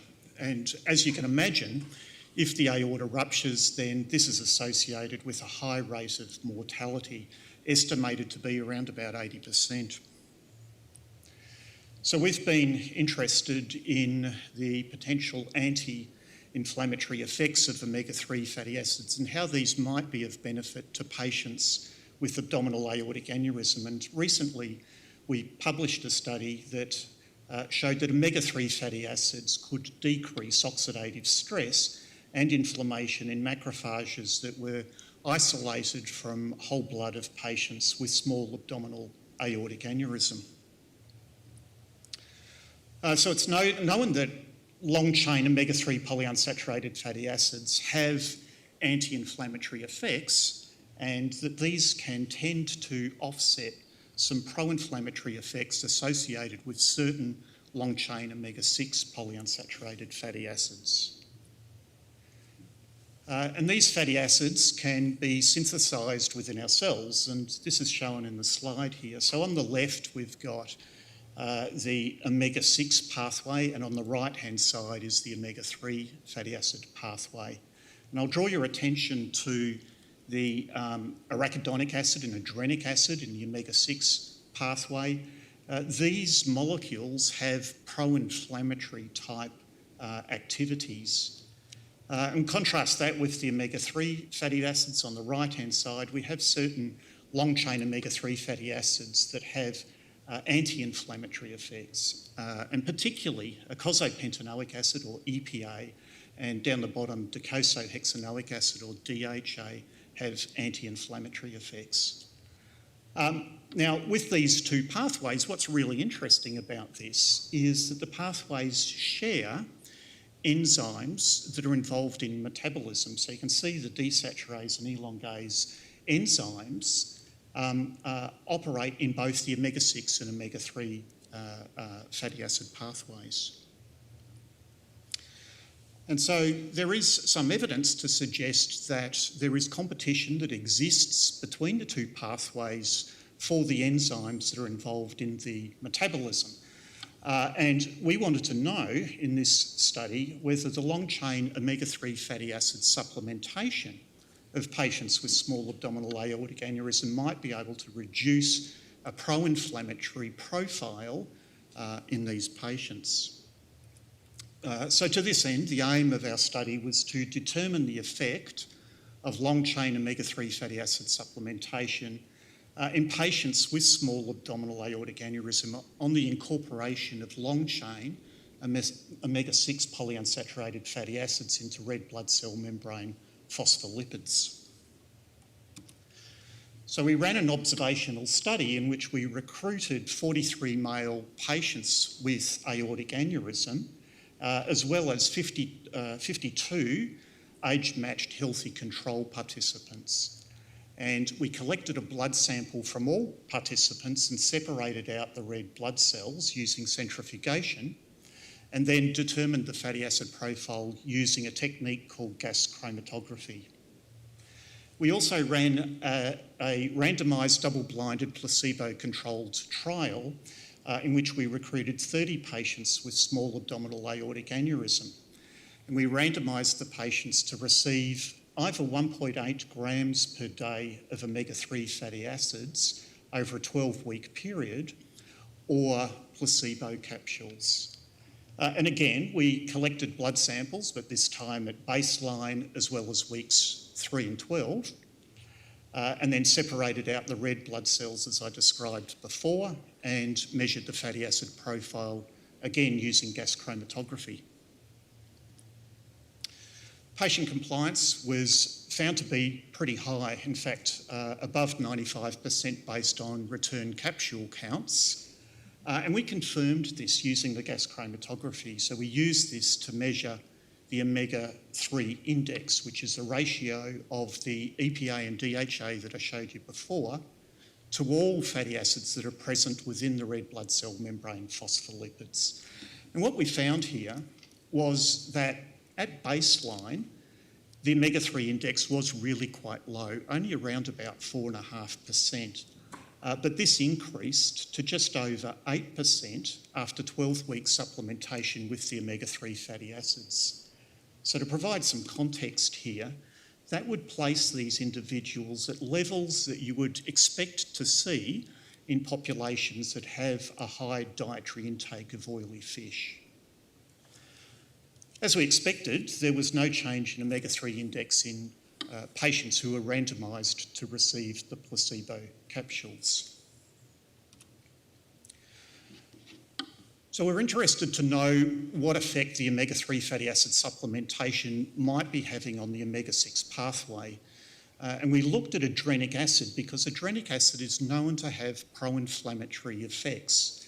And what we observed was that 12-week supplementation with the omega-3 fatty acids caused a significant reduction in the proportion of adrenic acid within the red blood cell membranes. And you can see here that this was even lower than the healthy control participants. And when we looked at what was happening in the patients who received the placebo, well, there was no change in the proportion of adrenic acid in these cell membranes. Adrenic acid is synthesised endogenously through the metabolism of arachidonic acid via the activity of a couple of enzymes called elongase 2 and elongase 5. Now, what's of interest here is that this particular enzyme is also shared by the omega-3 fatty acid pathway, and in particular, it's involved in the conversion of eicosapentaenoic acid to docosapentaenoic acid. So what we wanted to do here was to determine whether the reduction that we observed in the adrenic acid might be because of a decrease in elongase activity. And so we measured the ratio of adrenic acid to arachidonic acid more or less as a surrogate marker of elongase activity. And when we did this, we found that the 12-week supplementation with the omega-3 fatty acids caused a significant reduction in the ratio of adrenic acid to arachidonic acid. And again, this ended up being similar to, if not smaller than that, observed in the healthy control participants. Now, one of the possibilities here was that the reduction in elongase activity might lead to an increase in arachidonic acid. And in fact, going into this, looking at those results, I anticipated that there might be an increase in arachidonic acid. But in fact, what we observed was that the 12-week supplementation with the omega-3 fatty acids caused a significant reduction in arachidonic acid. And again, this was a little lower than what was observed in the controls. And this was interesting to us because arachidonic acid is another one of those pro-inflammatory omega-6 fatty acids. So it was interesting to see that this was also reduced. There was no change in arachidonic acid proportion in the red blood cell membrane phospholipids with the placebo. Okay, so to summarise then, 12-week supplementation with the long-chain omega-3 fatty acids caused an increase in the omega-3 index, and this was associated with a decrease in proportion of both adrenic acid and arachidonic acid, both of which are pro-inflammatory. The reduction in adrenic acid appears to involve an increased competition of EPA with arachidonic acid for elongase 2 and 5. And these findings might explain, at least in part, some of the anti-inflammatory activity that is ascribed to the long-chain omega-3 fatty acids. Okay, I want to just acknowledge, firstly, our participants from the Sunshine Coast who helped us with our study. I also would like to acknowledge the work of Dr. Lara Maytel. The work that I've presented today formed part of Lara's PhD studies. This was very much a collaborative study, and it involved vascular surgeons from the Sunshine Coast University Hospital, Sunshine Coast Vascular, Sunshine Vascular and the James Cook University, as well as colleagues from the University of the Sunshine Coast. Thank you.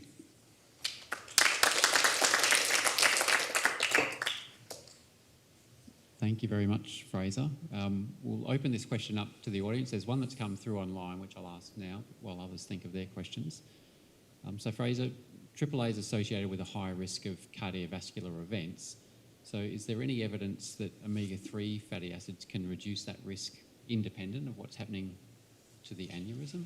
Yeah, so that's a really good question, and one that is currently quite controversial. So there are studies to indicate that supplementation with either oily fish or omega-3 fatty acid capsules can reduce the incidence of cardiovascular disease. And indeed, there are health organisations such as the National Heart Foundation that have recommendations for people to have, so this is general population, to have 2 or 3 oily fish meals per week. And of course that recommendation, I guess, depends on the type of fish that is being consumed. The ISFAL, which is a lipid organisation, recommend 500 milligrams per day of omega-3 fatty acids, DHA and EPA. Thanks, Fraser. Nice talk. I was interested in the time course of what's happening in that you've sort of got that little change after 3 weeks and then after 12 weeks. What's going to happen as you stay on the fish oil over time? What do you think is going to happen to those levels?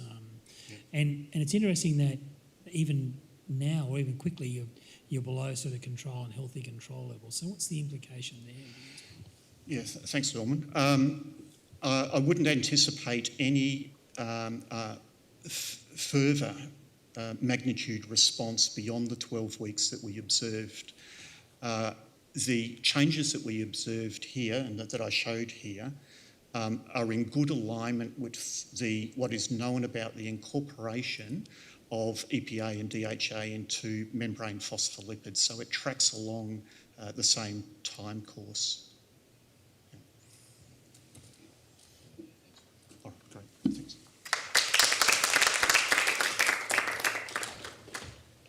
Thanks again, Fraser. Our next speaker was to be Catherine McFarlane. Unfortunately, Catherine's ill today and not able to attend. So we'll move to our next speaker, which is Dr. Hattie Wright. Hattie is an accredited practicing dietitian and senior lecturer in nutrition and dietetics at USC. And she's also a visiting research fellow here at the Sunshine Coast Health Institute. Hattie marvels in how small changes in diet and eating behaviour can have a large change in people's health. And this really drives her research interest in the role of diet and lifestyle change in the management of people with chronic diseases. Looking forward to your presentation, Hattie.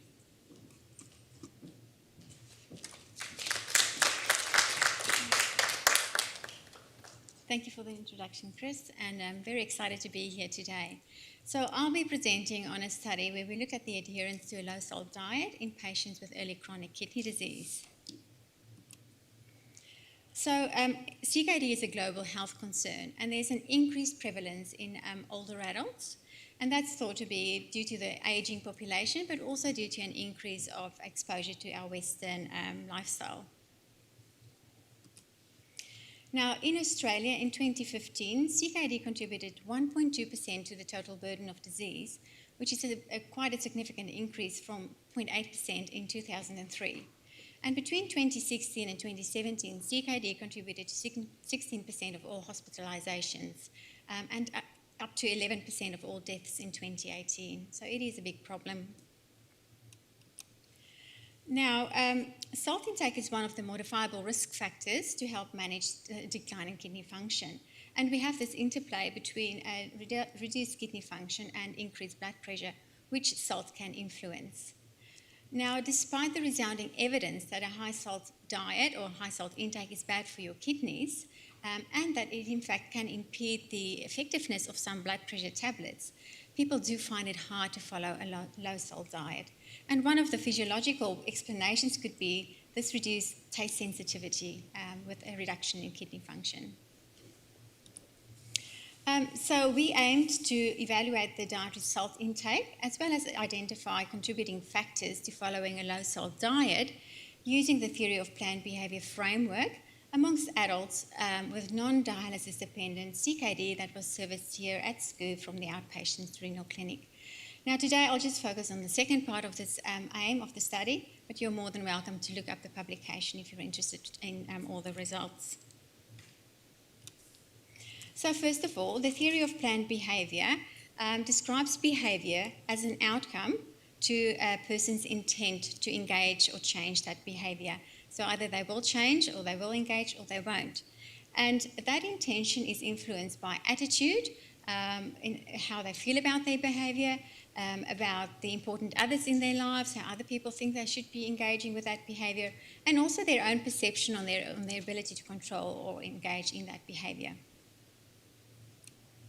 So what we found is that the majority of the participants enrolled in our study were overweight, older male adults and presented with between stage 3 and 4 CKD. There was more than half of the participants had a high level of understanding of what what are sources of dietary salt. Only a third of them had seen a dietitian. And then depending on the measurement that we used, there was a low to moderate level of adherence to a low-salt diet. So the theory of planned behaviour, we were able to describe and identify key factors that influence adherence to a low-salt diet. So firstly, we found that people were overall quite positive about the diet, and that they wanted to please their loved ones and also their healthcare providers. So overall, there was a high motivation to meet social expectations to adhering to a low-salt diet. Then in terms of attitude, most agreed that following a low-salt diet will help to manage their disease, and that it was important to follow a low-salt diet. And those that had seen a dietitian especially had a positive attitude towards following a low-salt diet, and this was due to an increase in self-efficacy. Another important driver there was illness perception. Participants felt that the perception about their illness drove their behaviour, particularly that those that had more severe symptoms had a better understanding and were more concerned about their illness, had a positive attitude, and of course engaged with that following a low-salt diet. Overall, participants scored low on the perceived behavioural control, with the main barriers being a lack of willpower and also the preference for salty food. Now, currently at school, patients with early CKD are not referred on for dietetic services, and they are usually the patients that do not present with severe symptoms. So the challenge is really to engage these patients early on to engage in behaviours that will help stop the progression of their kidney disease. And some practical implications of the findings from our study was, first of all, that we would recommend that all healthcare professionals involved with early CKD patients deliver the same affirming messages in terms of the importance of following a low-salt diet, thinking of how quick or how early on we can refer patients on to dietetic education to help increase their efficacy, like skill development and recipe modification and all those types of skills that we can help improve them to adhere to a low-salt diet, and then to increase their understanding of CKD, as this has also been shown to help improve self-management. So future work, at the moment we want to unpack further and have a better understanding of the role of the important others in this population group. So we are currently looking at the dietary knowledge of caregivers and how caregivers perceive their own role in supporting patients or their care recipients with early CKD to help improve their adherence to dietary recommendations. So thank you, and I would like to acknowledge funding which we were granted by the wish list and also by the USC School of Health and Behavioural Sciences, and also recognise our research team, Heidi Kickbush, who was an embedded honours student in this project, as well as Associate Professor Nick Gray, Andrea Pollack and Gerald Hilder for their support and contributions to this project. And of course, thank you to the participants, patients that were enrolled into this project. Thanks for that, Hattie.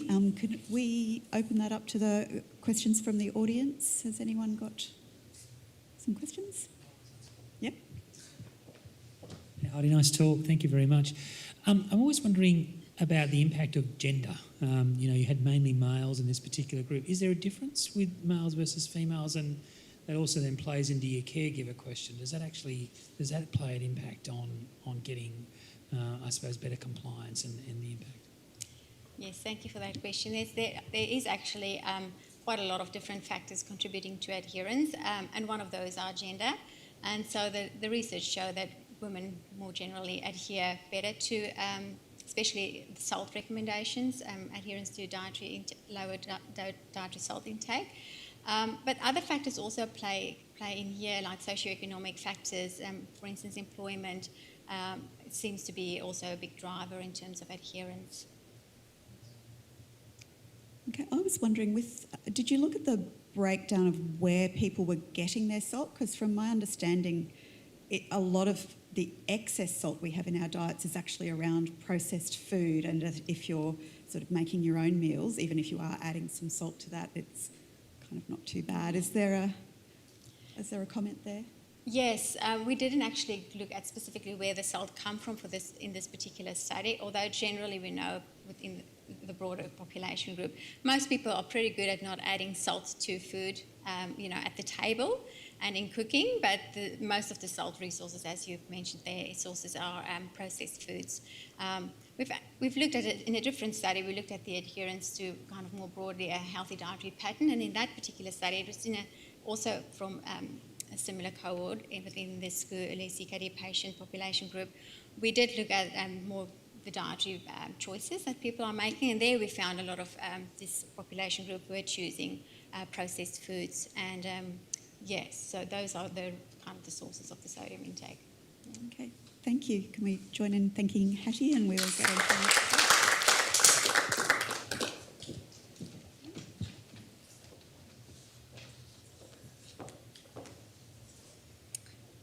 Right, move on to the next section of this this section of things. So the next part is management of older patients. It's my own eyes not being so good. I'm trying to read what I've got straight in front of me.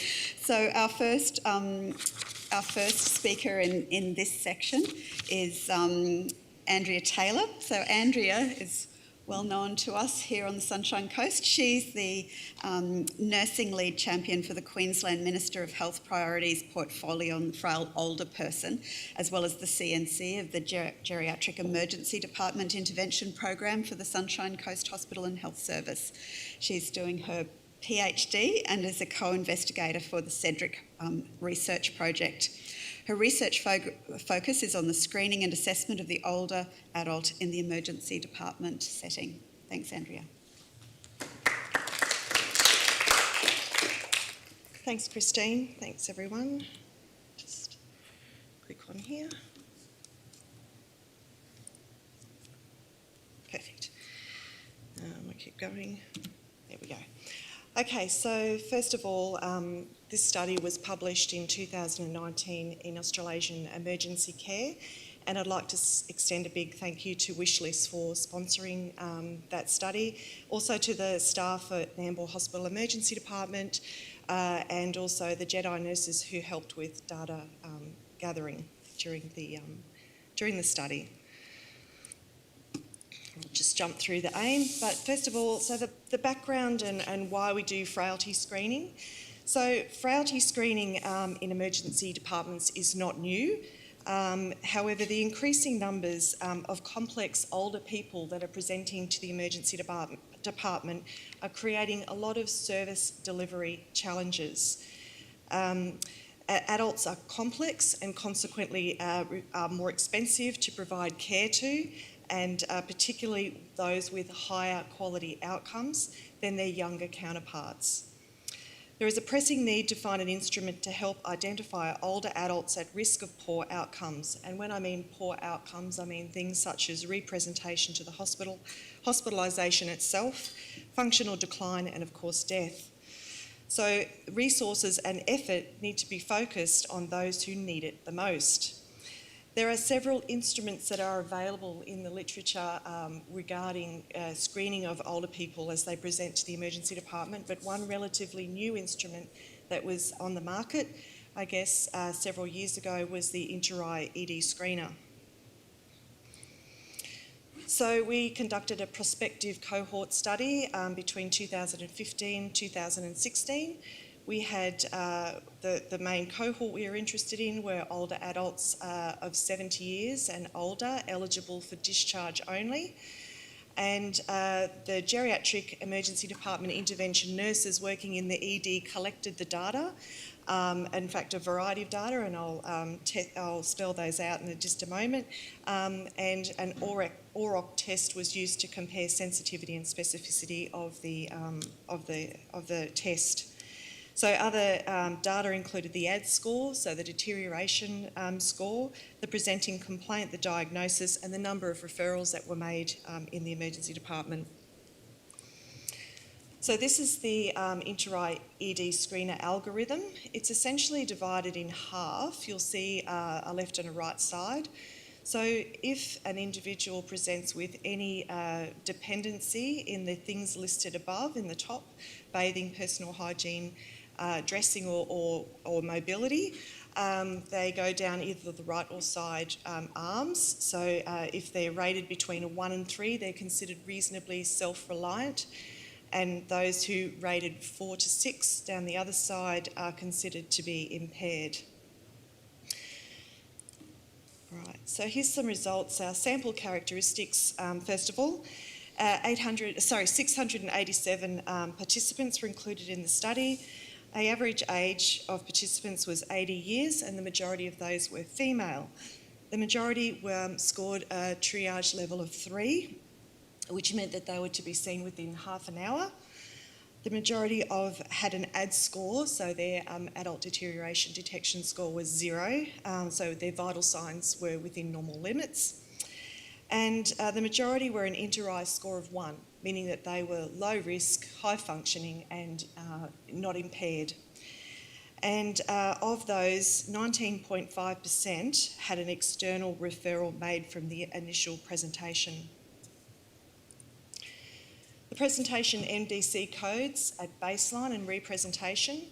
So at baseline, at initial presentation, the most prevalent code was that of orthopaedics. So those included all fall-related injuries, musculoskeletal. So there was quite a significant proportion of those, 19.5%. And at representation, we actually came up with urology-related concerns. So that was urinary retention and device-related problems, or UTI. And that came as a little bit of a surprise. So here we have a histogram which shows the pattern of representation. The representation rate to the ED was 19.5%, which is consistent with the literature and other sites internationally. 50.7% of those were admitted to the hospital, so quite a high admission rate to the hospital on representation. And the majority of these had an initial presentation Inter-Eye score of 1, which I said before. And the histogram also shows it was a multimodal with 4 distinct peaks that you can see. Yes, I will. 1, 2, 3, and 4 down the end. The mean number of days to representation was 9.8 days with a standard deviation of 8.4. The majority of older adults represented within the first 7 days of discharge from the ED, and representation peaked within the first 48 hours. So here we have Inter-Eye screener score at baseline and at representation. As I said, the most prevalent Inter-Eye score was 1 at both initial plus at representation. And as I said earlier, these patients were independent with their function at both these time points.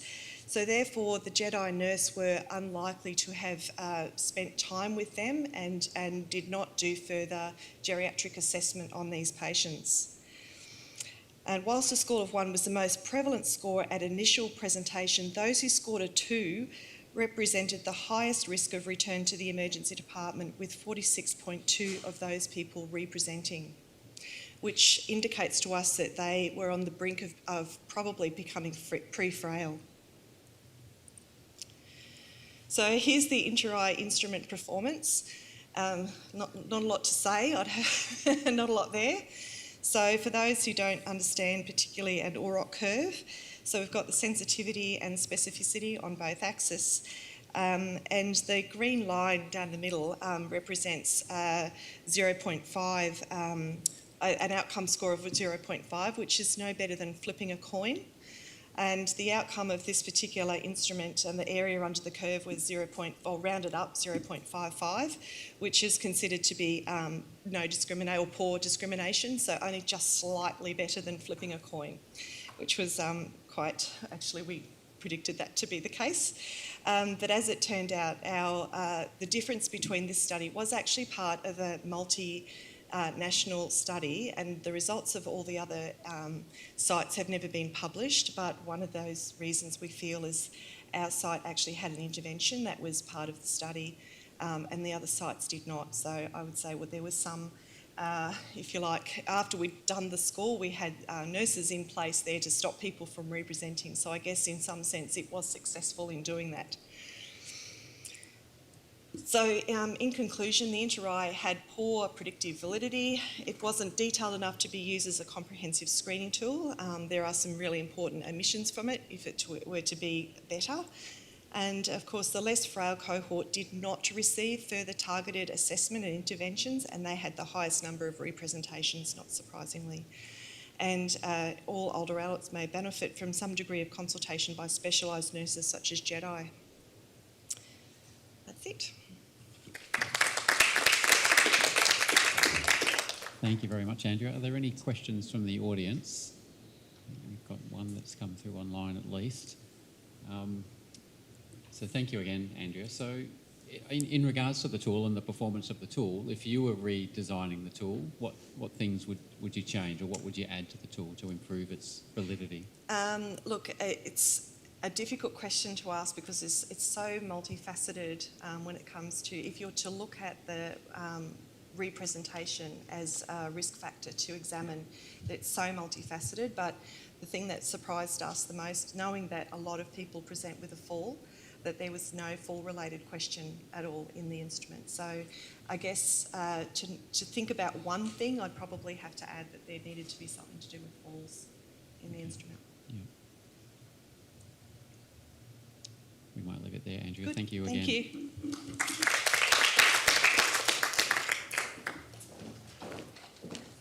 Ask our next presenter to come down. So Jeff Simon is our next person. He's worked previously for Queensland Health between 1995 to 2012, including periods in pathology at Nambour General Hospital. He teaches haematology and blood banking at USC and works with a number of national and international bodies on projects and initiatives related to transfusion and pathology. Jeff's research interests include the clinical and resource impacts of anemia and transfusion in older adults, an important focus in our ageing population. Thanks.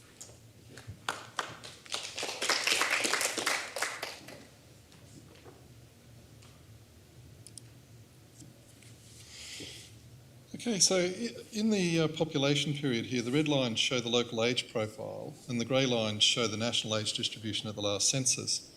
So on the Sunshine Coast here, the proportion of population aged over 65 is 30% above the national average. So the Sunshine Coast is an ideal population to be studying and exploring issues of healthcare in older adults, but it also stresses how important it is for us to be getting it right here on the Sunshine Coast. Now, to add context to this presentation, this is data from England and North Wales that shows the rate at which red cells are transfused per 1,000 population across the lifespan. And you can see that from age 65 and upwards, there's a dramatic escalation in the rate at which red cells are transfused. Now, here in Australia, we've had declining red cell use. This is the same internationally over the last decade, driven largely by patient blood management guidelines and patient blood management programs. The guidelines we have in Australia are internationally recognised. The most recent one is a paediatric guideline, and the other 5 cover the adult lifespan without any reference to age. So the current picture we have is that despite the minimal use of blood in paediatrics, we've got special guidelines, but for older adults, who are the greatest consumers, we don't have any specific guidance. And so my question is whether we should be having specific guidance for older adults. The clinical guidelines that cover the adult lifespan assume that younger and older patients are going to be impacted the same and respond the same. Now, 2 years ago in America, the National Institutes for Health instituted a policy to ensure that funded clinical research includes those that are most likely to be affected by diseases and treatments that are being investigated. And age-related exclusions must have a sound scientific or ethical basis, or then NIH won't fund the research. So let's have a look at how this is going. Here's a current hot topic. This paper examined age-related exclusions and found that older adults were excluded from over half of the 847 clinical trials that related to COVID-19 treatments, even though this is the population that is worst affected. There was a different picture though for vaccines. 100% of older adults were excluded from vaccine trials. So remind me, Chris, who are we vaccinating first? It's the older adults. So it seems like the biggest unregistered clinical trial in history commenced a couple of months ago. So what about transfusion? Well, the use of restrictive versus liberal haemoglobin thresholds has been a mainstay of patient blood management, with the idea that people do just as well or better if they're managed at lower haemoglobin levels without resorting to transfusion, and there's good evidence for this. But who was involved in the studies? So this systematic review and meta-analysis examined transfusion trials in older adults, and I could find only 3 studies that exclusively recruited people aged over 65, despite them being the biggest users. So taking a few other studies into account, a meta-analysis showed that there were better mortality and cardiac outcomes in older adults when they were managed at higher haemoglobin levels. Now, this was counter to the current evidence, the current wisdom, and so it requires some explanation. So is it feasible that older adults might be impacted differently by anaemia than younger adults? Now, this graphic depicts the journey of oxygen from the lungs down to the mitochondria, and Norman has already discussed this, where the critical role in energy production is undertaken, and we need to generate our body weight in ATP each day, so we need plenty of oxygen. Now, all the steps along this pathway, we're assuming in the model I'm about to present, are based on diffusion, and regardless of how old you are, there's no energy input required for this, whereas the cardiac output does require energy. So what happens to cardiac output in healthy people as they age? One of the challenges in developing the model I'm about to talk about is that most of the studies in cardiac output in older adults relates to sports medicine, where we're looking at endurance in athletes. There's not much literature on age-related cardiac output in healthy adults outside of that setting. But there was a publication in 2017 from Italy that looked at cardiac output in a screened healthy adult population across the lifespan. So we used data from that study to model the impact of reducing haemoglobin levels in both males and females across the lifespan. Now, the y-axis here shows the predicted range of oxygen delivery per minute from rest up to maximal cardiac output. There are graphs that model oxygen delivery at 4 different haemoglobin levels, from 130 grams per litre down to 50 grams per litre for both males and females. And then the 3 coloured columns represent 3 different adult age groups, under 40, 40 to 60 and over 60. There are also some dotted and dashed lines overlaid on the graphs that represent the basic oxygen requirement at rest, at a slow-paced walk and while climbing the stairs. So we can see that at a haemoglobin of 130 grams per litre, this model predicts that adults at all ages can cope with the demands of any of those activities that are shown there. But if we drop the haemoglobin to 70 grams per litre, which tends to be the threshold at which we start talking about restrictive transfusion approach in many studies, younger adults can still exceed the oxygen demands of climbing the stairs, but adults over 60 are going to be predicted not to be able to cope. And it's interesting, if we drop the haemoglobin still further, to see that the oxygen delivery capacity of older adults with a haemoglobin of 70 is predicted by this model to be similar to that of a young adult with a haemoglobin of 50 grams per litre. So we could say that an older adult with a haemoglobin of 70 struggles like a young adult with a haemoglobin of 50. We don't talk about using 50 as a cutoff in young adults. So keep in mind that this study is based on cardiac output data from healthy adults, not the sick patients that you'll be seeing in hospital or think about discharging back to the community, where they're going to need to do things like walk upstairs. So to sum up, older adults are impacted differently by anaemia than young adults, and we need to recognise this approach in our, as we're approaching guidelines in clinical care. Thank you.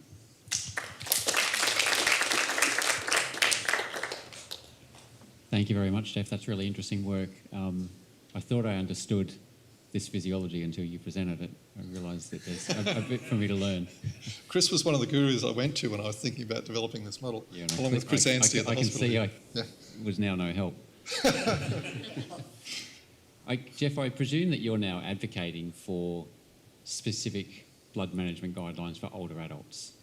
Is that where this work is leading? Yeah, I think we need to not just have guidelines that cover the entire adult lifespan. I don't know that it's appropriate to necessarily have a separate set of guidelines the way we have separate paediatric guidelines, but I think the guidelines need to recognise age and frailty and infirmity as part of the algorithm when considering treatment of anaemia.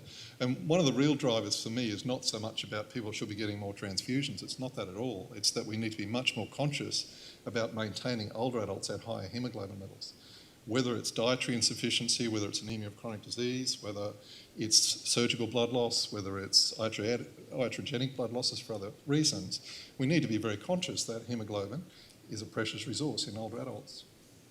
And what further evidence do you think is needed then for those guidelines to be a reality? You've mentioned haemoglobin now a couple of times. Do we have enough information now around what that haemoglobin threshold should be?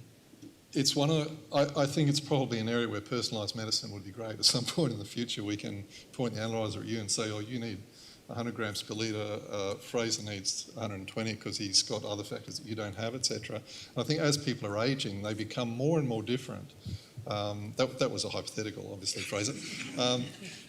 People become more and more different the more they age. Therefore, a one-size-fits-all approach doesn't work anymore. But people get very hung up on haemoglobin thresholds in some of these studies. And I think that's your issue, is that everybody wants a cut point, which is absolute. What about the flip side? What about the negatives of too much haemoglobin? Is there any issues there or any challenge that we say if you run them too high, then what are your problems on the other side of the coin? Yeah, certainly. And areas, cardiac surgery, for example, if you have too high a volume, then potentially you're at risk of rebleeding after surgery. So there are going to be different horses for different courses. Quite apart from the pathological high haemoglobin polycythemia and so forth, where it's a different story again. But I think we just need to be conscious that older adults do have different requirements, and that guidelines at the moment, there are these numbers, and to me they're not so much magic numbers anymore, because people talk about restrictive and liberal haemoglobin thresholds for transfusion. When the first study was done 20 years ago in Canada, those cut-offs were 170 grams per litre. But now every study comes up with their own thresholds. So there are studies that say restrictive threshold is 70 and the next one says a liberal one is 85. They're just all over the place, so the terms don't mean anything anymore. Thank you.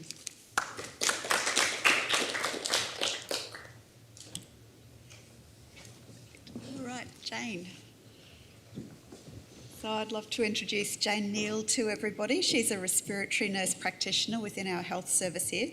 She's worked as a respiratory specialist nurse in the UK as well as in Australia, and she's a recipient of the Respiratory Nurse Award from the Thoracic Society of Australia and New Zealand in 2019. Her specialist interests include COPD and asthma. Jane.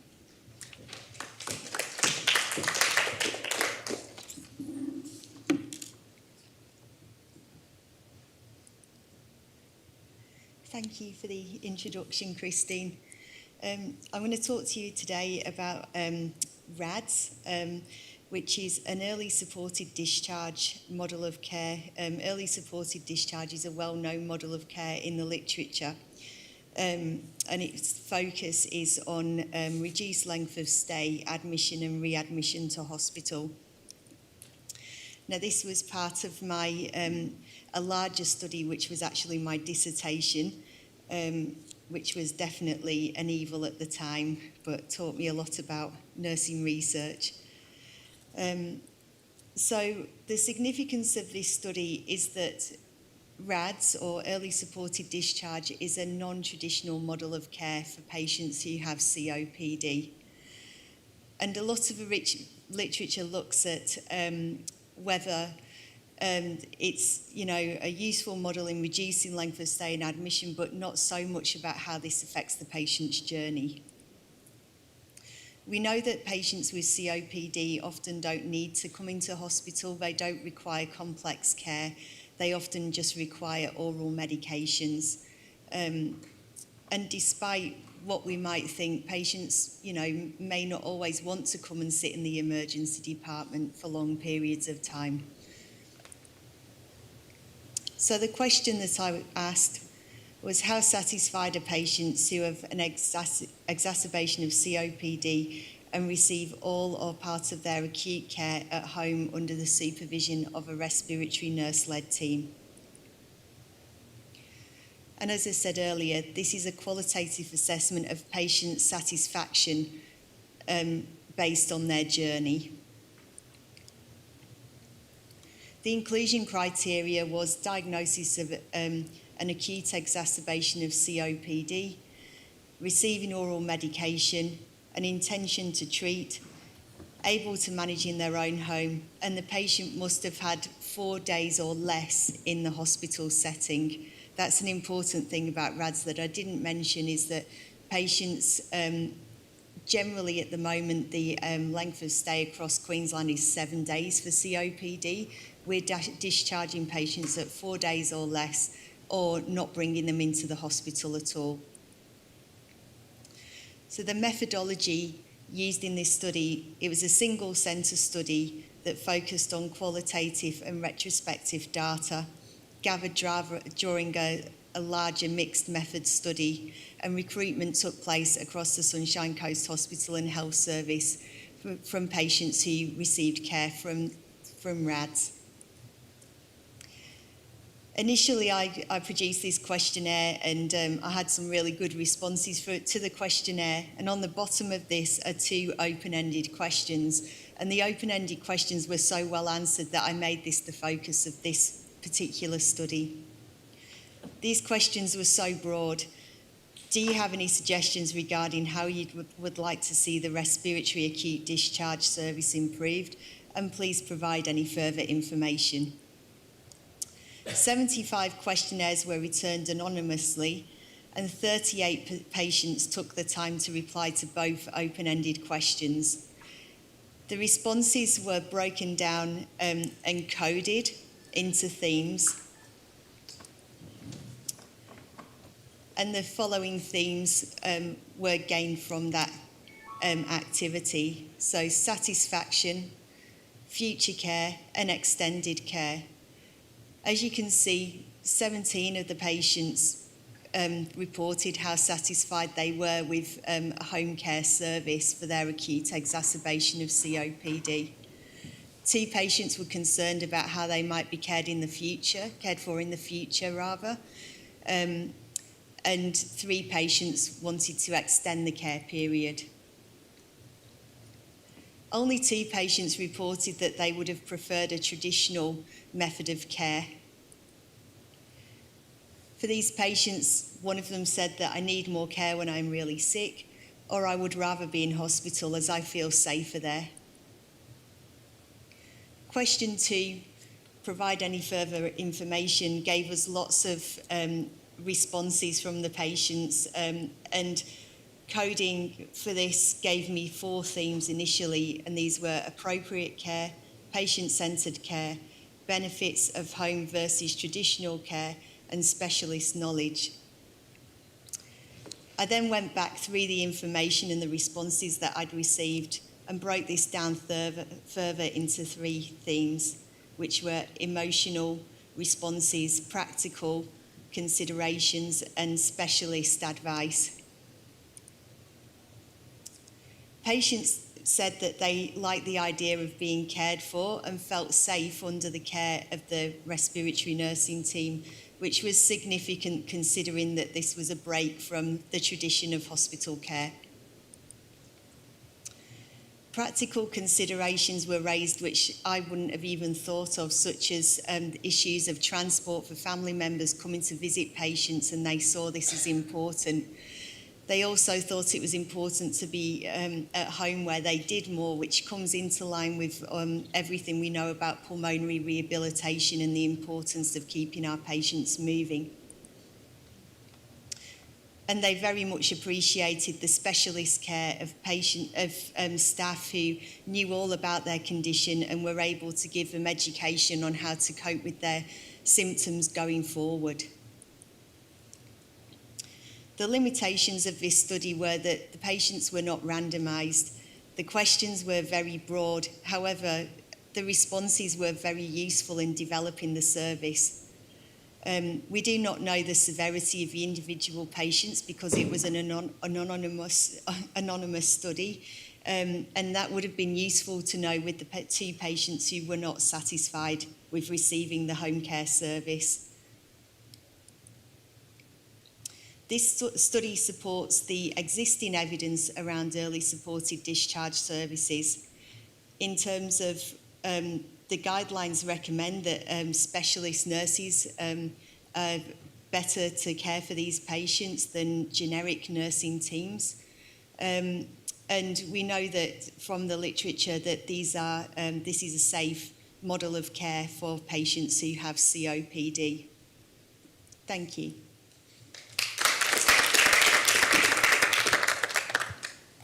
Jane, thank you. I really enjoyed that.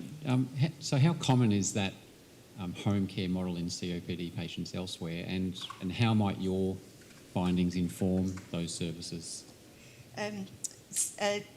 Early supported discharge models were very common back in the UK when I lived there, and they've become a little bit more common in Australia now, but they're certainly the gold standard of care.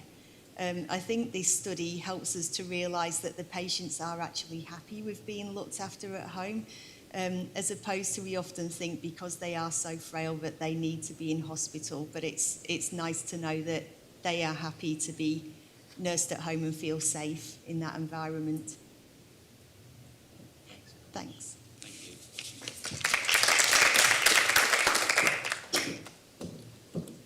Thanks again, Jane. We're going to move to the final part of the session now, which is the focus on rehabilitation and exercise. And for this session, we're going to have 3 presentations in a row, and we'll save the questions to a short panel at the end. And our first speaker in this part of the session is Dr. Dan Wadsworth from USC, and Dan is a lecturer in applied science within the School of Nursing, Midwifery and Paramedicine at USC. He has a strong research interest in clinical exercise, exploring the many roles that accessible exercise can play in healthy ageing and mental well-being. In addition to this, he has an ongoing portfolio of educational-related research looking at best practice in tertiary health science education and the application of theory into practice. So welcome, Dan.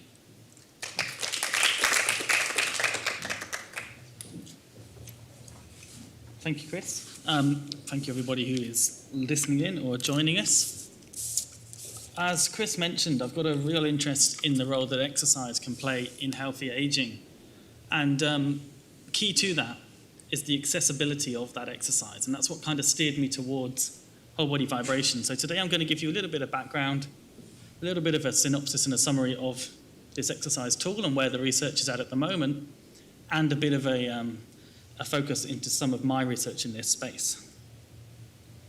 So whole body vibration was actually designed for cosmonauts to use in outer space where there's no gravity to give that mechanical stimulation to muscles and bones. You can get 2 different types of platform. You stand on it and it provides a stimulation and a shake. As you can see, one of those is very much a straight up and down, which is more similar to the jump that we may do as an athlete. There is also an asynchronous or side alternating platform, side to side, which is a much more gentle rocking motion, which better replicates the demands of walking. And one of the interesting things with whole body vibration is you can change a number of parameters. So for example, the frequency or the speed of the movement of the platform, as well as the amplitude or the size of that movement. It allows us to dictate the frequency of vibration or the intensity of vibration. It also provides, as I'll touch on later, a number of challenges around comparing different research because the mechanisms used differ quite greatly. Many of those deploy concurrent exercise, so they ask people to do things like squats or one-legged movements or even lift weights whilst on the platform. Other researchers and other protocols just have people standing on the platform.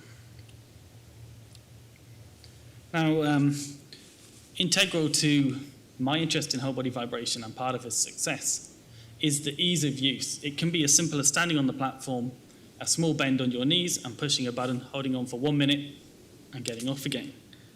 And the minimal loading to the joints in the body make it quite applicable to a number of different populations, as we will see. When it comes to how it works, there's a few different schools of thought. The primary school of thought is actually the tonic vibration reflex, that these vibrations are knocking on and causing small muscle contractions, particularly in the lower limb. The fluid dynamics and the enhanced blood flow is certainly something that people will tell you about and reflect on when they use the machine, that tingling in the legs and maybe even a bright redness. We've seen in research some hormonal changes including in things like growth hormone. And particularly with the side alternating or asynchronous platforms, there are challenges to the balance that aren't necessarily provided by the straight up and down or synchronous movement. The safe use of vibration is kind of reflected in where it's come from, that it's moved from being used in cosmonauts all the way now, as you'll see, to some much more clinical populations, but there are still some overarching risks, predominantly around orthostatic hypertension, syncope and falling of the increased blood flow to the lower limbs. At the same time, that has led to a number of contraindications. So very common are things like pregnancy. As you get more into the clinical age groups, things like history of a recent fracture or the presence of a hip or knee prosthesis are particular contraindications, as is a pacemaker. You'll see slightly different ones depending on the population that is being used and exercised. But what we can see and what we are seeing is that this exercise modality is being shown to be safe and effective, not just for the cosmonauts in space, that was in the 70s, but it has a wide application in athletes, particularly in power and strength training and in rehab from injury, but is now getting more and more interest in the community setting. We see it advertised on TV as a weight loss way. There's skepticism about that, but certainly, as we'll see here, from a rehabilitation perspective, there's good potential. So in community dwelling older adults, there's research, a body of research, I should say, which has shown that exercise on these platforms can increase the leg strength, the leg power, the muscle mass. It can increase flexibility and balance, and perhaps even reduce chronic pain. These have been replicated in both sedentary, community dwelling, active older adults. And the changes, the improvements that we can see here are actually at a level that is similar to more traditional resistance training. And there's also important knock-on effects to consider of such benefits around people's physical function and then onto their quality of life, and things like their mood, as Norman was mentioning earlier, can influence here. There is a growing body of work, though, which is beginning to apply this exercise in a much more clinical setting. And when that's happening, we're seeing improved vascular health in stroke patients. We're seeing decreases in arterial index and a better arterial compliance in a range of different populations, young and older adults. We have seen reported benefits in multiple sclerosis, cerebral palsy, Parkinson's disease, so certain movement disorders. Again, we're seeing improvements in physical function, as well as spinal cord injuries. I don't have it come up on here, but I was reading some research just the other day in prep for this talk about some potential benefits around glucose control and diabetes, which is a really interesting to be looking at. Tying on from the previous talk of Jane's, we're seeing some application in individuals with COPD, so maybe they can't exercise conventionally because of their lung capacity. This exercise doesn't provide the same challenges. And I'm aware of research which is looking at the ICU setting for patients and monitoring their health and their well-being as they use this exercise tool to try and prevent that weakness that comes about from being immobile. And that leads me on to a little bit of focus about my research. So I did some research back in New Zealand for my PhD, which was, we had 3 treatment arms. We had a control group within residential care who we just saw for assessments. We had a simulated group who came along to sessions, simulated our exercise, and then we had a group like Madeline, you can see here in the blue, who trained 3 times a week on our vibration platform. What we wanted to see is if we just stripped back everything, we didn't do any concurrent exercises, we set the setting as low as it could possibly go, and we got them to do 1 minute on the machine, 1 minute rest, up to 10 times each session. So it's a very minimal demand on the exercise. Could we still see some benefits? We did 16 weeks of exercise and followed up over the ensuing 12 months after finishing that exercise in our groups within residential care facilities in the Wellington region. And so what we saw was some really interesting improvements. Now the blue bars represent whole body vibration, Orange are our simulated group, and then grey are our controls who we didn't see. And so in both of our graphs here, they're physical functional time, so a decrease is an improvement. And we can see that actually, even in the parallel walk test, 3 months after completing the intervention, so 3 months of not using the tool, we're still at a point where we are still faster than baseline. There's good physical improvements there between the vibration group compared to our other groups. We were also able to see some pretty profound changes in psychometric measures as well. So this is false confidence you can see now. This time an increase is an improvement, and you can see that our vibration group, even 6 months to 12 months after completing the protocol, their confidence is still significantly improved compared to the other groups where we're seeing this more natural decline.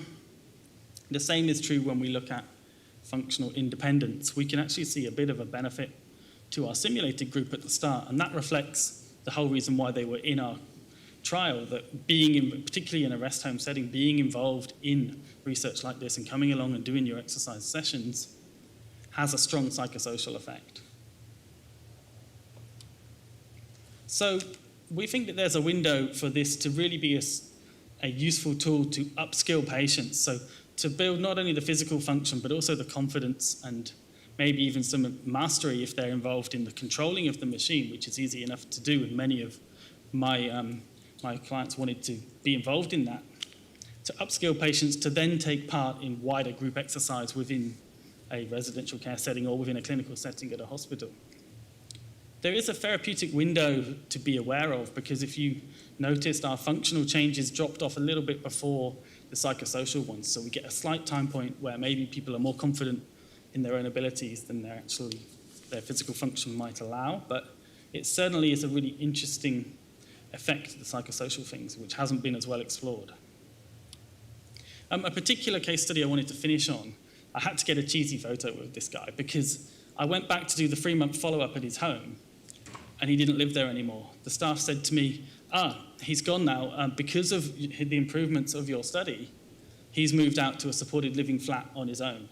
And that to me was, that just affirmed the biggest change that we could possibly see, not only to function, but to his overall life and his independence.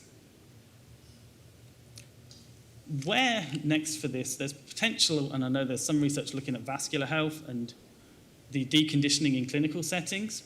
There's a recent commentary being released around whole body vibration exercise as a particular tool to exercise individuals with COVID who are in clinical settings such as here. We are interested in exploring the appropriateness for individuals with mild cognitive impairment. And I do think because of the methodological differences, there's still a need to really hammer out and get some strong guidelines around best practice particularly for clinical use. There is a world organisation which is behind some of this stuff. I've got some people to acknowledge, of course, my supervisors back in Wellington, the other people involved in that research, and the care home staff and residents. I will leave with a few references on the board, a couple of papers of mine that are out and coming out, and also, if you're interested, a few reviews around the whole space. Thank you. Thank you again, Dan. We'll move on to the next presentation and come back to Dan during the panel. And just a reminder for those people who are tuning in virtually to please send your questions through, and we'll be able to include those in the panel session at the end. So our next presenter is Dr. Ingrid Rosebergen, who will be well known to many of you here at the hospital. Ingrid is now in a conjoint research fellowship role at the new STARS facility at the Metro North Hospital and Health Service at Hurston, and she has an extensive clinical physiotherapy background and experience in stroke and neurorehabilitation. And one of her key focus areas is optimising rehabilitation environments, including through environmental enrichment. So looking forward to your presentation, Ingrid. Thank you. Thank you, everybody, and it's nice to be here today. So I'm talking about a study we did about does the physical hospital environment impact on activity levels and social isolation in patients within an acute stroke and subacute inpatient rehabilitation unit. So rehabilitation is a process of care which can maximize recovery for each individual. And processes of care can involve nursing care, the therapies we provide, families and visitor involvement. And the physical environment of a healthcare facility is a constant interaction with these processes. And it has therefore an effect on people's well-being, safety and rehabilitation effect, not just only for staff and patients, but also for family, so the whole mixture. So when you think about the physical environment, you can think about the layout of the wards, if there are single or multi-bedroom designs. You can think of communal spaces and outdoor access, but also the ambient features such as daylight, colors, temperatures, materials, art, what is available. So the physical environment of a healthcare facility should therefore really support evidence-based and safe practice and person-centered care. And when you think of rehabilitation, it really should promote relearning tasks and activities. So in rehabilitation, the focus should be that the design really should enhance activity in people. So initial evidence from a couple of very small studies shows that wards where there was just single rooms, that it decreased patient activities in an acute stroke unit. And when we looked up at some papers for patient and staff experiences, patients actually report that they prefer to actually be in a single room for privacy and control, so that it makes them feel more comfortable. But they also report isolation in single rooms. Staff report that it really worsens their visibility and their ability to monitor for safety. So our aim was to explore changes in patients' physical, social and cognitive activity levels and staff presence when we moved from the old units to the new Sunshine Coast University hospitals. And we did that in one acute stroke unit and one subacute inpatient rehabilitation unit, pre and post transitioning. So this was a prospective study. We had 2 cohorts, first in the old, so that was from November 2016 to February 2017. And then we did the post-transition period from November to February again, so in the same times.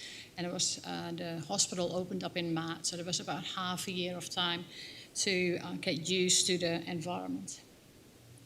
So participants, what we observed were people who had a stroke or a neurological condition who were admitted to the acute stroke unit, or people who had stroke, fractures or deconditioning condition in the inpatient rehab unit. People were eligible if they were over 18 years of old, expected to stay at least 2 days. They walked independently prior to admission. They required assistance for their basic ADLs when we recruited them. And we needed to do their activity monitors within the 14 days of admission to the rehab unit or the acute stroke unit. So the primary outcome was the proportion of observed day a participant was in physical, social and cognitive activity. And secondary outcome was who was with the patient, what was their position and location. So we used 2 outcome measures. We used behavioral mapping and we used 4 days of accelerometers to monitor their physical activity. So I will just present the behavioral mapping data today. So behavioral mapping is done through a standard protocol. We observe people on 2 days, on Thursday and the Saturday, every 10 minutes from 8 till 5, and then we measure their activity, their location, who was with them, and staff were trained and competency assessed who were mapping. So when we look at the ward design characteristics, we measured every distance, every square meter from all the old and new. This is just the sort of summary in here. We see that between old and new, we had the same bed configurations. Both or all the units were using nursing stations. So every nursing stations had like 8 or 9 patients, or on the old inpatient rehab unit, that was a bit more. The communal spaces in the new facility is much larger, so there's more dining space, more outdoor areas for people to go to. And the main significant difference was that in the old units, we had single and two bedrooms in the acute stroke unit, and in the old rehab unit, we even still had 3 and 4 bed base rooms as well. So they were actually the main difference. So now we nearly have only single rooms and a few doubles. So when you look at activity, you also have to look at models of care and at staffing levels. So in the acute stroke unit, we had the same models of care, and most staff moved across when we moved to the new hospital, and that was individual and communal enrichment was embedded in both. And in the rehab units, we had a 5-day model in the old, and the new rehab unit went to a 6-day therapy model. And that means that we only had a few therapists on Saturdays present. So there was a physio, an OT, and an allied health assistant. So nursing staff levels went up in the new units. So there was more nursing staff in the new units, and there was significantly more allied health staff, so more therapy staff in the new acute stroke and rehab units. So we use descriptive statistics, PET-T test for normal distributed data, and Mann-Whitney-U test for non-normal distributed data. So looking at the demographics, you can see the old and the new unit next to each other in the columns, and then the old and the new rehab units. You can see there's only the single rooms highlighted. That means we had similar groups for age and gender, and that the main difference was that in the new units, there was a significant proportion more people staying in single rooms. So then we look at the results. So when we looked at activity, so physical activity, we saw that in the acute stroke unit as well as in the inpatient rehab unit, physical activity increased, and that was significant in the inpatient rehab unit. And it's very likely that the increase in allied health staff contributed to that, as well as the 6-day therapy model where we had extra therapy on the Saturday. However, in the same time, and that's probably the most interesting part of that, is that people were much more alone in the new unit. So people were more alone here in the rehab unit and in the stroke unit. And that was significant.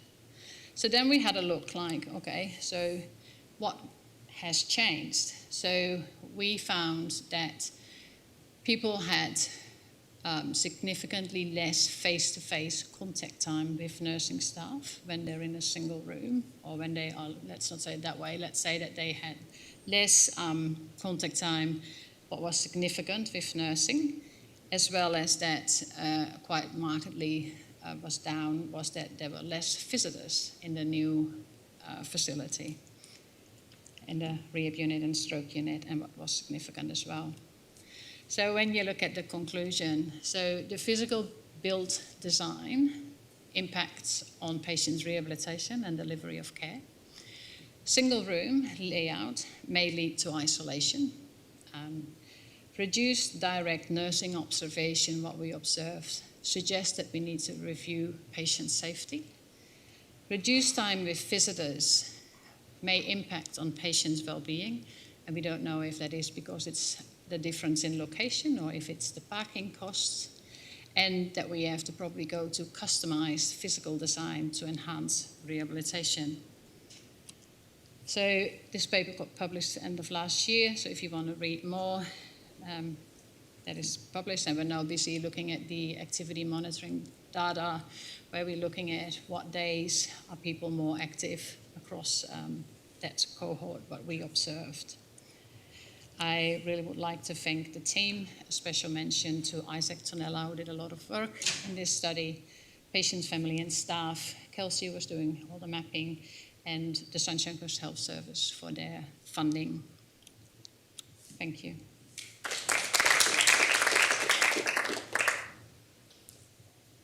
Thank you again, Ingrid. Really enjoyed that. So our final presenter in this session is Dr. Mia Schomburg. Mia is a senior lecturer in physiology at USC, and her current research focuses on healthy brain ageing, and she has a keen interest in exercise physiology and women's health across the lifespan. So welcome, Mia. Thank you, Chris. and it's a blessing and a curse to go last. So I'll try and be nice and quick so we can get to the panel discussion. Unfortunately, I'm not able to present the abstract I initially submitted a couple of years ago.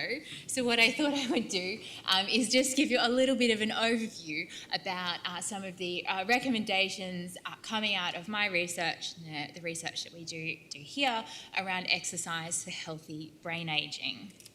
So what happens to the brain with ageing? Well, what we see is a general age-related, I guess, brain shrinkage. So we see this neurodegeneration, which is as a result of brain cells essentially slowly dying off. And what you can see over here is our healthy brain. You can see it's got a lot of volume. It looks really good here. This here is a brain with severe Alzheimer's disease. Now, what I'm really interested in is this part of the brain here, the hippocampus, which is our learning and memory centre. And it's a really important part of the brain. And it is a part of the brain that with ageing, we see changes happen really early on. So after the age of about 50, we see about a 1 to 2% volume loss per year. And this leads to a reduced ability to create and store new memories, especially spatial memories, so where you are in space and where things are, and it increases the risk of cognitive decline and dementia. So this is normal age-related changes, and this can lead to that increased risk of developing age-related dementia. So I'm really interested in this because we know that not everybody develops dementia. And there are very clear modifiable risk factors that we are able to intervene in throughout lifestyle interventions. And physical inactivity is a key modifiable risk factor. So this diagram comes from a recent Lancet commission led by Jill Livingston. And we can see that a physical inactivity in later life contributes here a small percentage of potentially modifiable risk, but it actually cuts across multiple other risk factors such as hypertension, midlife obesity, depression, diabetes, etc. So it is a really important modifiable risk factor. I'd also just like to draw your attention to this paper which came out this week, and I've been trying to push this really hard, so I'd encourage you to go and have a read, which is where we are promoting a dementia prevention action plan for Australia. And our recommendation there is that in Australia, the greatest population attributable risk factor for dementia risk is physical inactivity, contributing almost 20% of dementia risk in an Australian context. So we're talking about physical activity. What I'm really interested in is not just increasing general levels, but what can we do to best prescribe exercise and exercise intervention to help improve brain health as we get older. So our group and many of the students are actually located here at the Sunshine Coast Health Institute. We investigate the optimal parameters for exercise prescription to combat age-related cognitive decline. And we're really looking at maintaining brain health. We focus on exercise intensity, which is really important, muscle strengthening, and also cognitively engaging exercise. So I'm just going to chat really briefly about these three components. So in people, well, actually there's a little person there, it's not supposed to be there, don't worry about that. But exercise intensity is a really interesting component. And this is where a lot of my work started when I was based at the Queensland Brain Institute in my postdoctoral fellowship. In animals, we know that exercise stimulates brain cells to grow.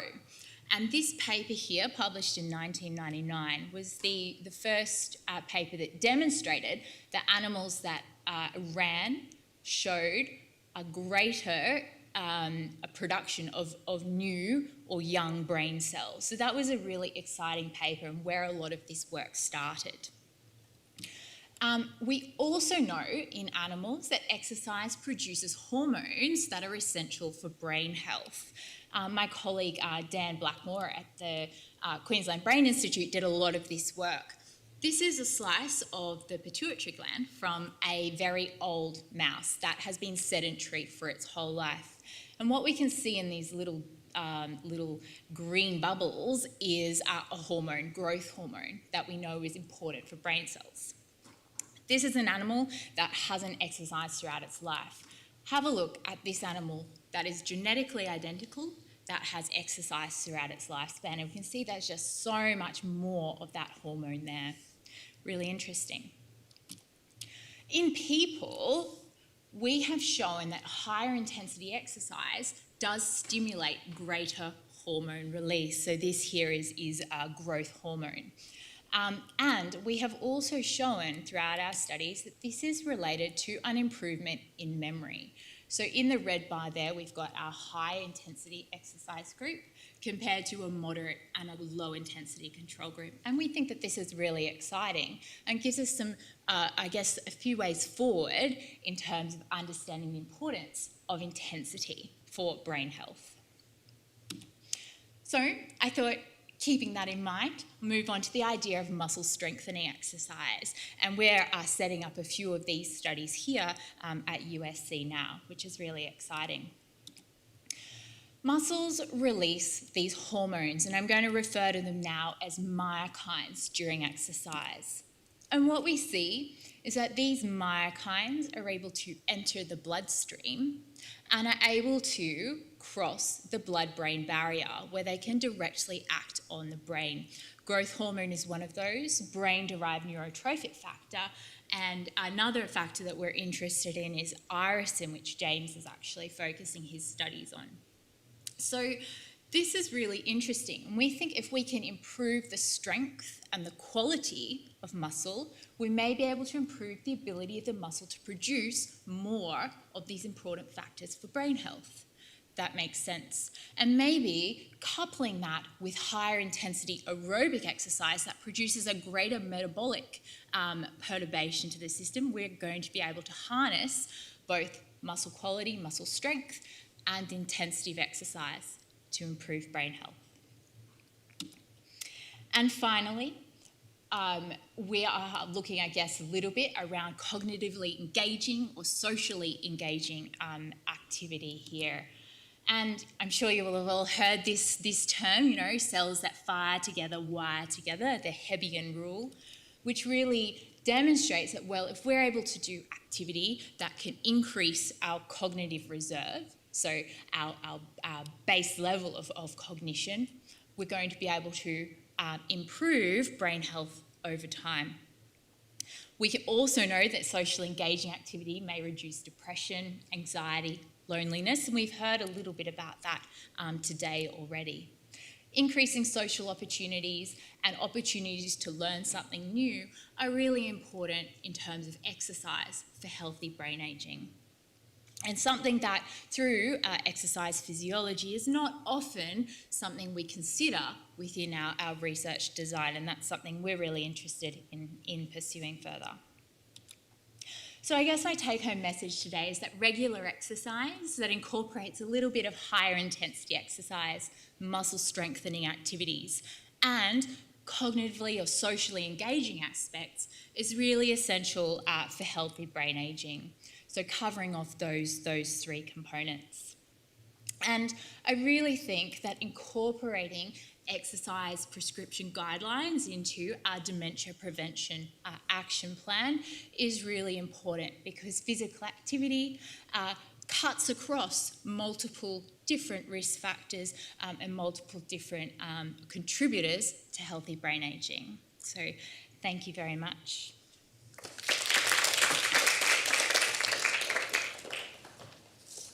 Thank you very much, Mia. Mia, I might ask you to come back and start off the panel, as well as Ingrid and Dan and Norm, if you're happy to come and join the panel. We've had a few questions coming online, which I've got noted down here. And of course, there's the opportunity for people in the live audience to ask questions as well.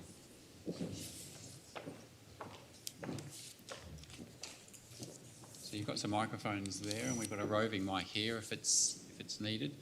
Norm, I might start with you. We had a question come in during your presentation around what do we know about I guess, age-related declines in cardiac function, and how much of those can be attributed to ageing per se, and how much of them are associated with other lifestyle changes that might just coincide with ageing, such as reduced activity levels?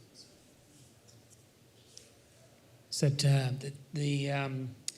it's the age-old question: disuse versus age-related changes, and I think all of us have touched on it in some particular way in the work that we do. In that, how much of it is attributed to the fact that as we get older, we get a decline in function, and so therefore we do less. So there we get up this classical disuse cycle, and where people do less, and then they feel either more breathless, and so therefore they're more deconditioned, and so they do less over time. And I think, one, there's clearly, we can't avoid it. There was a lovely study done many years ago, some of the guys out of the Harvard Fatigue Lab, I know you've probably seen that, where they trained them over years and they looked at the changes over age periods, and then they looked at a group of incredibly well-trained masters athletes and they flogged them for 10 years, and these guys almost increased their exercise the amount of exercise they did over time, but there was still a decline in their cardiac function, and that's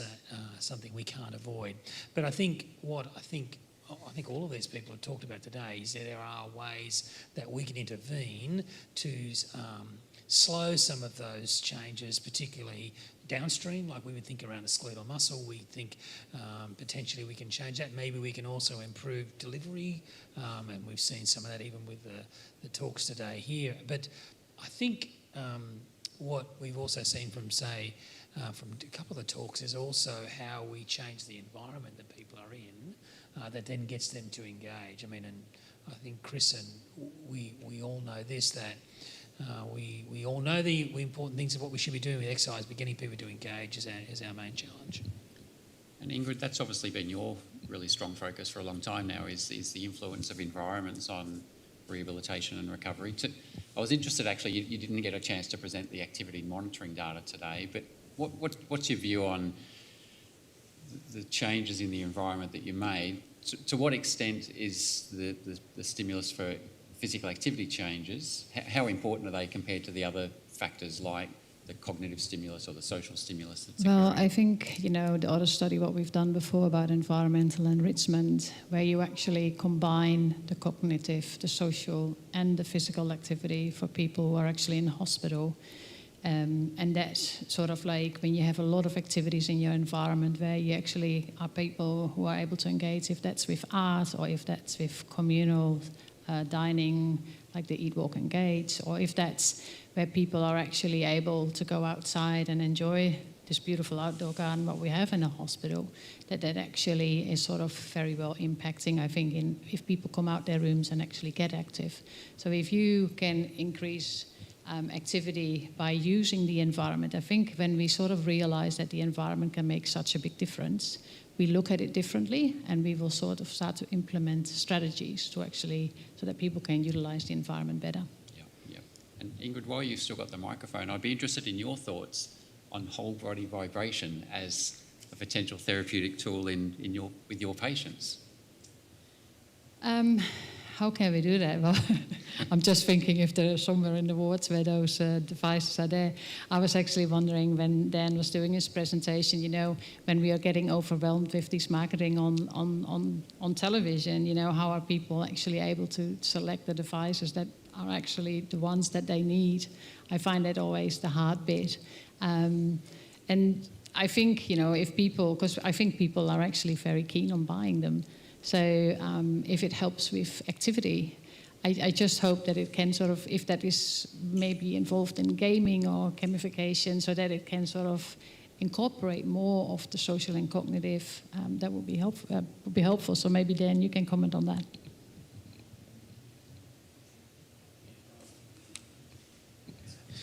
Yeah, you're right, Ingrid. One of the big things in my research in aged care was we always exercised in small groups, and they were mixed groups. They had people from the simulated group and the vibration group together, but a big part of those sessions was the fact that everybody came together 3 times a week.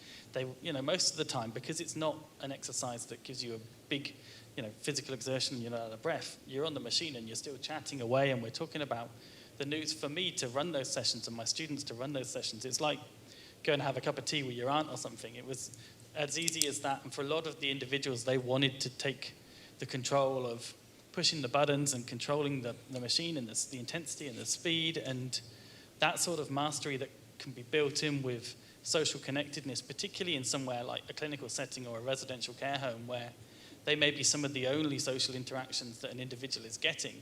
Anything like this where we can develop those two together, I think you're almost supercharging the exercise then. I also think that your device can be really well placed in a very safe environment with bars around them, so that they don't have to emulate the, Dan, is there any risk when we're testing all of these exercise mimetics and looking to replace exercise that then people think that they don't need to do exercise? There's definitely a risk. I mean, the way that vibration is marketed is just stand on a platform and you lose weight so you don't have to exercise. And we all know that the exercise component is important. We just saw in Mia's talk that the intensity is important. If you think that you could just get a platform and do it at home, then perhaps you're missing out on the intensity, you're missing out on the social, you're missing out on the external environments and the stimulation that brings. So, yeah, it's all about getting, I think, the right ingredients. If you bake a cake, you need to put everything in to make it work. Yeah. Dan, we were asked a really specific question about your talk around whether you know of any research that's done in the disability sector, setting, in particular in children with impaired muscle tone. I think some of the work around cerebral palsy has been with younger participants. I'd have to check that, but I know there is a real range of ages that are looking at this because of its applicability. Yeah. Mia, I was interested in this idea that myokines that can be released from muscle are having an impact on the brain, and you've pointed out that intensity of exercise might be important. Are there particular types of exercise that have been identified? For example, can someone just go for a swim and they'll get the same benefits, or go for a walk, or what do they need to do to stimulate this myokine release?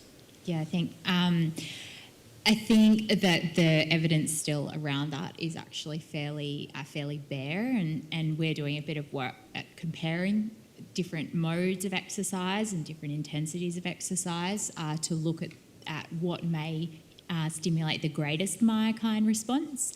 I think it comes down to recruitment of muscle fibers, as well as the energy expenditure associated with that. So if you're going to go for a swim and go for a nice light, easy, breaststroke across Mooloolaba, I don't think you breaststroke across Mooloolaba Bay, but that may not stimulate as great a response as completing a resistance training exercise session, or maybe a higher intensity aerobic session, whether that be cycling or walking up hills or swimming.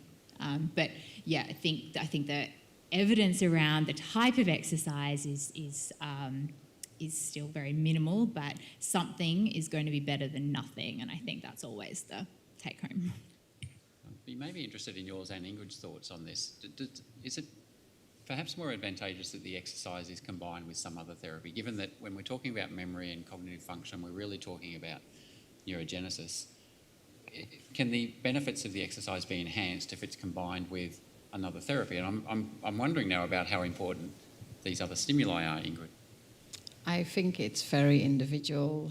Like, there are people who love dancing, and they combine all three of them.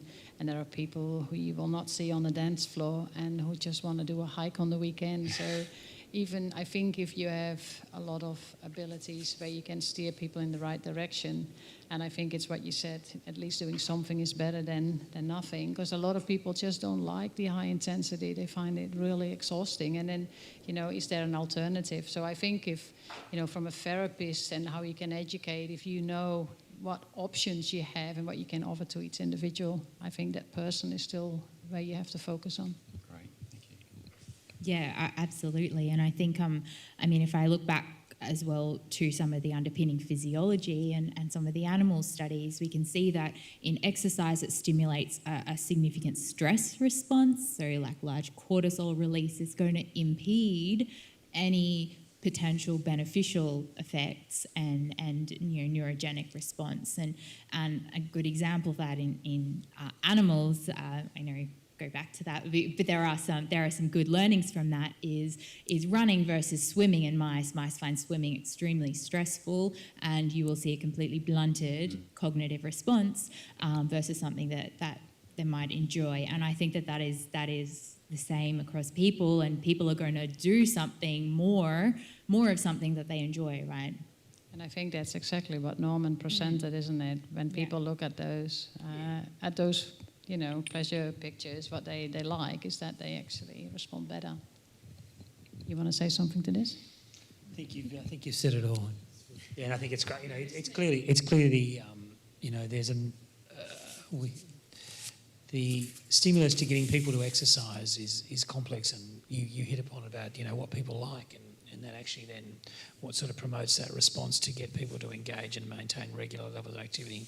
I'm interested in sort of this optimal mix that you're sort of trying to get at, and I think the talks of today have sort of highlighted is that it's not just one thing, Chris. I think it's not just to do high intensity exercise. It's not just to do it 5 times a week. It's about the environment. It's about the social engagement. What we're seeing is that in clinical populations, it's also we can manipulate the person that's providing the therapy that could potentially then change how they feel. There's a number of things that we can use to enhance or to aid our patient populations. I think we could continue this chat for a lot longer, but in the interest of time, we might wrap it up there. And if I could ask everyone to thank the speakers and panel members. Thank you again. We're close to being out of time. I do just want to finish with a very brief message before we go to afternoon tea, and that's to update everyone very briefly on some of the work that's been done around the development of the Healthy Ageing Research Cluster here within Sky. And along with 4 other clusters, this cluster was really launched at the beginning of last year. And I just wanted to take this opportunity to provide an update, but more importantly, to reach out and to invite you to engage in the activities of the research cluster. And we've already heard today from a number of speakers about this issue of the ageing population. And Jeff just reminded us earlier that here on the Sunshine Coast, we have a high proportion of the population being aged 65 years and older. And it was only when I visited this data again that I realised that it's only in 20 years' time that we will have a quarter of the local population aged 65 years and older. And we often think of that as being a challenge, but as we heard from Laurie Byers earlier today, we can reframe that and look at that as an opportunity. And I think when it comes to our own research, it certainly is an opportunity. It gives us an opportunity to understand ageing, understand the impacts of an ageing population. And from a health perspective, of course, it gives us the opportunity to develop these new interventions, these preventative interventions and management interventions for older patients. And while we often think of causes of death, and we've looked at some of these diseases today, neurological conditions, cardiovascular conditions and cancer, this plot reminds us that the burden of disease among older adults is extensive, and there is a broad number of conditions that contribute to the burden for patients and, of course, the burden for the healthcare system. And we've heard about some of the excellent research already today that's being done in all of these different areas, from neurological conditions right down to cancer. But our challenge now is how do we then focus our efforts? How do we make sure that the research that we're doing is not only of high quality, but of course that we're having the greatest possible impact on this problem and this challenge of an ageing population. And that's what led to our work last year around trying to better define the healthy ageing focus here within the health service and across the Sky partners. And many of you are involved in a consultation and planning process where we consulted with a number of research leaders. There were about a dozen leaders, and we surveyed about 40 researchers who were active in the healthy ageing area. And about half of those researchers were from the academic partners and half of the researchers were from here within the health service. Of the people involved in the consultation, about 70% identified that their research was focused on the treatment and management of age-related conditions. 60% 60% of the research was related to prevention of those conditions, and about 40% of the research is related to diagnosis, evaluation and monitoring as it relates again to age-related conditions. And you can see some of the key outcomes from that consultation there, and I won't read through those, you can read them yourself, but a couple of key points. The first is that the healthy ageing cluster shouldn't just be limited to research on older adults, and the point's been made a few times already today that we need to focus on ageing as the focus, and of course that happens from the day we're born. So really it's a very broad area of research. Another key point was that perhaps our central focus should be around function, and that we perhaps need to move away from this focus on specific age-related diseases. Of course, another goal of SKY, not necessarily just of the cluster, is that we need to be doing everything we can to support active multidisciplinary collaborations. And this, of course, includes collaborations between academic researchers and clinical researchers, but it also means that we need to be doing all we can to foster collaborations across the different health service areas, the different health professions, and the different research disciplines. So they're certainly goals of the Healthy Ageing Cluster.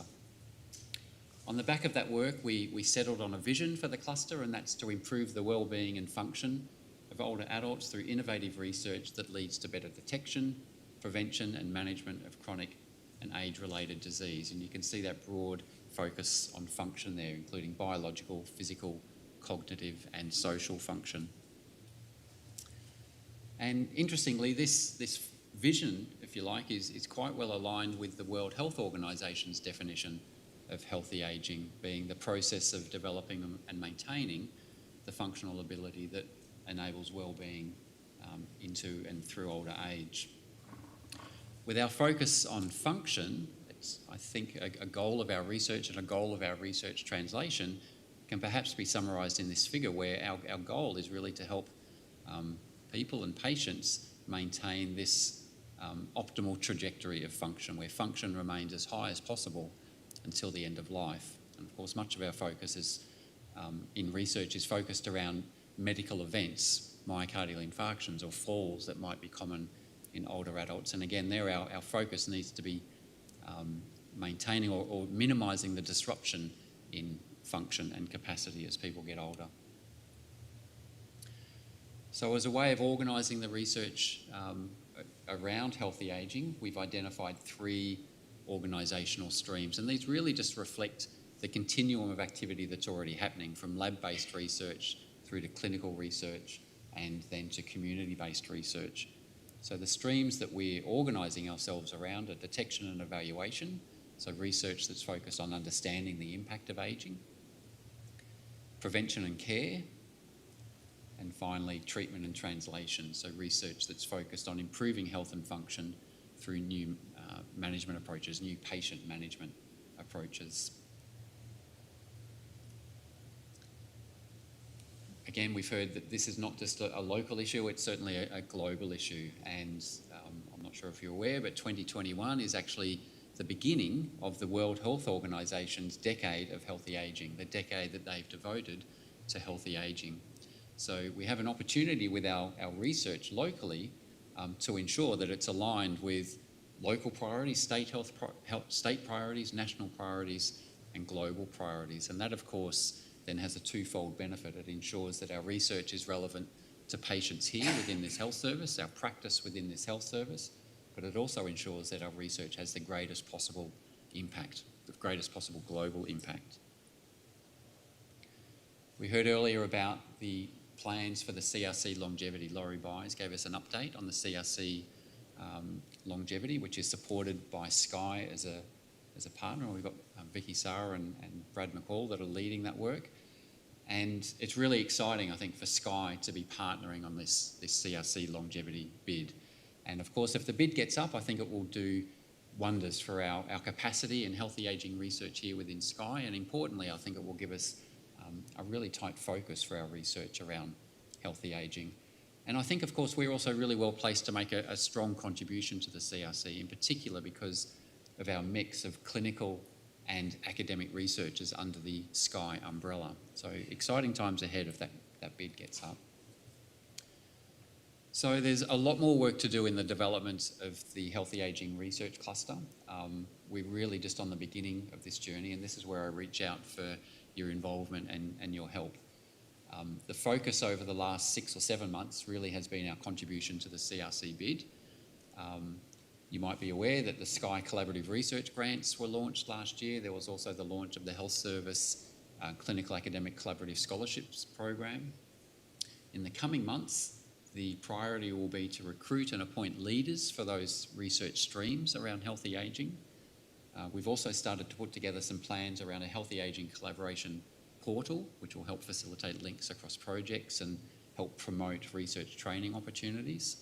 And I'm also really keen for us to develop a healthy ageing ideas forum where we're regularly bringing together clinicians and researchers to talk about coal-face clinical problems that can be addressed through our own research capacity.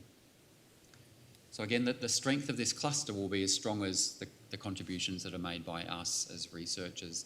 So I'd really welcome your involvement. And the two best ways to get involved are firstly to make sure that you're a member of Sky. And if you're not, then the best way to find that page is to look for the Health Service webpage. Or if you're quick with your phone, you can follow this QR code, and we're all experts at that now. And secondly, you can just send me an email, and I'd be really keen and interested to hear about your research interests and how you might like to get involved. We're going to wrap up the session there. I'd like to thank, again, Christine Fawcett, my co-chair for today. Thanks for having me. It's been great to work with you. Thank you again to our speakers. I've really enjoyed the session today. And a special thanks to Norman for making the trip up from the Gold Coast as our invited speaker today. Thanks again, everyone.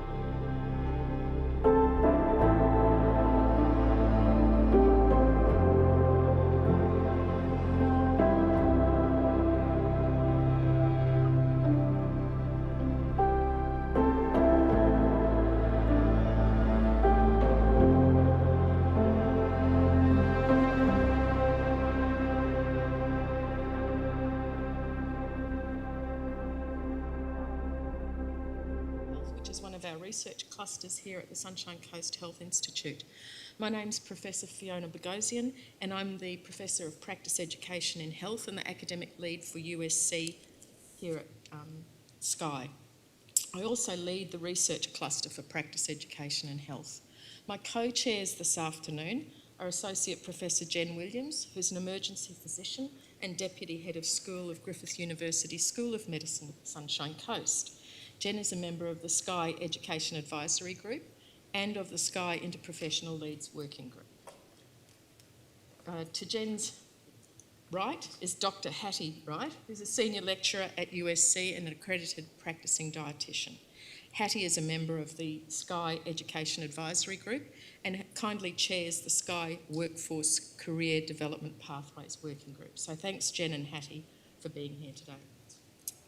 I'd like to introduce our invited speaker, Steve Eltis. Steve's from the Wesley Mission. He's a highly experienced HR professional and company executive with a reputation built on sustained results and high performance. Steve is well regarded as a successful leader and developer of engagement and culture. As Director of People and Culture of Wesley Mission, Queensland, Steve is leading workforce planning initiatives in preparing the organisation for the many challenges ahead and implementing strategies to attract and retain a flexible and engaged workforce. So welcome, Steve.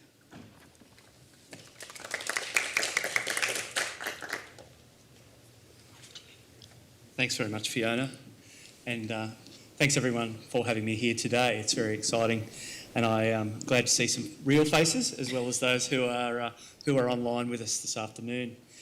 A little bit about Wesley Mission Queensland, just to give you a little bit of context of some of the challenges that we face, and in particular how I'm going to relate that to the topic of this afternoon's discussion.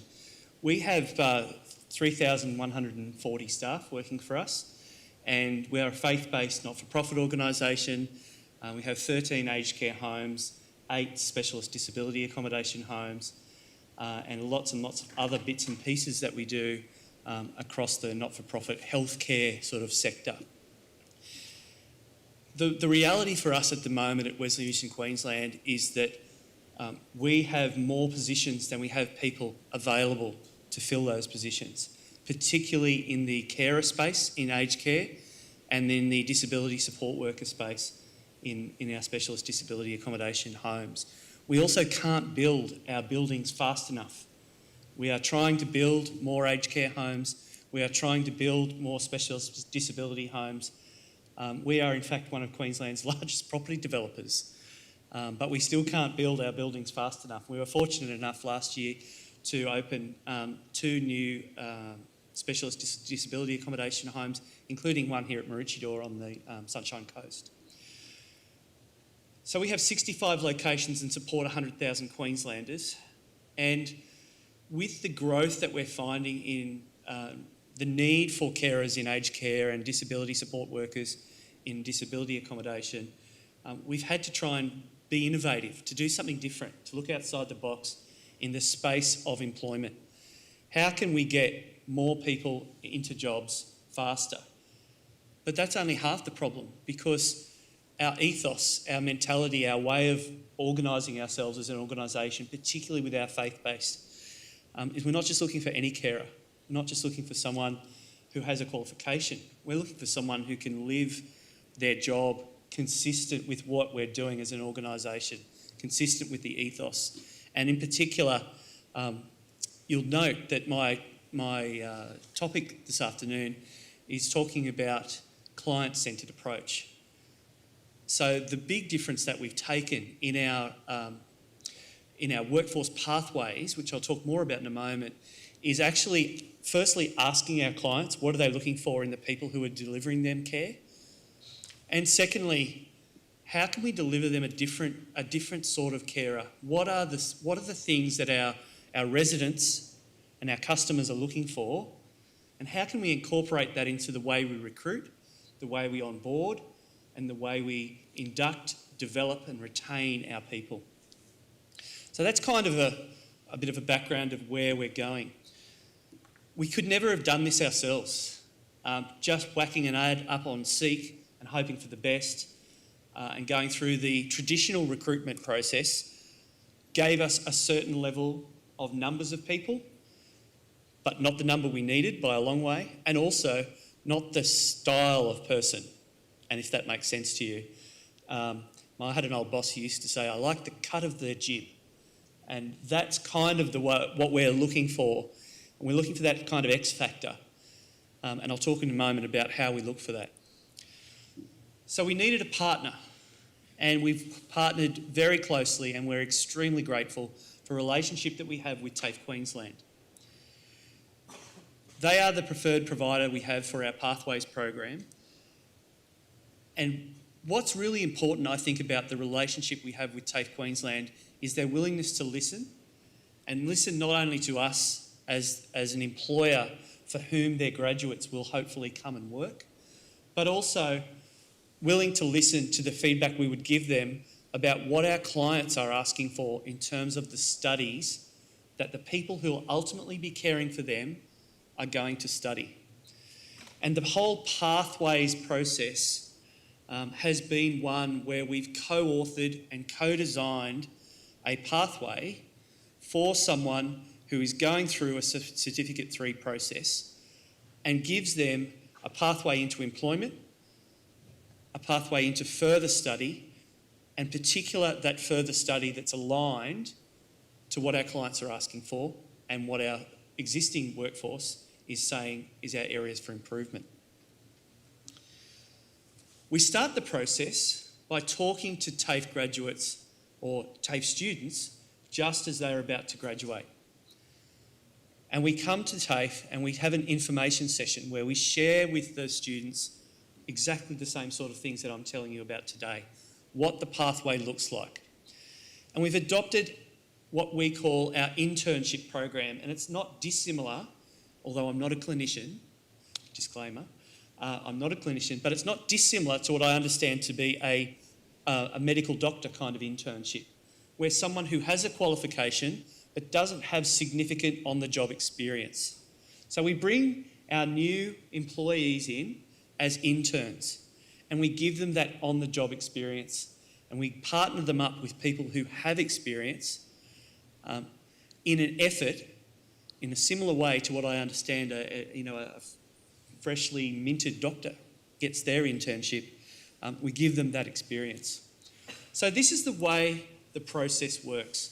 We identify the candidates, we have an information session, and we then take them on a site visit. Because what's really interesting to us is, even though a lot of or in fact all of the students have been on a vocational placement, watching a real life situation unfold over a number of hours and days in these site visits, where you're literally shadowing an existing carer, delivering all sorts of cares to residents, has been such a big eye-opener for us, and it's become part of our embedded recruitment process. We actually assess our participants while they're on the site visit. We watch how they interact with the residents and customers that they deal with. We watch how they interact with each other, and it's all part of that X factor that we're looking for. We want to be able to see that not only can they implement the skills and the experience and the knowledge that they've been able to acquire through their TAFE training, but we also want to see how do they deliver the care that we want to our residents. Because the standard that we set for our residents, and I'm hoping that many other providers do as well, although we've had royal commissions into aged care and also into disability that show there's a lot of improvement to be done in our sector. And we think we can lead the way in that, because what we're looking for in the delivery of care to vulnerable people, whether they're aged or whether they have disability, is that real sincere attempt to understand that person and to show them, it just sounds strange, but and it's not dissimilar, I'm sure, to nursing, but to show them respect and to show them love. And it sounds a little bit cliched or even corny, but our best carers, whether they're in aged care or in disability, are the ones who know that Steve likes his coffee black with no milk, which is what black is, at 9 o'clock in the morning. And I like to have a shower straight after that. And that they can walk into the room, and even though they might not have met a resident before, they can look around the room and be able to start a conversation, because that room is that resident's home. And that's the sort of difference that this Pathways program is making, because the people that we are acquiring or partnering with who are graduates from the TAFE education system are coming to us so much more work ready than the people who we'd been getting from other sources previously. So they come to us through an information session, we do a site visit, we then start what we call visitor shifts. So you're literally just following someone. And it's all, during those visitor shifts, it is all about simply watching the carer deliver their service to the resident, but also, and here's where the important part comes, it's also about watching that shadow person, the intern, as they build rapport. So we're watching them build rapport. That is the key goal of our whole visitor shift program, is to see how well our potential interns can build rapport. So we have a number of gates. Every time we open a gate, there's something better on the other side. The TAFE information session, the site visit, the visitor shift, and then work as a disability support worker or as a residential aged care carer, personal carer. The really exciting part for us has been that's not the end of their learning journey, and it's not the end of their opportunity. Whether they want to be or have ambitions to be the best personal carer the world's ever seen, we want those people. But we also want people who may have ambitions to move into more senior roles, whether that's in a nursing career or other careers. So we've, again, partnered with TAFE and looked at how can we build additional skill sets that are aligned to our client-centred approach, are in line with what our residents are telling us and in line with what our staff are telling us, but also are appealing for staff who either want to be the best they can as a carer or a disability support worker, or who have ambitions about going further with their career and want to potentially move into nursing or some other specialty in healthcare. Allied health is another good example. So just to give you a few examples of the sort of thing that we've been incorporating into these skill sets, they're things that you would, I'm sure, understand are becoming bigger issues for us. Things like understanding clients with dementia, dealing with clients or residents at the end of life, and particularly in disability, dealing with clients with high and complex care needs. That's our specialty at Wesley Mission Queensland. We build homes for people with severe and complex disabilities. And it's a real eye-opener for people who are freshly out of their Cert 3 in TAFE, most of whom come from the aged care stream, to then come and work and look and see what a disability home looks like and see the level of care and the challenges associated with people with multiple and complex disabilities. But it's also an opportunity for some incredibly heartwarming relationships to build, and an incredibly exciting opportunity for staff to build a skill set which might have been a bit different to what they were expecting when they first enrolled with TAFE in a Cert 3, most of whom in aged care, as I said earlier. So I think the exciting part for us has been we've got staff who are sticky, and I should also add, really important outcome of this program not only has been that we're getting a higher calibre of staff member, but they're staying with us. They're staying with us because they're still studying and we're paying for them to study. And they're staying with us because they're also getting additional skill sets that are aligned to their own ambition, whether it's to stay in the job they're doing and keep up to date with some of the current trends, like working with people with dementia, working with people at the end of life. And also probably the third one in aged care is working with a deteriorating resident. And because we also run retirement living homes, some of which are on the same sites as our aged care homes, we often see and admit people to our aged care homes who are coming from retirement living as their health starts to deteriorate. So as I said, the exciting thing for us really has been a kind of a win-win-win, and you don't see that often certainly in my job, where we're seeing a significant increase in the customer satisfaction that we are measuring in terms of the residents who are being cared for by these new people. We're also seeing an increased level of satisfaction and engagement amongst our staff, whether they're the buddies who are mentoring these people, and by the way, we're also partnering with TAFE to deliver them additional skill sets and training, or whether it's the interns themselves, and the organisation who's seeing a greater level of retention. So I'm going to pause there and say thank you very much for listening. I hope it's been of some benefit for you. But we are very excited about the prospect of continuing this Pathways program because it's one of those rare things where you get a win across the board. Thanks very much for listening. Thanks very much, Steve.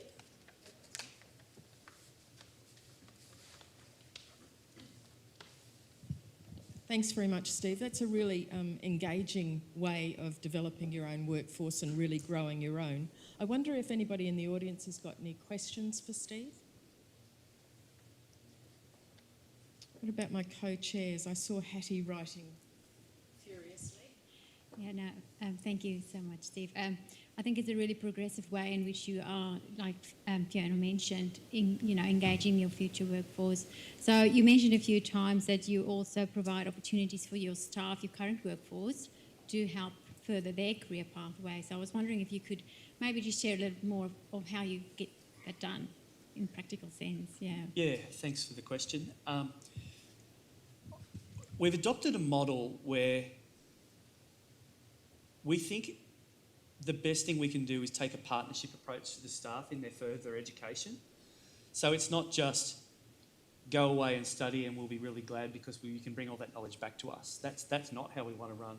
So the partnership model we've adopted is kind of understanding what it is that they want to do, firstly. So it's a lot of conversations that ask, is it about potentially being in more senior roles in the future? So perhaps for some of our disability support workers or aged care, personal carers, it might be considering a nursing career and moving from a Cert 3 to a Cert 4 and then potentially into nursing qualifications.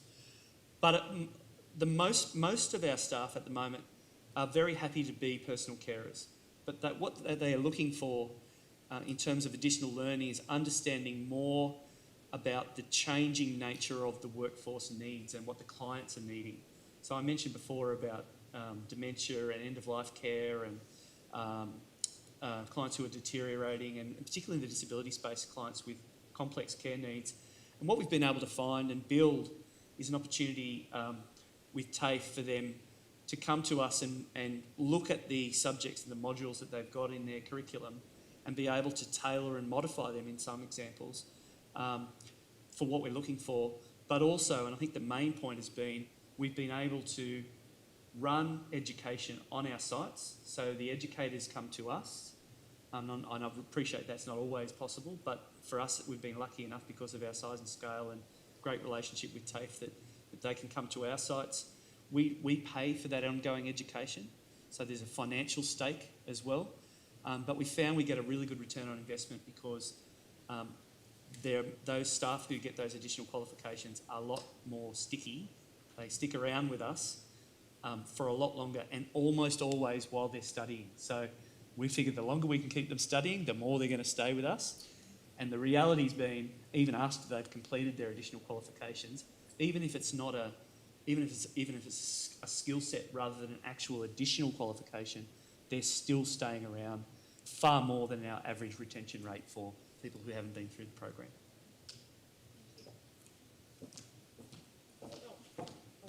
Rather than use the portable mic, I'll just say thank you very much to Steve, and I'd like to ask you to show your appreciation.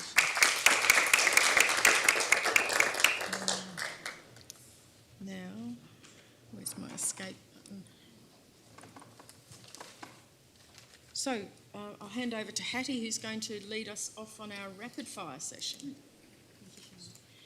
Thank you. So I've got the privilege now to introduce Judith Gonzalez. So Judith is currently working as the Acting Nursing Director Education for the Sunshine Coast Hospital and Health Services. She's got previous roles as a nurse educator in the workforce, graduates and community nursing. Judith holds a Masters of Education in Leadership and Management and has pursued further studies in practice development and leadership. So let's welcome Judith.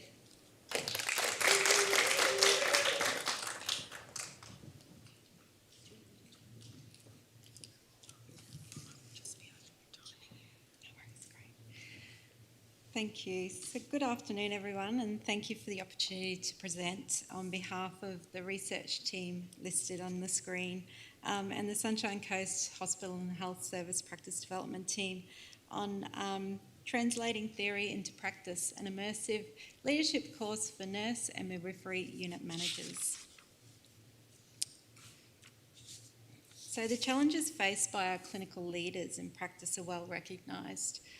The global issue has stimulated the rise in the provision of leadership courses, yet much of leadership knowledge gained from these courses remains at an individual level and not applied back at the point of care. The aim of the initiative was to immerse nurse or midwifery unit managers in leadership theories and concepts, and then support them through coaching to apply the knowledge and use the provided tools in their leadership practice at the point of care. The study formed part of a larger project on the Num Mum Clinical Leadership Project within the Sunshine Coast Hospital and Health Service that was funded through the Office of the Chief Nurse Midwifery Officer. The study aimed to describe the impacts and outcomes of an immersive clinical leadership program which supplemented a leadership course with individual leadership coaching. The two research questions that we asked were, what are the impacts and outcomes from the delivery of the immersive clinical leadership course on nums and mums in clinical leadership? And what are the impacts and outcomes from the delivery of a 12-week professional coaching program on nums and mums clinical leadership? A multi-methods research design was utilised where both quantitative and qualitative data were obtained to evaluate the program. Kirkpatrick's model of program evaluation was utilised as a framework for the evaluation. A total of 59 nurse and midwifery unit managers from the organisation participated, and funding for the coaching intervention was only available for the first round of the program. So a total of 12 nurse unit managers volunteered to participate in the coaching program.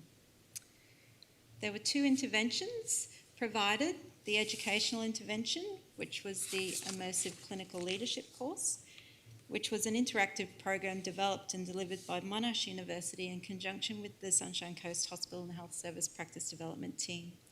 The course ran over 4 full days and was made up of modules of enhancing collaborative practice, building person-centred culture, evolving the delivery of care, and situational leadership.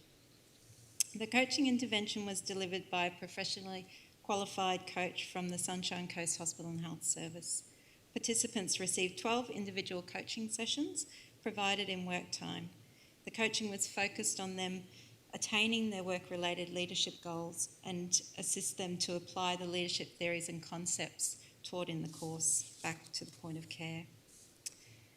So as you can see from the next slide, the educational intervention, the results showed that the Num Mum leaders were highly satisfied with the immersive leadership program. In the theory component, leaders reported that they were more aware of their strengths and areas to develop.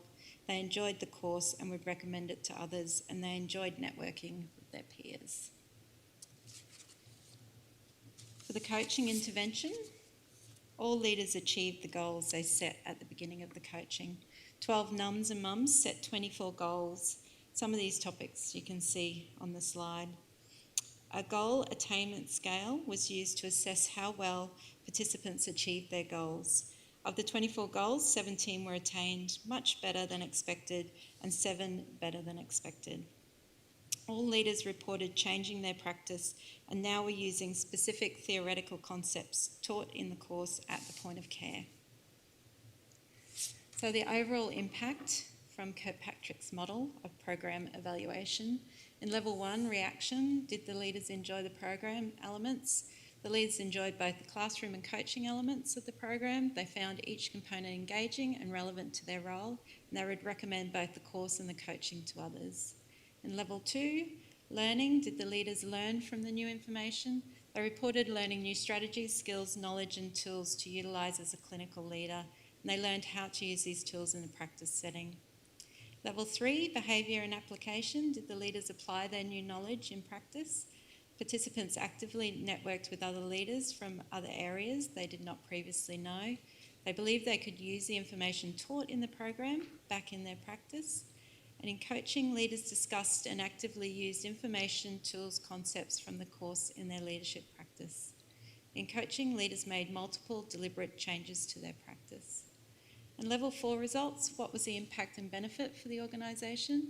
Leaders reported feeling much more confident in their roles. They reported positive impact on their motivation to lead, and leadership goals were mapped against 14 areas of the Health Leads framework. Recommendations. So the benefits of the project were related to NUM leaders using evidence-based leadership theory to guide their practice at the point of care. This study provides beginning information on the potential added value of combining coaching with leadership courses in order to promote the application of theoretical concepts at the point of care. An organisational leadership course supplemented by coaching can be a useful vehicle for the translation of theoretical concepts into practice. This study acknowledges the support of the Sunshine Coast Hospital and Health Service and also acknowledges the funding grant from the Office of the Chief Nurse and Midwifery Officer, Queensland. Thank you.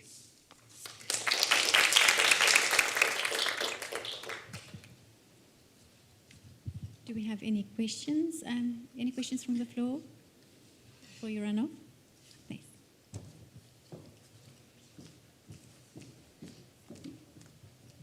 I'm actually going to cheat a little bit, and rather than a question, just sort of more make a comment. Fantastic to see that you're actually working to develop the leadership of our NUM mums. They're often that linchpin and that connect between that strategic and operational aspects. Also really important because they're often the people that have so much put into their roles and have other people define their roles. So I just really want to say excellent work and thank you. Thank you. Wonderful. Any other questions? Thank you. Thank you very much.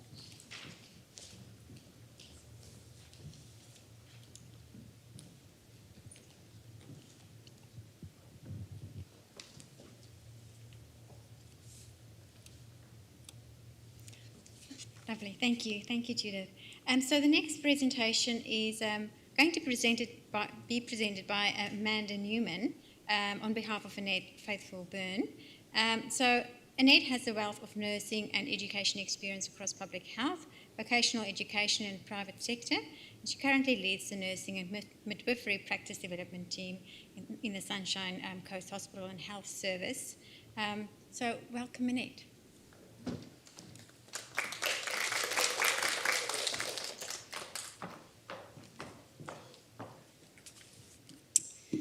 Thank you. Firstly, I'd like to take this opportunity to thank everybody for presenting this work on behalf of my research team and the practice development team. Firstly, the coaching framework has had a significant impact on our organisation, and we've now got 53 clinical coaches at the point of care to support 42 units across the Sunshine Coast Hospital and Health Service, and they're made within our budgets.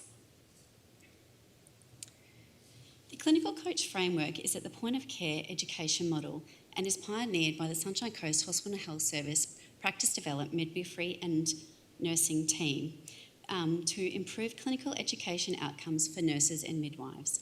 The model celebrates inherent joy of learning, the satisfaction enabling learning opportunities for learners. It highlights some of the subtle differences between teaching and coaching. Clinical coaches are the guide on the side. Literature searches and benchmarking confirms that education staffing models have not changed in several decades. The role of the clinical coach is underpinned by new health service practice development, which has been developed and implemented back in 2008. This has been now operationalised and has been received Award of Excellence from the Director General. The aim of this practice development model was to move away from the expert teacher, the empty vessel learner model, to something more contemporary, cost-effective and sustainable. A model that respects adult learning theories. The coach role envisioned was one dedicated at supporting clinicians to develop skills within the busy work of their clinical context. To that end, the coaching framework utilises experienced nurses and midwives to standardise the role of the clinical coach because they know the context and understand the role of the game, the rules of the game. The coaches are governed by the framework that supports and protects beliefs of our ability to develop a culture of learning within our organisation. The coach works with, but is different from our historical nurse educator and clinical facilitator roles. One of the main points of difference is the clinical coach role is aligned to principles of sports coaching. The behaviours and strategies of successful sports coaches provide reliable foundations which upon build the clinical coach framework. For example, Wayne Bennett, as you can see here, who is arguably one of Australia's most successful rugby league coaches, who made fashionable notions that individual growth of team members was an important ingredient to team success. His relationship-based coaching model changed the notion of Australia of coaching in the time. He built relationships with his players, focusing on developing both the athlete and the person, understanding that the team will be stronger if each individual is better prepared to be a team player. Coaching successful teams requires taking the time to understand the strengths and limitations by each individual player. Successful coaching and principles have been tried and tested and dating back to as far as 1960. This photo was taken more than 50 years ago, and here you can see that it's still relevant and his legacy lives on today.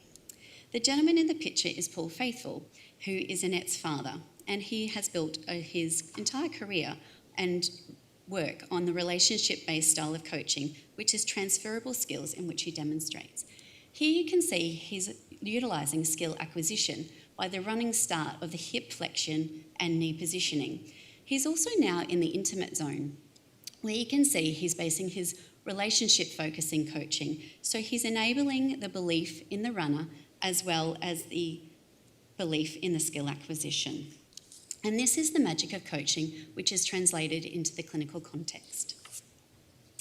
Coaches understand that experts need to get out of the way in order to create a learning opportunity.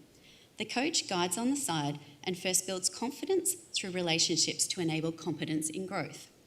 For 10 years across the health service, our clinicians have been utilising this mantra. I'm the guide on the side, not the sage on the stage. Our clinical coach research came from the lived experiences of our coaches and led to a hypothesis that collectively they form a safety net across our health service, preventing harm from patients by intervening just in time with clinical care. A multi-method research model was developed and a survey question based on feedback that we have received over the years of our coaching and our clinical teams. 4 research questions highlighted how coaching models differ from traditional teaching models, in that the model experts learning into the in situ happened in situ. Sports-based coach methods appreciate potential and unpredictability and sometimes perceived as chaos, as in a grand final. The closing moments could be perceived as chaos. Good coaches are skilled at finding learning opportunities amidst the chaos. Coaching at its finest is facilitated at a high level in experiential learning, not only for the novice, but also for the team members engaging in that learning episode. The results of the survey have been critical. There have been critical success factors that underpin the clinical coaching framework, including training, preparation, practice, and psychological safety. In the heat of the game and the busy context of the clinical practice, good coaches guide the players more than they thought they could do, and they become more than they thought they would be. Our results show that 85% of clinical coaches prevented errors occurring between 1 and 4 hours every single day.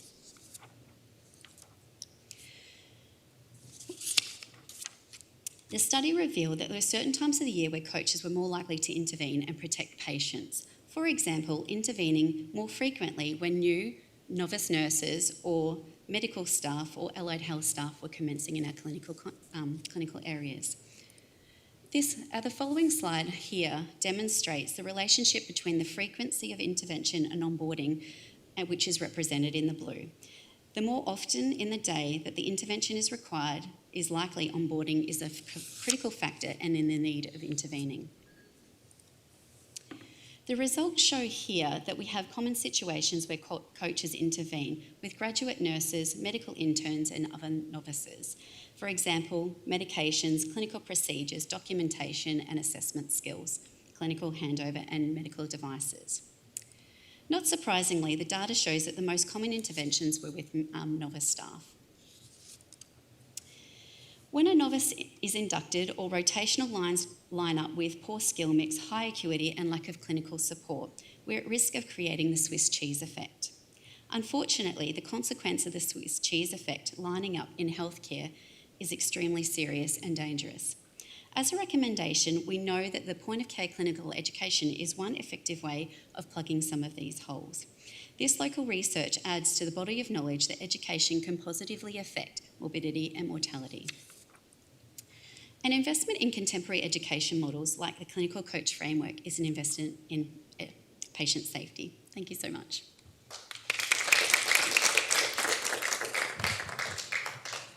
Thank you, Annette. Is there any questions for Annette? I've got a question. Yes. Thank you for that very interesting presentation. I was just thinking, with the clinical coaching, is it at the moment, is it specific to intra-professional coaching or inter-professional, and what they might there be some crossover into interprofessional practice? Yeah, so currently we have, they're all nursing-based coaches. They are working at the point of care, but they do cross across and support sometimes medical staff, interns, we have them, but they're dedicated point of care for nursing staff currently. Yeah. Thank you. Thank you, Annette.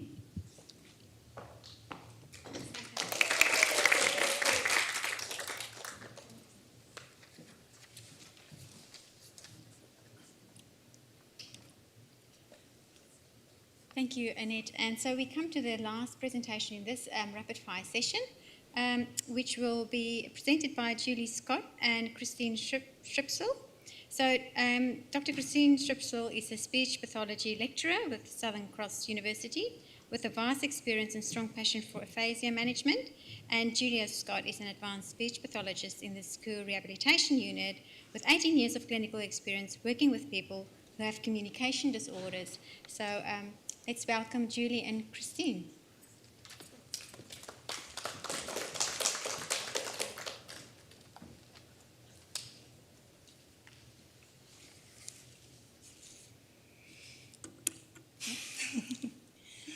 We focused our study on communication being everyone's business and looking at collaborative working to develop effective multidisciplinary education in communication access. So what is communication access? It's about everyone, whether they have a speech communication difficulty or not, being able to effectively communicate. There is a strong evidence for supported conversation and training of healthcare workers, leading to improved staff confidence, knowledge and skills, and hence success in interactions with our clients. We, as healthcare workers, recognise that it's our responsibility to enable communication access for our patients, but as the rehab staff easily identified in our unit, actually making this happen has real challenges. So particularly when our services operate 24/7, when speech pathology is not always present at times outside of working hours, and when patients experience pain and other critical issues, it can become difficult to effectively communicate. So even though there are training packages available to train staff, we know that one-off training usually isn't sufficient to lead to sustained changes in practice. Training needs to be tailored to the local context, but training itself can be challenging because it's time and resource intensive.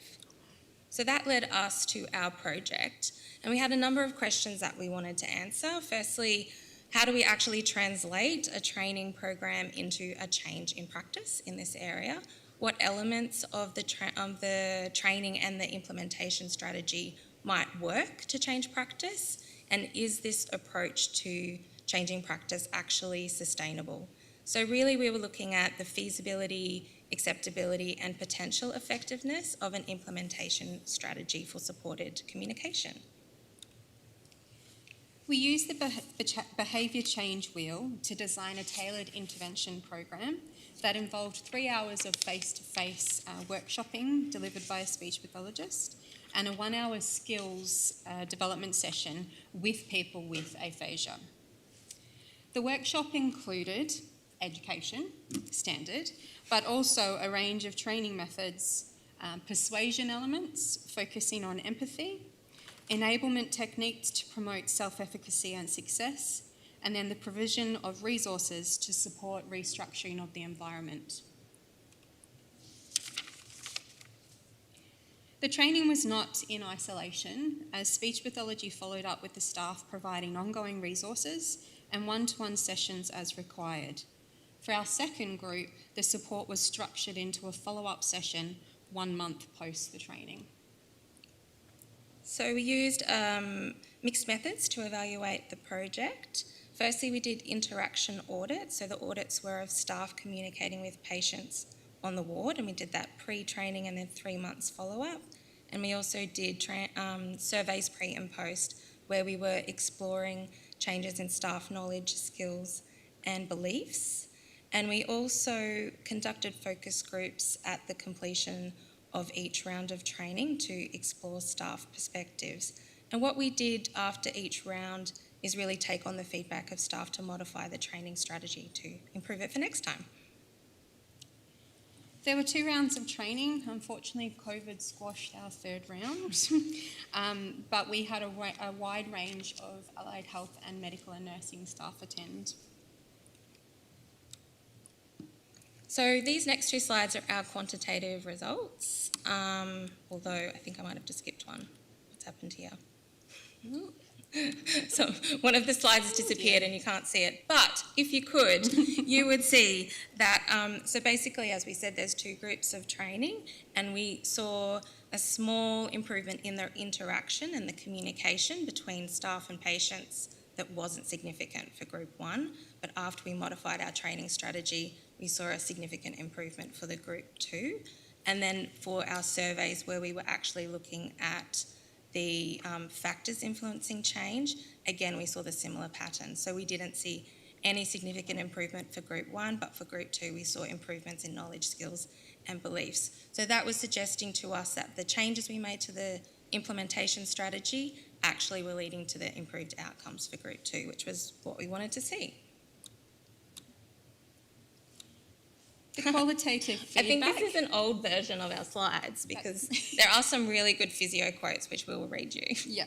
So qualitative feedback indicated that the training in the moment was a success. So for example, one of the physios said this was one of the best training sessions they'd attended that year, and others stated they would have liked that training when they actually commenced in rehab to help them develop.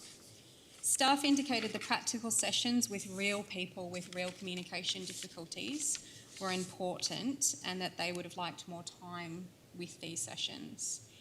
Keeping momentum and getting resources to staff, they saw as an ongoing challenge after the training. Interesting enough, there was mixed feedback over whether we should include an online component or whether we should have it all face-to-face. So overall, our project showed that the implementation strategy and approach was feasible. It was generally acceptable and it was somewhat effective. So we're still sort of unpacking, I guess, exactly what worked differently for the training in group 2. But the real challenge, I suppose, is that sustainability. So that, again, there was that need for follow-up from speech pathology, ongoing action plans, and even just having a sustainable pool of volunteers of people with aphasia to be able to come into the hospital and help with the training was quite resource intensive as well. So there's quite a few things that we're looking at going forward, and I suppose in terms of future directions, we're really also just wanting to take what we've learned and hopefully roll it out and transfer those learnings across the hospital, because as we were saying, communication is everyone's business, and it's really important that we can communicate with our patients effectively. So thank you.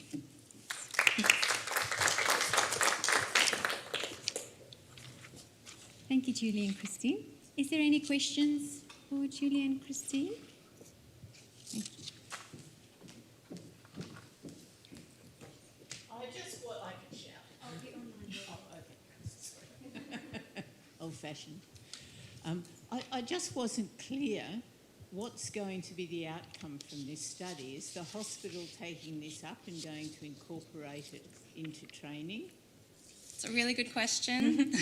We're looking at first making it an ongoing training program in the rehab unit itself, so that regularly staff coming in that might be new or staff that have been a while and want a chance to refresh can do that on a regular basis.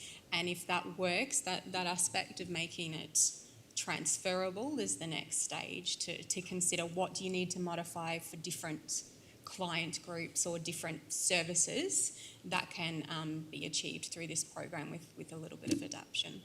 Yeah. And I suppose one of the things I was thinking about too is, I guess, just I think working with the clinical nurse educators is potentially something that we should be exploring, so that it can be something that we can work together with, collaborate, and I think then it would potentially have more traction, because speech pathology is such a small area within the hospital, and this is really a multidisciplinary issue. Yeah. Thank you. Lovely, thank you.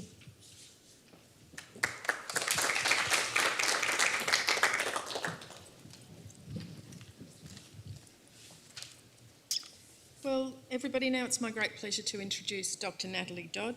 Natalie is a lecturer in medical education and campus convener within the Griffith University School of Medicine and a visiting lecturer at USC. Nat has worked for 16 years as an intensive care paramedic. She has an MPH and a PhD in health behaviour with a focus on colorectal cancer screening. And Nat's a member of the Sky Interprofessional Leads Working Group. Welcome, Nat. Thank you. I might have overdone it on the bio, but thank you, Fiona. So I'm just going to talk to you today about a very small interprofessional education project that I did in conjunction with Professor Bogosian and Dr. Nigel Barr from USC. So the aims of the study was to evaluate the impact that 3 interprofessional communication skills workshops had on paramedic and medical students. And we're looking at things like their perceived level of knowledge around communication skills and patient assessment in particular areas of focus, which I'll go on to in a minute. We're looking at their confidence in working within a multidisciplinary team and their attitudes towards interprofessional collaboration. So, for our methods, the design was a mixed method sequential design. We did do a cross-sectional survey, but we also did some discipline-specific focus groups, and that's going to be the focus of the presentation today. And it was conducted here at Sky, and it was the medical school's first foray into interprofessional education with our Sky partners. And we received HREC approval from both universities. So to be eligible for this little study, you needed to be a third-year paramedical student from USC or a first-year medical student from GU, and you had to attend at least one of the 3 interprofessional workshops. The 36 medical students represents about 3/4 of that cohort, and obviously N equals 6 for the paramedics was a much smaller proportion of their cohort, and I'll go into why that was such a small number when I talk about some of the barriers to interprofessional education. But it did, even though it was a small sample size, it did yield some interesting results which have helped us design further projects. So just to talk you through the type of workshops, it was experiential learning via simulation, and we used a series of simulated patients. which is slightly terrifying to medical students. So the paramedics did pretty well to walk into simulation with actual actors. And the topics that we chose aligned best with both disciplines, so cultural competency, mental health, and then we did a focus respiratory history. Each of the workshops were preceded by a lecture. Sometimes the USC students could make it, if not, the lecture materials were mailed to them so that the students had the same preparation for each of the workshops. Yes. Okay, so just to tell you a little bit about how the workshops went, we have small group settings, so there were 7 students per group. They weren't Lego students, but just to give you an idea of how the debriefing looks. 6 medical students and 1 paramedic, which was quite challenging for the paramedics, but was quite rewarding for some of them in building their confidence as well, which came out in their focus groups. We have facilitators from a wide range of disciplines, and this wasn't by design, this is how we teach in the medical school. So we have lots of interprofessional teaching. So we had a speech pathologist, nurse, someone that's an expert in health simulation, an MD, paramedic. And the workshops run that there's a briefing where we develop some psychological safety, which is an important component of effective simulation. And then each of the students would have 10 minutes with a particular simulated patient that had a different scenario. And then at the end of that, the student gets some feedback, and then we'd have a group debrief and discuss any key learning points that came out. And that was where the real interprofessional learning happened, in those debriefs. And then we had a final workshop debrief. So that's just to kind of paint a picture of what we were getting information from. So within a month of the workshops finishing, we ran 2 separate focus groups, so they were discipline specific. We had 5 paramedics in one group, 5 MD students in the other group, conducted by a research team member with expertise in qualitative research and in interprofessional education. And they went for about an hour at each interview, and we had those transcribed to help us analyse. And the analysis was done in a group, and we used a thematic analysis where we went through line by line and identified the emerging themes, and then we categorised the interviewee comments under each of these themes. So, what did we find out from these students? So there were 4 dominant themes that emerged, and they sat under the broad umbrella of scope of practice. Unsurprisingly, attitudes was something that came out, and given they were communication skills workshops, it wasn't surprising that communication was another dominant theme. Another one that I thought was interesting, because the medical students were quite new, was patient-centred care, and I've got some really nice quotes on how the workshop affected their perception of patient-centred care, and then a little bit about learning and the different pedagogies involved. So I'm just going to go through these just one by one, and I think some of these will be expanded in the Petra Kucha that's running later on. Oh, how do I go back? Sorry. Okay. So perhaps unsurprisingly, students came with preconceived ideas about others' roles and scopes of practice. And I think the workshops helped each of the students to understand the other scopes of practice and then how this contributes to enhanced patient care. And I know there's a couple of MDs in the room, but one of the student paramedic comments was around the notion that doctors aren't empathetic and they only care about the diagnosis and just want to fix patients, and that after working with the students it gave them a bit more hope. And I can pick the doctors because they're laughing right now. But I guess I wanted to put this up because I think the type of IPA activity was really important here. So the shift in attitude of the student paramedic may not have happened if they hadn't have been able to observe and then participate in that debrief, which is part of that simulated learning. So even though simulation's expensive and it's logistically challenging to get different disciplines together, that dynamic learning environment can really have a positive impact on students. Shall we see what the medical students said about the paramedics? I think, again, there's a preconceived idea perhaps of a different level of professionalism that came out. And so the comment was about a clinical handover, and I think the medical student was a bit surprised at the level of skill at pulling out the pertinent bits of information for a handover. But again, that built trust in their ability as a professional, that when when they're both in practice down the track, there's going to be a bit more trust and reliability in that information. And, sorry, I had one more thing to say about that and I've absolutely gone blank on it. That's okay. All right, so sorry about that. So for communication, the paramedic students noted that there's really clearly demonstrated process skills for communication. So process skills are open and closed questions, signposting and summarising, and that they communicated very differently. And I think part of this is the way that we teach the medical students. It's quite overt and specific and not done in an emergency fashion, whereas the paramedics, it's very focused and targeted to an emergency situation. So it's a different skill set. So I think watching the differences in communication helped both students learn more about their own role and methods of communicating, and they could enhance their own learning by observing the other discipline. And again, there was just some comments around the different approaches based on the context that the discipline or the profession is practicing in. And again, empathy comes up.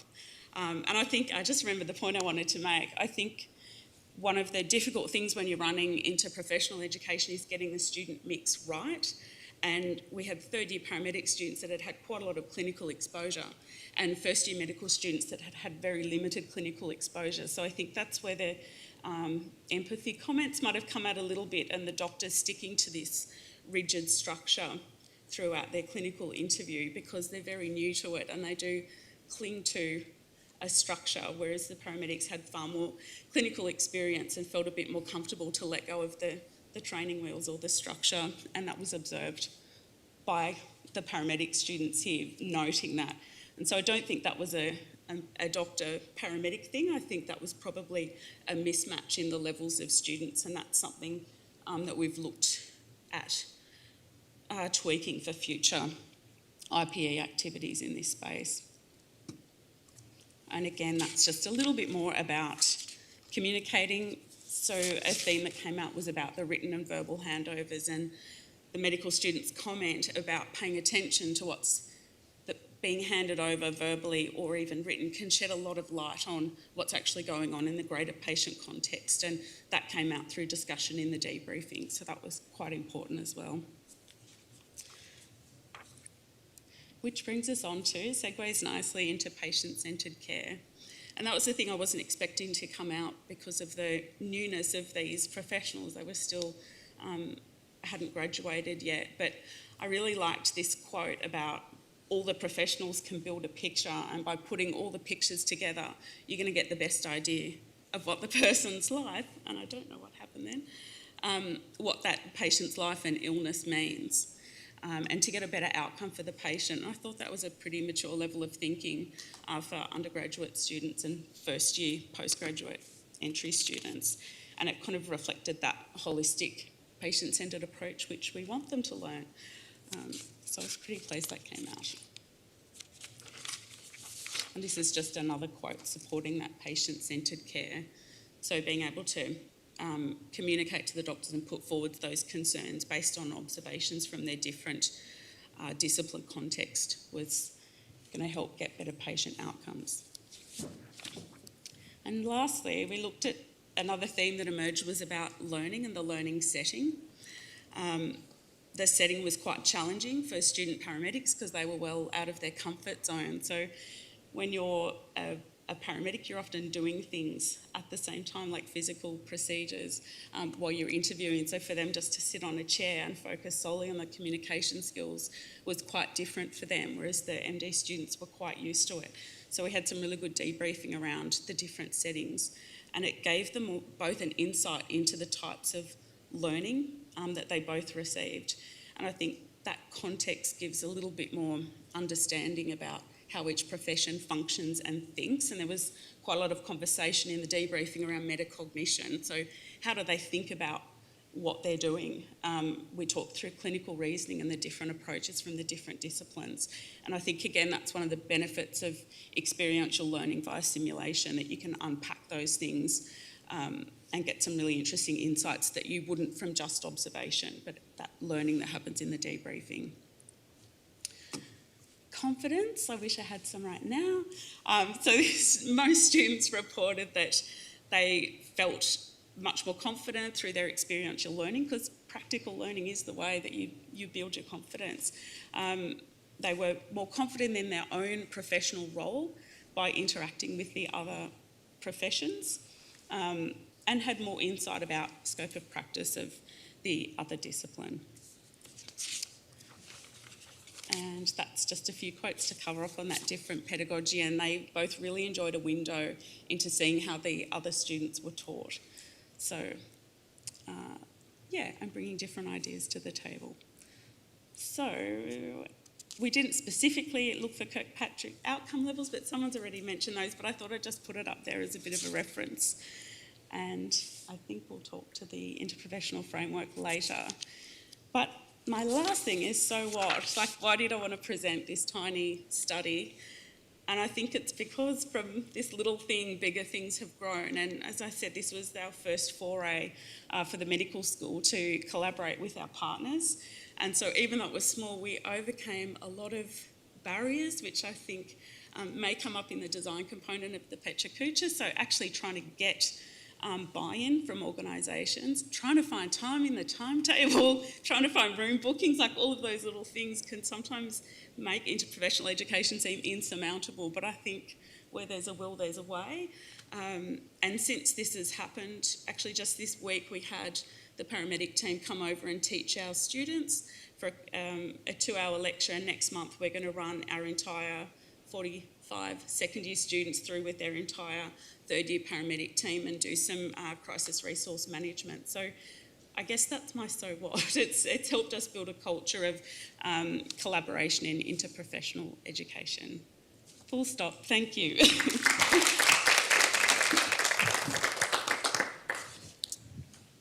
Thank you very much, Nat. Questions from the floor? Oh, Hattie, you're going to make me walk over there.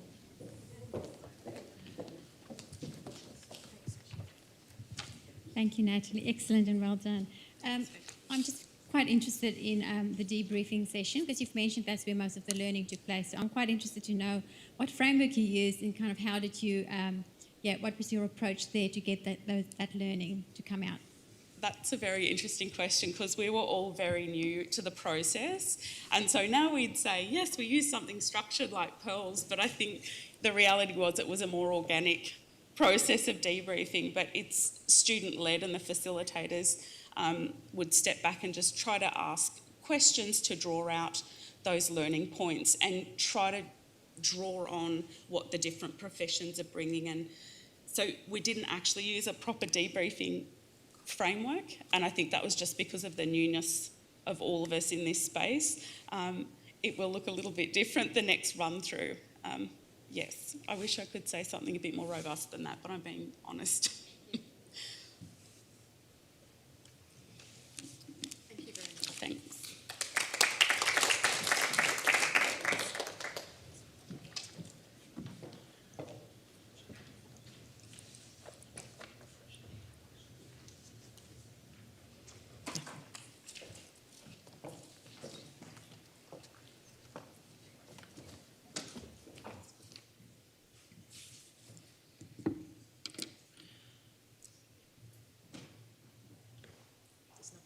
Yeah, so I might just leave that on the screen. Hello, everyone. Thank you very much for sticking around till late in the afternoon. I'd like to welcome our panel to the floor.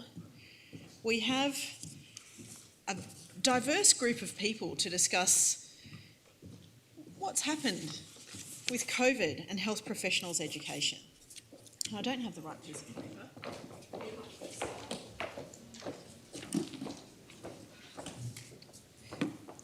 So we've got, yes, thank you. We've got Professor Fiona Pelly, who is the discipline leader in nutrition and dietetics at USC. She's an accredited practicing dietitian and a fellow of the Dietitians Association of Australia and Sports Dietitians Australia. Fiona has over 30 years' experience as a dietitian, has worked at USC since 2004 and established the discipline area of nutrition and dietetics.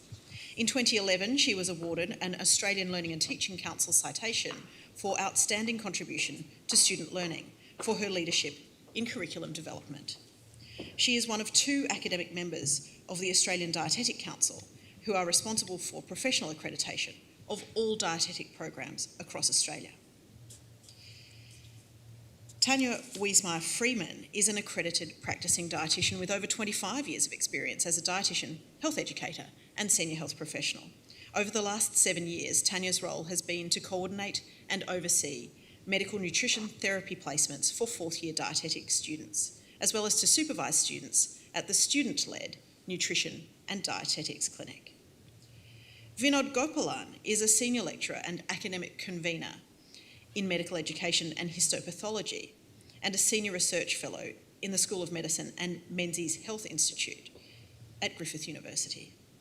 Vinod's successful innovative teaching and educational leadership have been recognised through many awards, including a National Teaching Citation and a Vice-Chancellor's Commendation for University Teacher of the Year, both in 2018.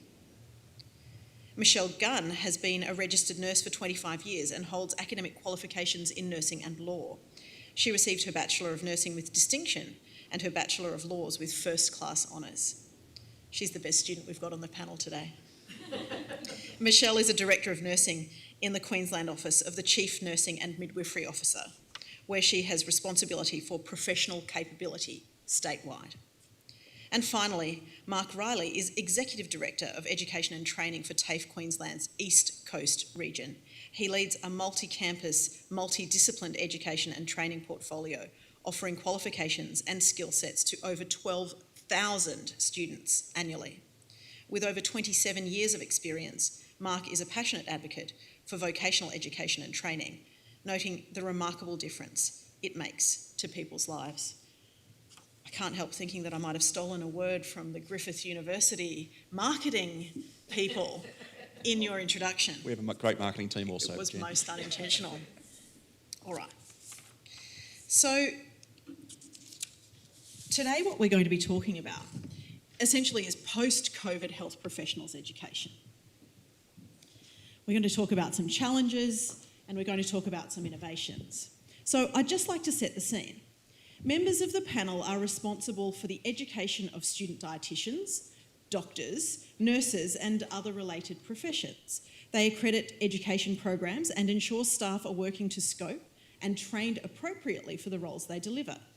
Between them, they educate tens of thousands of healthcare professionals annually.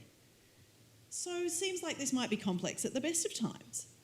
But then, almost from one day to the next, tertiary and vocational institutions shut their physical doors to students and staff, and hospitals stopped allowing students direct contact with patients. Staff capability requirements shifted, and so did the needs of stakeholders. Employees and students were at risk of becoming disengaged as fears for their own safety were growing, and all the while, patients still needed to be cared for. So if you were responsible for ensuring that the state's health workforce met capability requirements, what would you have done to address this? Where would you even begin? Well, Michelle, at a systems level, what did you do? Well, I think answering that, you need to understand a little bit of context and the journey that we've been on before COVID. And I think the context could be really summarised that worldwide there is a looming nursing shortage. We're talking about hundreds of thousands, millions worldwide, but maybe 100,000 nurses, in our region that need to be recruited or brought on board. So about 5 years ago, I began a journey in the office where we were given about $250 million by the Queensland government to actually have a look at our nursing workforce and strengthen our nursing workforce. We know that over the next 3 to 5 years, we're going to see maybe up to 35% of our nurses leave us, because our baby boomers are going to be moving into a much-deserved retirement. So we were really already before COVID working on lifting our nursing numbers and strengthening our nursing. There has been 7,500 additional nurses come into our public system over this period, but there's also been a lot of work done around lifelong learning, and we launched a lifelong learning framework in July 2018, and work around the early and rapid career specialisation, appreciating that our nurses that are coming in are not necessarily prepared to go into the positions that have been vacated by many of our nurses leaving the system. So there's been a lot of preparation There's also a broad framework in Australia where we have got really good regulation, we've got the national law, and we've got really good standards around our education. So we had a lot of strengths there really to pull on. So when COVID hit, I guess what did we do and what was innovative? I think, and I'm not sure if it's called innovative, but I think common sense was that we already had a strong foundation that our nurses and our workforce was really important. We knew that while initially we had to make sure it was safe for our students, but we knew very quickly we wanted to get them back in. We wanted to make sure their training opportunities continued. And you could see in a number of different instruments that were developed, such as the code that sits under the Health, Drugs and Poisons regulation around vaccination, actually includes students. That when we were looking at border passes and all kinds of things like that, we were always saying, how can we get our students across? And we were also looking at other opportunities for our undergraduate students, but also our postgraduate students, and also all of that learning that happens within the health system to make sure that that learning actually continued. So we had online learning, and we had different arrangements made within the organisations. So it really was understanding how incredibly important our education and our new nurses coming through, and also getting them sort of prepared for the practice context, and also realising COVID was an opportunity for them to learn. Not actually something for them to sit on the sideline. Great. So I think you had a strong base to begin with, and then you were able to pivot really quickly using some of the $1 billion that you had to make sure that things ran well. Okay. So it's an interesting scale to think about. It's not something that many of us here, I think, have a lot of experience with. So it's really great to hear about it from a sort of overarching perspective. Mike, you might not have $1 billion, but I think you've got many thousands of students. And so with such a wide variety of students and such a high number of students, I'm interested, did you have a one-size-fits-all to your vocational training during COVID and after? Yeah, thanks, Jen. To put it into context, the scale of what we're talking about for TAFE Queensland, we employ 4,000 workers, 2,100 educators, we train 150,000 students a year. Over a 3-week period in March last year, we moved 3,000 of our workforce to work from home arrangements. We moved all of our students to studying remotely. And so whilst we had also a great foundation to build on, that we had some great systems and processes in place, we were already delivering online training in a lot of areas. But to move, essentially, TAFE is delivering practical hands-on skills for the careers that those students are moving into, to move all of those students into an online environment and a virtual environment. And when I say a virtual environment, delivering Zoom sessions but facilitating the student learning via Zoom is a skill that needs to be learnt also. We were delivering training sessions for our 2,100 teachers daily over that 3-week period to build their capability to be able to support their students and ensure that those students were completing as planned and to go into the jobs that were very much needed. Out of those 150,000 students, 10,000 of those are allied health, aged care and disability support workers.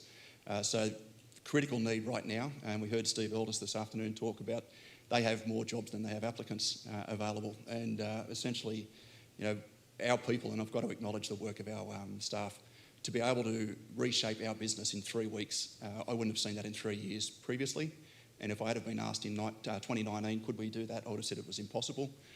To be able to actually do what we did, and we've retained a lot of those systems now, and even for our health students, delivering training sessions, the theory components via Zoom, recording those sessions, we're getting feedback from our students that they actually value that they can actually refer to those materials and particularly prior to exams, that they're actually feeling that they're actually more connected in some cases. So I think that it was an amazing effort, just as you said, Michelle, around what Queensland Health were doing. So it almost sounds as though TAFE Queensland and Queensland Health were both ahead of the curve, which I think has been perhaps helpful for both of your organisations since you're dealing with things on a large scale. We, 5 years ago, started a journey as one organisation. Prior to that, we were 11 institutes that would have competed. Being one organisation where we deliver the same content, we've had a multi-million-dollar investment in our delivery materials, our assessment materials.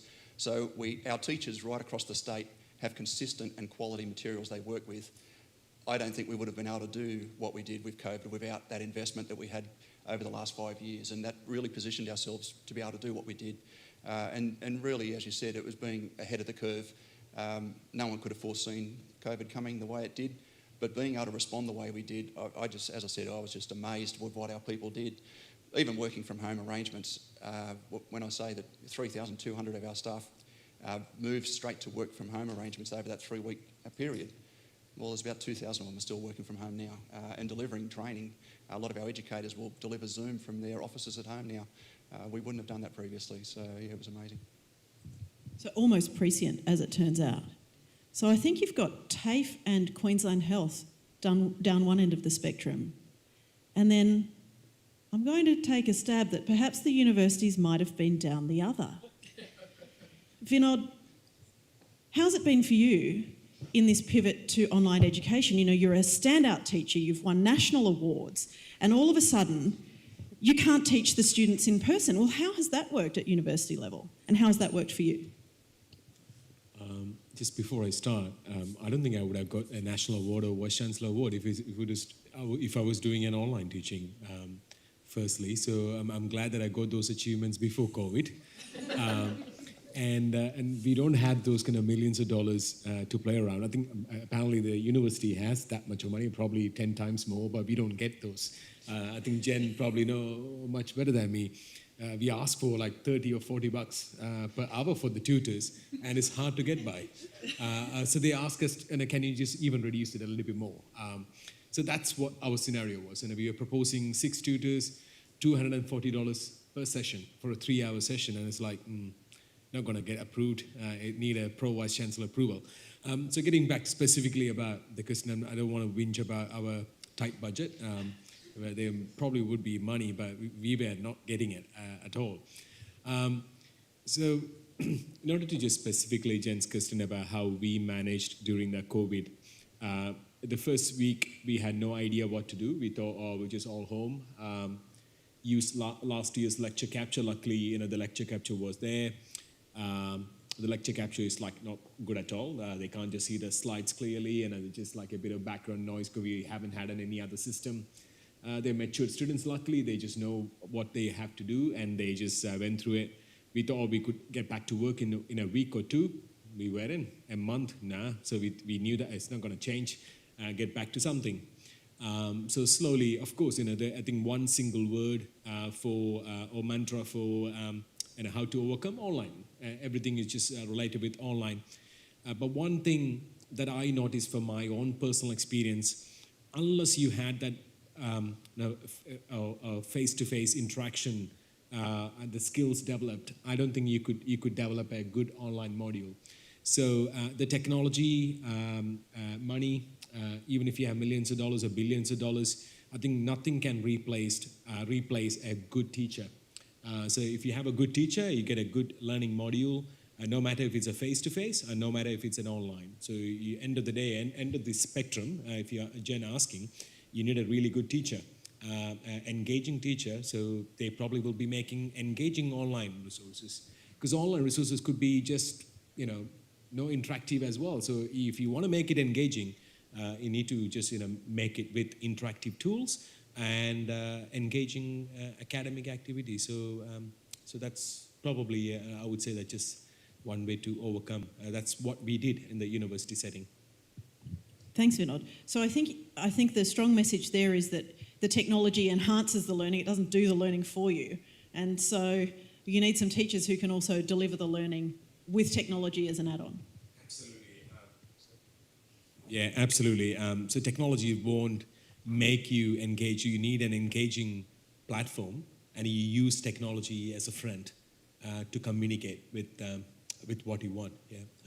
And a common theme here, I think, is just the rapidity with which organisations manage to take a significant step forward, the likes of which I think none of us had ever seen, really, 10 years of progress overnight. Now, Tanya, I'm really interested to know, you manage students in the clinical environment. What was the situation like for you? Were they shut out of their clinical environment and unable to continue? And if so, what did you do about that? It was quite... we were quite fortunate. We didn't lose all our placements all at once, whereas we'd heard other universities had. However, there were some sites that, due to physical distancing and having some COVID patients, did cease their placements. And we had other students that were concerned about their home environment and potentially exposing their families to themselves. And as students, they weren't really prepared to take on that risk. So all of a sudden we had about 3 or 4 students without placements. That mightn't seem like much, but it actually is. So we just thought really quickly. We had a student-led clinic that at that stage only had 2 students at a time. And because we knew we were going to go online, that we'd have to do it by telehealth from one day to the next, it was like, okay, let's bring them into the clinic. We can have more of them observing, so they could have observational. We can take them in turns with the clients. And so pretty much from one day to the next, I had to learn how to work Zoom because I had no idea.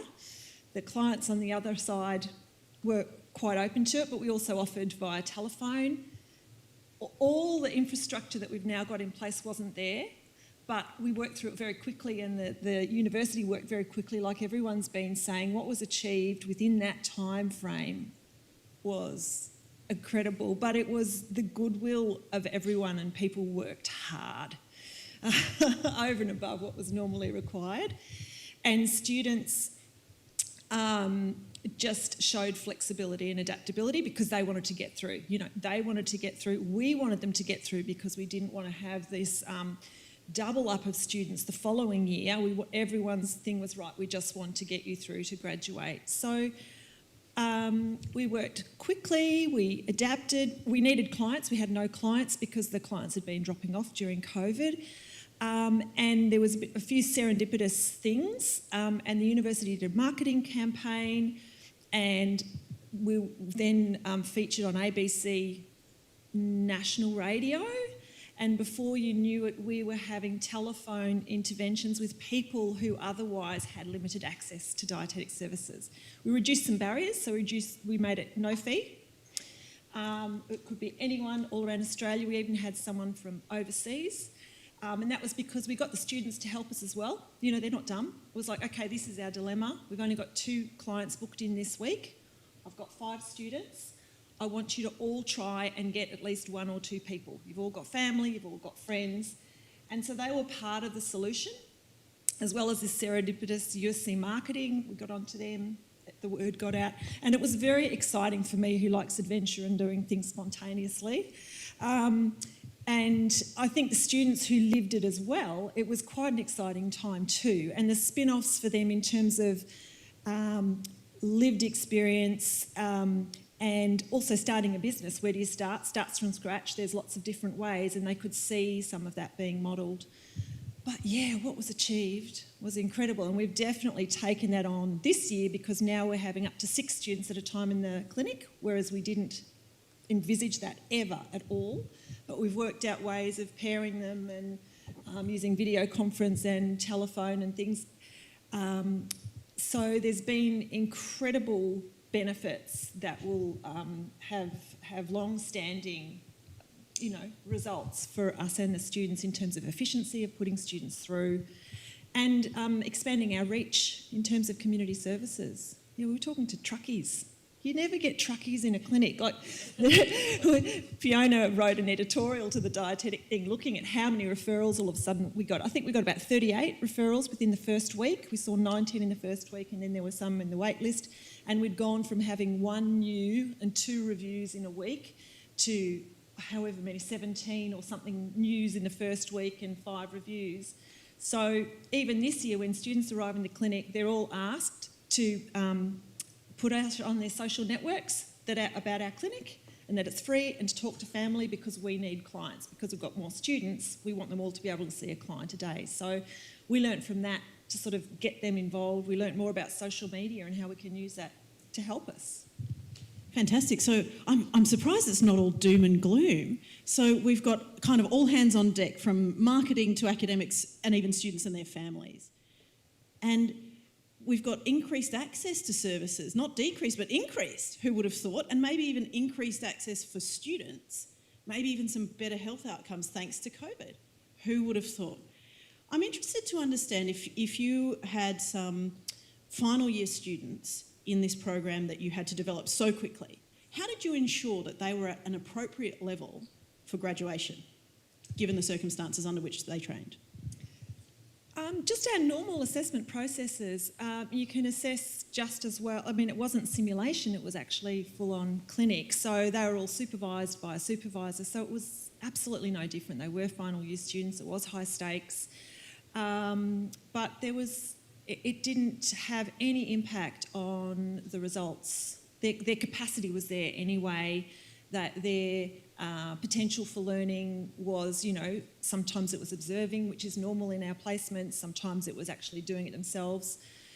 No difference at all. Same assessment tools, no difference, no concessions needing to be made because we could pivot so quickly. Incredible. And Vinod, is that the same for the medical students? So do you think that your medical students achieved the same level this year or last year as they had the previous year when everything was done face-to-face? Well, in terms of medicine, the clinical training hasn't really changed much. I think as you may be aware, the preclinical stage was the one has to transform everything to online. But I still think there was some disadvantage happened because some students couldn't go interstate for doing their preferred clinical placements. So they've been asked to just stay back, and they've been asked to just follow something education-based electives. We call them as medical electives. So they couldn't just choose, somewhere in Melbourne or Sydney where they would like to just have some special training, some special research that they would like to have the speciality on. So yes, if you ask me, was there full advantages? No. The preclinical students, year 1 and year 2, they probably had some advantage about flexible learning. But when it comes to the clinical year students, I still think that there could be a group of students who would have been significantly affected. But that's something that they could make up. Those who are really keen in those particular specialty, they could make up by spending additional time during their internship and other clinical training years. Yeah. Great, and so I think we know that we were relatively untouched actually in Queensland in terms of clinical placements, and I think that's from the aforementioned really goodwill, some good preparation and some lateral thinking that allowed students at most levels to actually be involved for most of what they needed to do. But I'm sure that wasn't the case nationally, and so I'm interested in the viewpoint of the accreditor. How can we continue to accredit programs who now suddenly are doing things so differently to ensure that at the end of the day our patients are safe, that we're graduating safe healthcare professionals? That's a really interesting question, Jen. So if I just put on my hat, because I'm involved with accreditation of all the dietetic programs across Australia, it was very different experience depending on which state you were in through COVID. But as an accreditor, we had to sit back from that and think about how do we deal with this from accreditation perspective, because we were getting multiple universities contacting us about, we're worried about our accreditation, our students, are they going to come out and be recognised? Is our program still accredited? So interestingly, we introduced some flexibility around things like the number of days that were required for placement and the settings. And that's what I find is interesting, using different models of placement. What we're looking at is very much around competency development, and I'm sure that's across all different disciplines. So if you think about developing competency, that can be demonstrated in different settings. So if I just use the dietetic model, you can still develop competency within a like telehealth or clinic setting as much as you can in a hospital setting. And in fact, we've got feedback from a lot of our graduates, our alumni, because we've done an actual study on this, looking at where they're actually employed. And a lot of them are actually not employed necessarily just in a hospital setting. A lot of them are in private practice. And a lot of the skill development that they wish they had was around more business and private practice.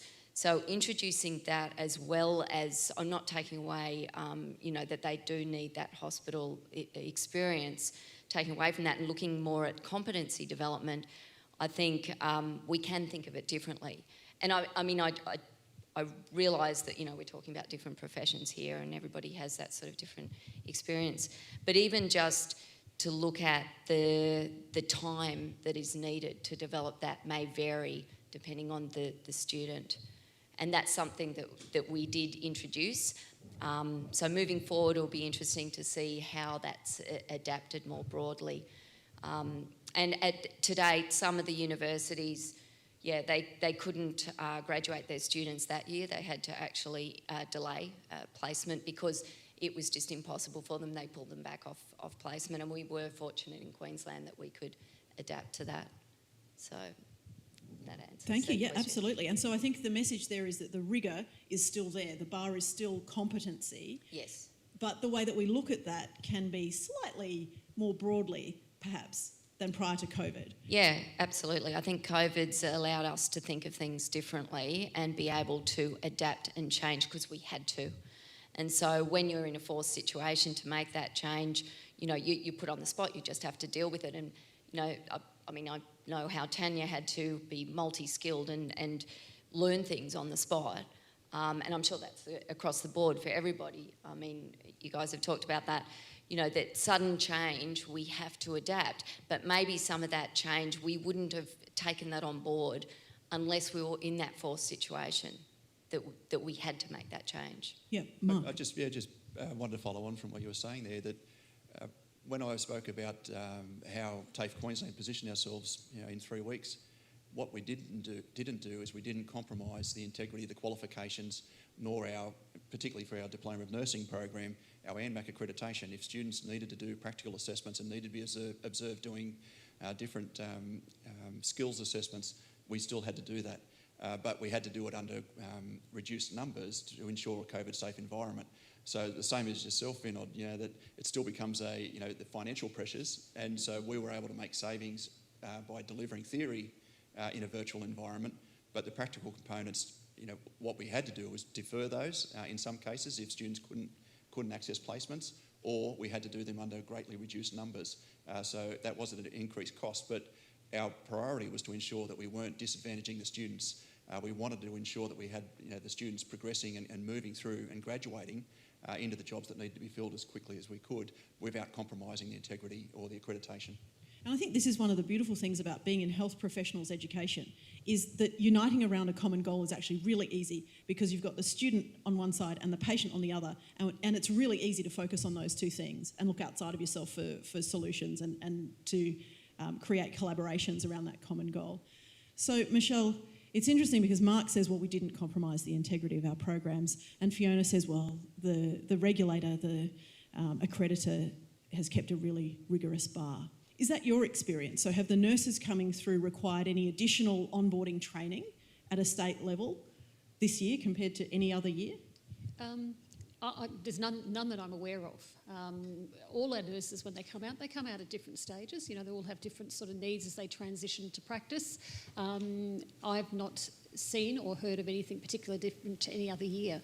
What I will say that's interesting, and I think it's a great credit to the universities, it's a great credit to the TAFE sector, it's a great credit to our educators within our health services, and probably our leadership as well, is that our applications in our graduate portal this year are at record levels, which means that we have successfully brought our new graduates through, and that they are taking up positions. Obviously we need them, and they will play a really important role either directly or indirectly in the vaccine rollout. So looking at this post-COVID period, that they are an incredibly important workforce. But no, look, across the board, I think for a number of factors, the way the university's moved, as we've heard about here, the way in which the health system was quick to respond and get people back into practice, especially in our nursing areas in particular. I can't speak for all the areas, but sounds like all.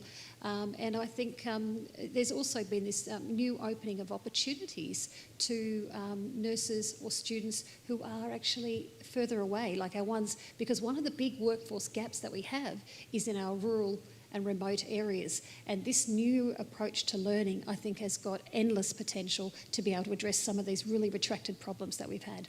Thank you. So equity of access, one of a number of perhaps unanticipated positive side effects of COVID that we've discussed today. Now, we are over time, and so we need to wrap up. My final question really to the panel, and for whomever would like to address this, is will it stick? Will these positives from COVID stick?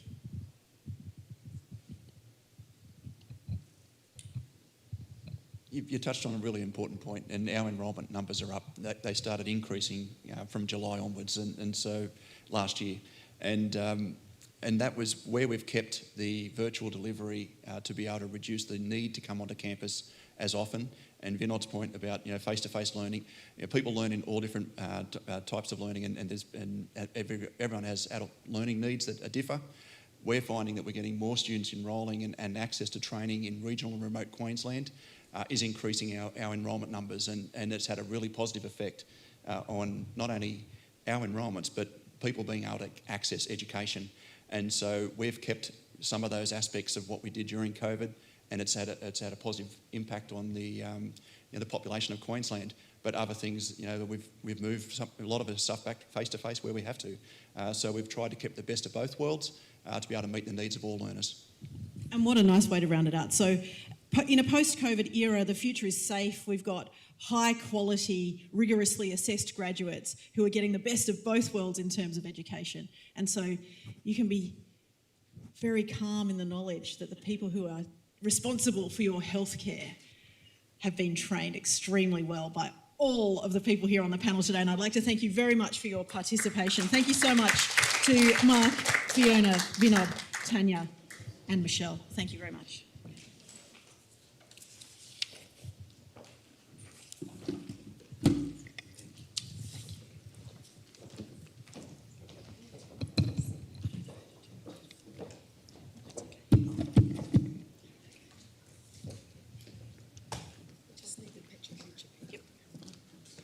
So this is a call for the people involved in the Pecha Kucha presentations to come forward, please.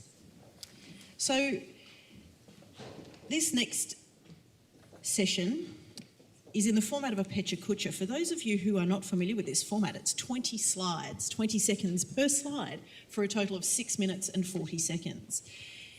It's the invention of a Japanese architect or two, and they did this so that people would share ideas in a succinct way.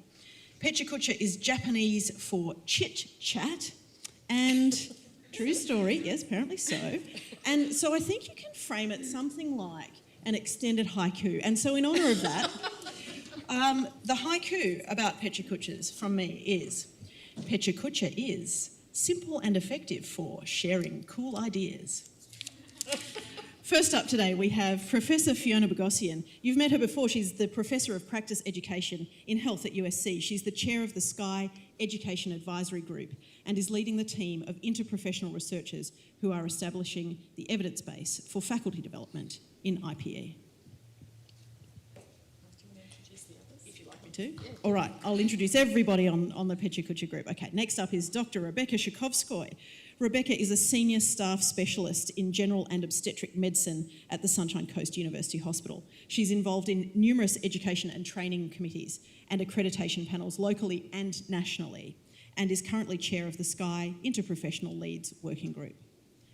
Next up, Dr. Kendall George is a lecturer in nursing and midwifery at USC and a visiting research fellow at Sunshine Coast Hospital and Health Service. She works alongside clinicians to use research to improve outcomes in maternal and newborn health. Dr. Anita Hamilton is an occupational therapy educator and a senior fellow of the Higher Education Academy. She's passionate about the development of digital literacy by health professionals to support learning and collaboration.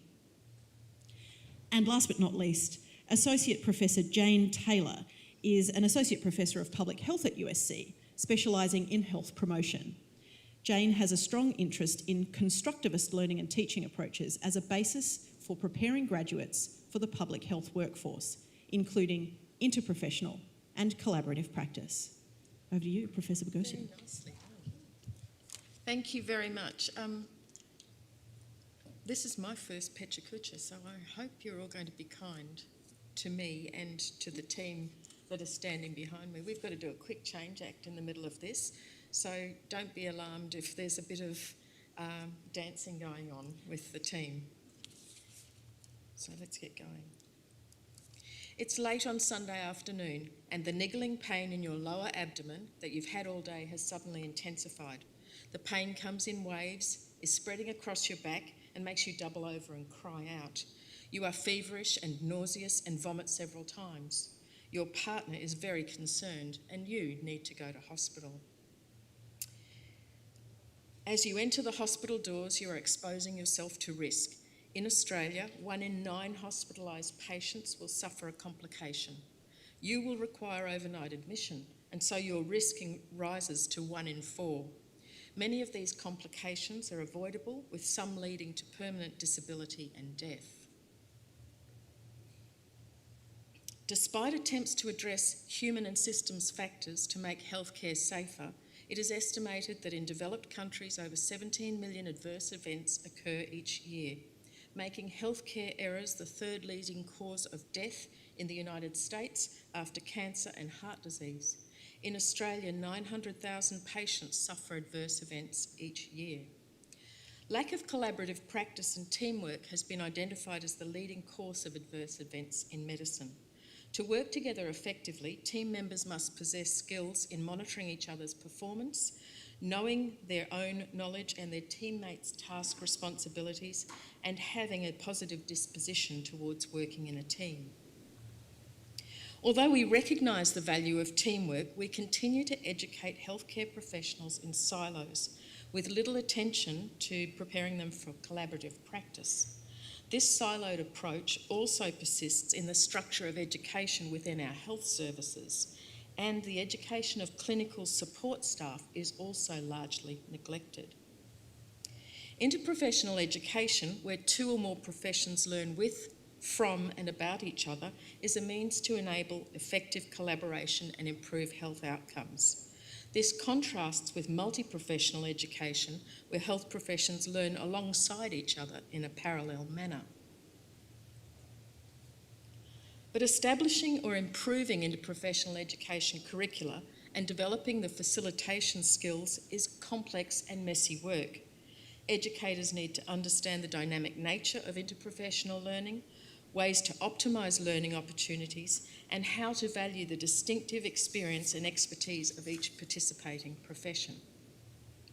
At a curricular level, interprofessional education should exist alongside pedagogies of reflective practice, problem-based and experiential learning, critical appraisal and questioning. At the facilitation level, there should be opportunities to role model communication and leadership skills and confidence in managing conflict. So there is an imperative to educate faculty, whether we are academics, educators, clinicians or clinical support staff, for roles in interprofessional education.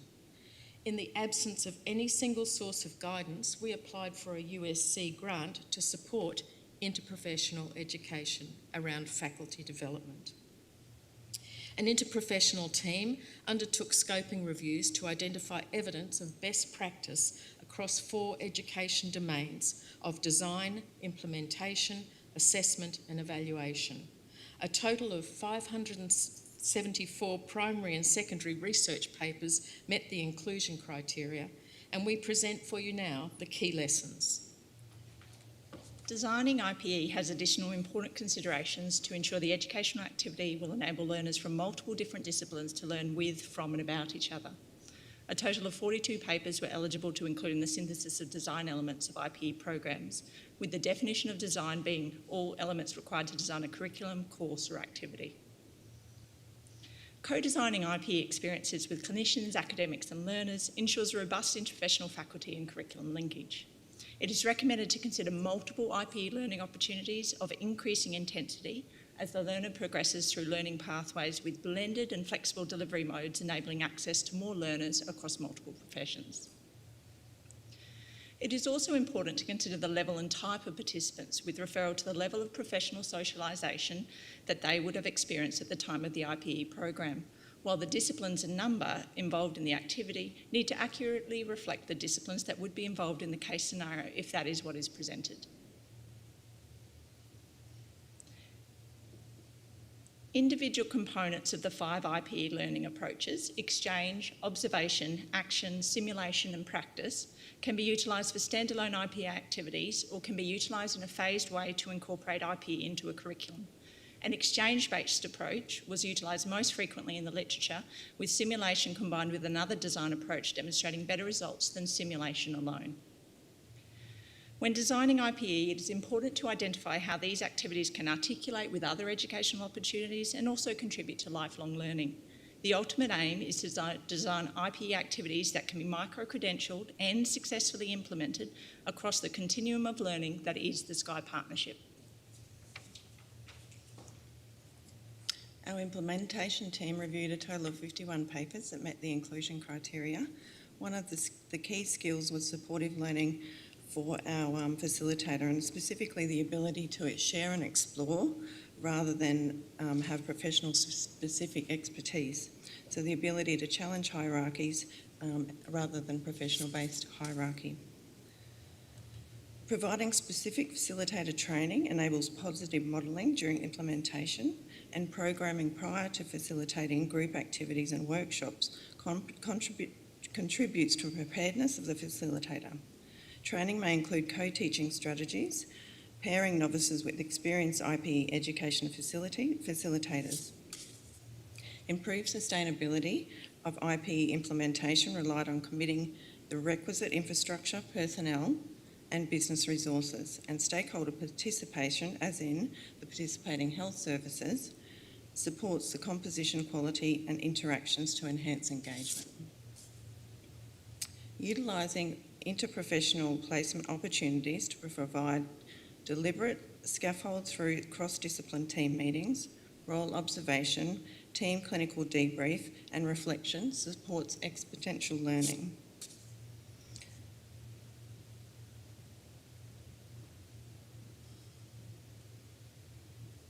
And finally, being prepared for logistical challenges such as timetable restrictions, large cohort numbers, and resource implications, and consider alternative approaches to combat classroom and consider developing flexible delivery modes such as e-learning and blended learning modules. So how do we know when learning occurs? Only 6 studies were found to be eligible to inform this section. Assessment in IPE focuses on competency-based learning outcomes, which should be clearly defined and reflect the dimensions of interprofessional practice. Using a competency or capability framework can provide structure. A transparent, outcome-based assessment design should articulate interprofessional education aims and learning outcomes, and the assessment processes and approaches should be constructively aligned with these aims and outcomes.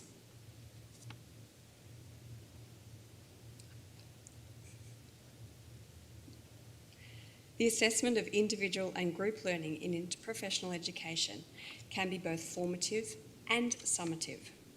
Assessment tasks can be further categorised as assessment for learning, assessment as learning, and assessment of learning.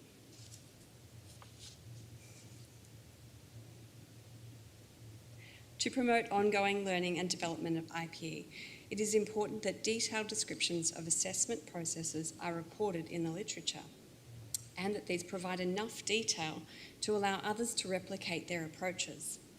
Information that can be shared include the type of assessment, timing, grading, and weighting. The assessment of learning and the evaluation of IPE programs should be discretely identified, as these are separate concepts with different purposes.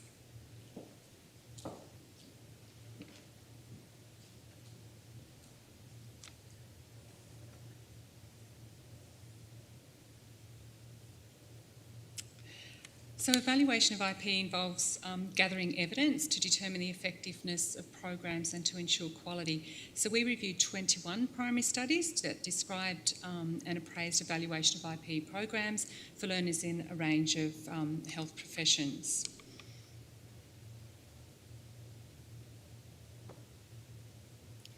So planning for IP evaluation is important, and there are several elements to plan for to ensure that the evaluation process is comprehensive. So one of the important elements is an evaluation framework that to guide appropriate data collection for all different aspects of the IPE program. So different types of evaluation are undertaken in that process. So process evaluation assesses the program fidelity. Impact evaluation assesses changes in learners' attitudes, knowledge, skills and behaviours. And outcome evaluation assesses organisational practices and clinical outcome changes. So evaluation methods and data collection tools need to align with the IPE program evaluation questions, the participants and the context within which the IPE program is situated. And also it's important to involve experts in evaluation and measurement to plan for and undertake the evaluation. So rigorous planning for evaluation of IP programs leads to improved evaluation practice of IP educators and the quality of evaluation evidence. And it's also important to disseminate IP evaluation evidence to contribute to the broader scholarship of IPE. The common findings across these reviews were that details about design, implementation, assessment and evaluation were not robustly reported in the literature. Although the evidence is limited, emergent key lessons we have shared with you today provide guidance to inform faculty development. Recognising this deficit, we have subsequently conducted Zoom interviews with international and national leaders in interprofessional education and interprofessional collaborative practice. We're undertaking qualitative analysis of that data from the interviews to inform and augment the evidence we've gathered from the literature. This work builds on the foundation that we have already established across the Sky partners. We first determined a unified vision for IPE, that is, driving the advancement of health and well-being through education for collaborative practice.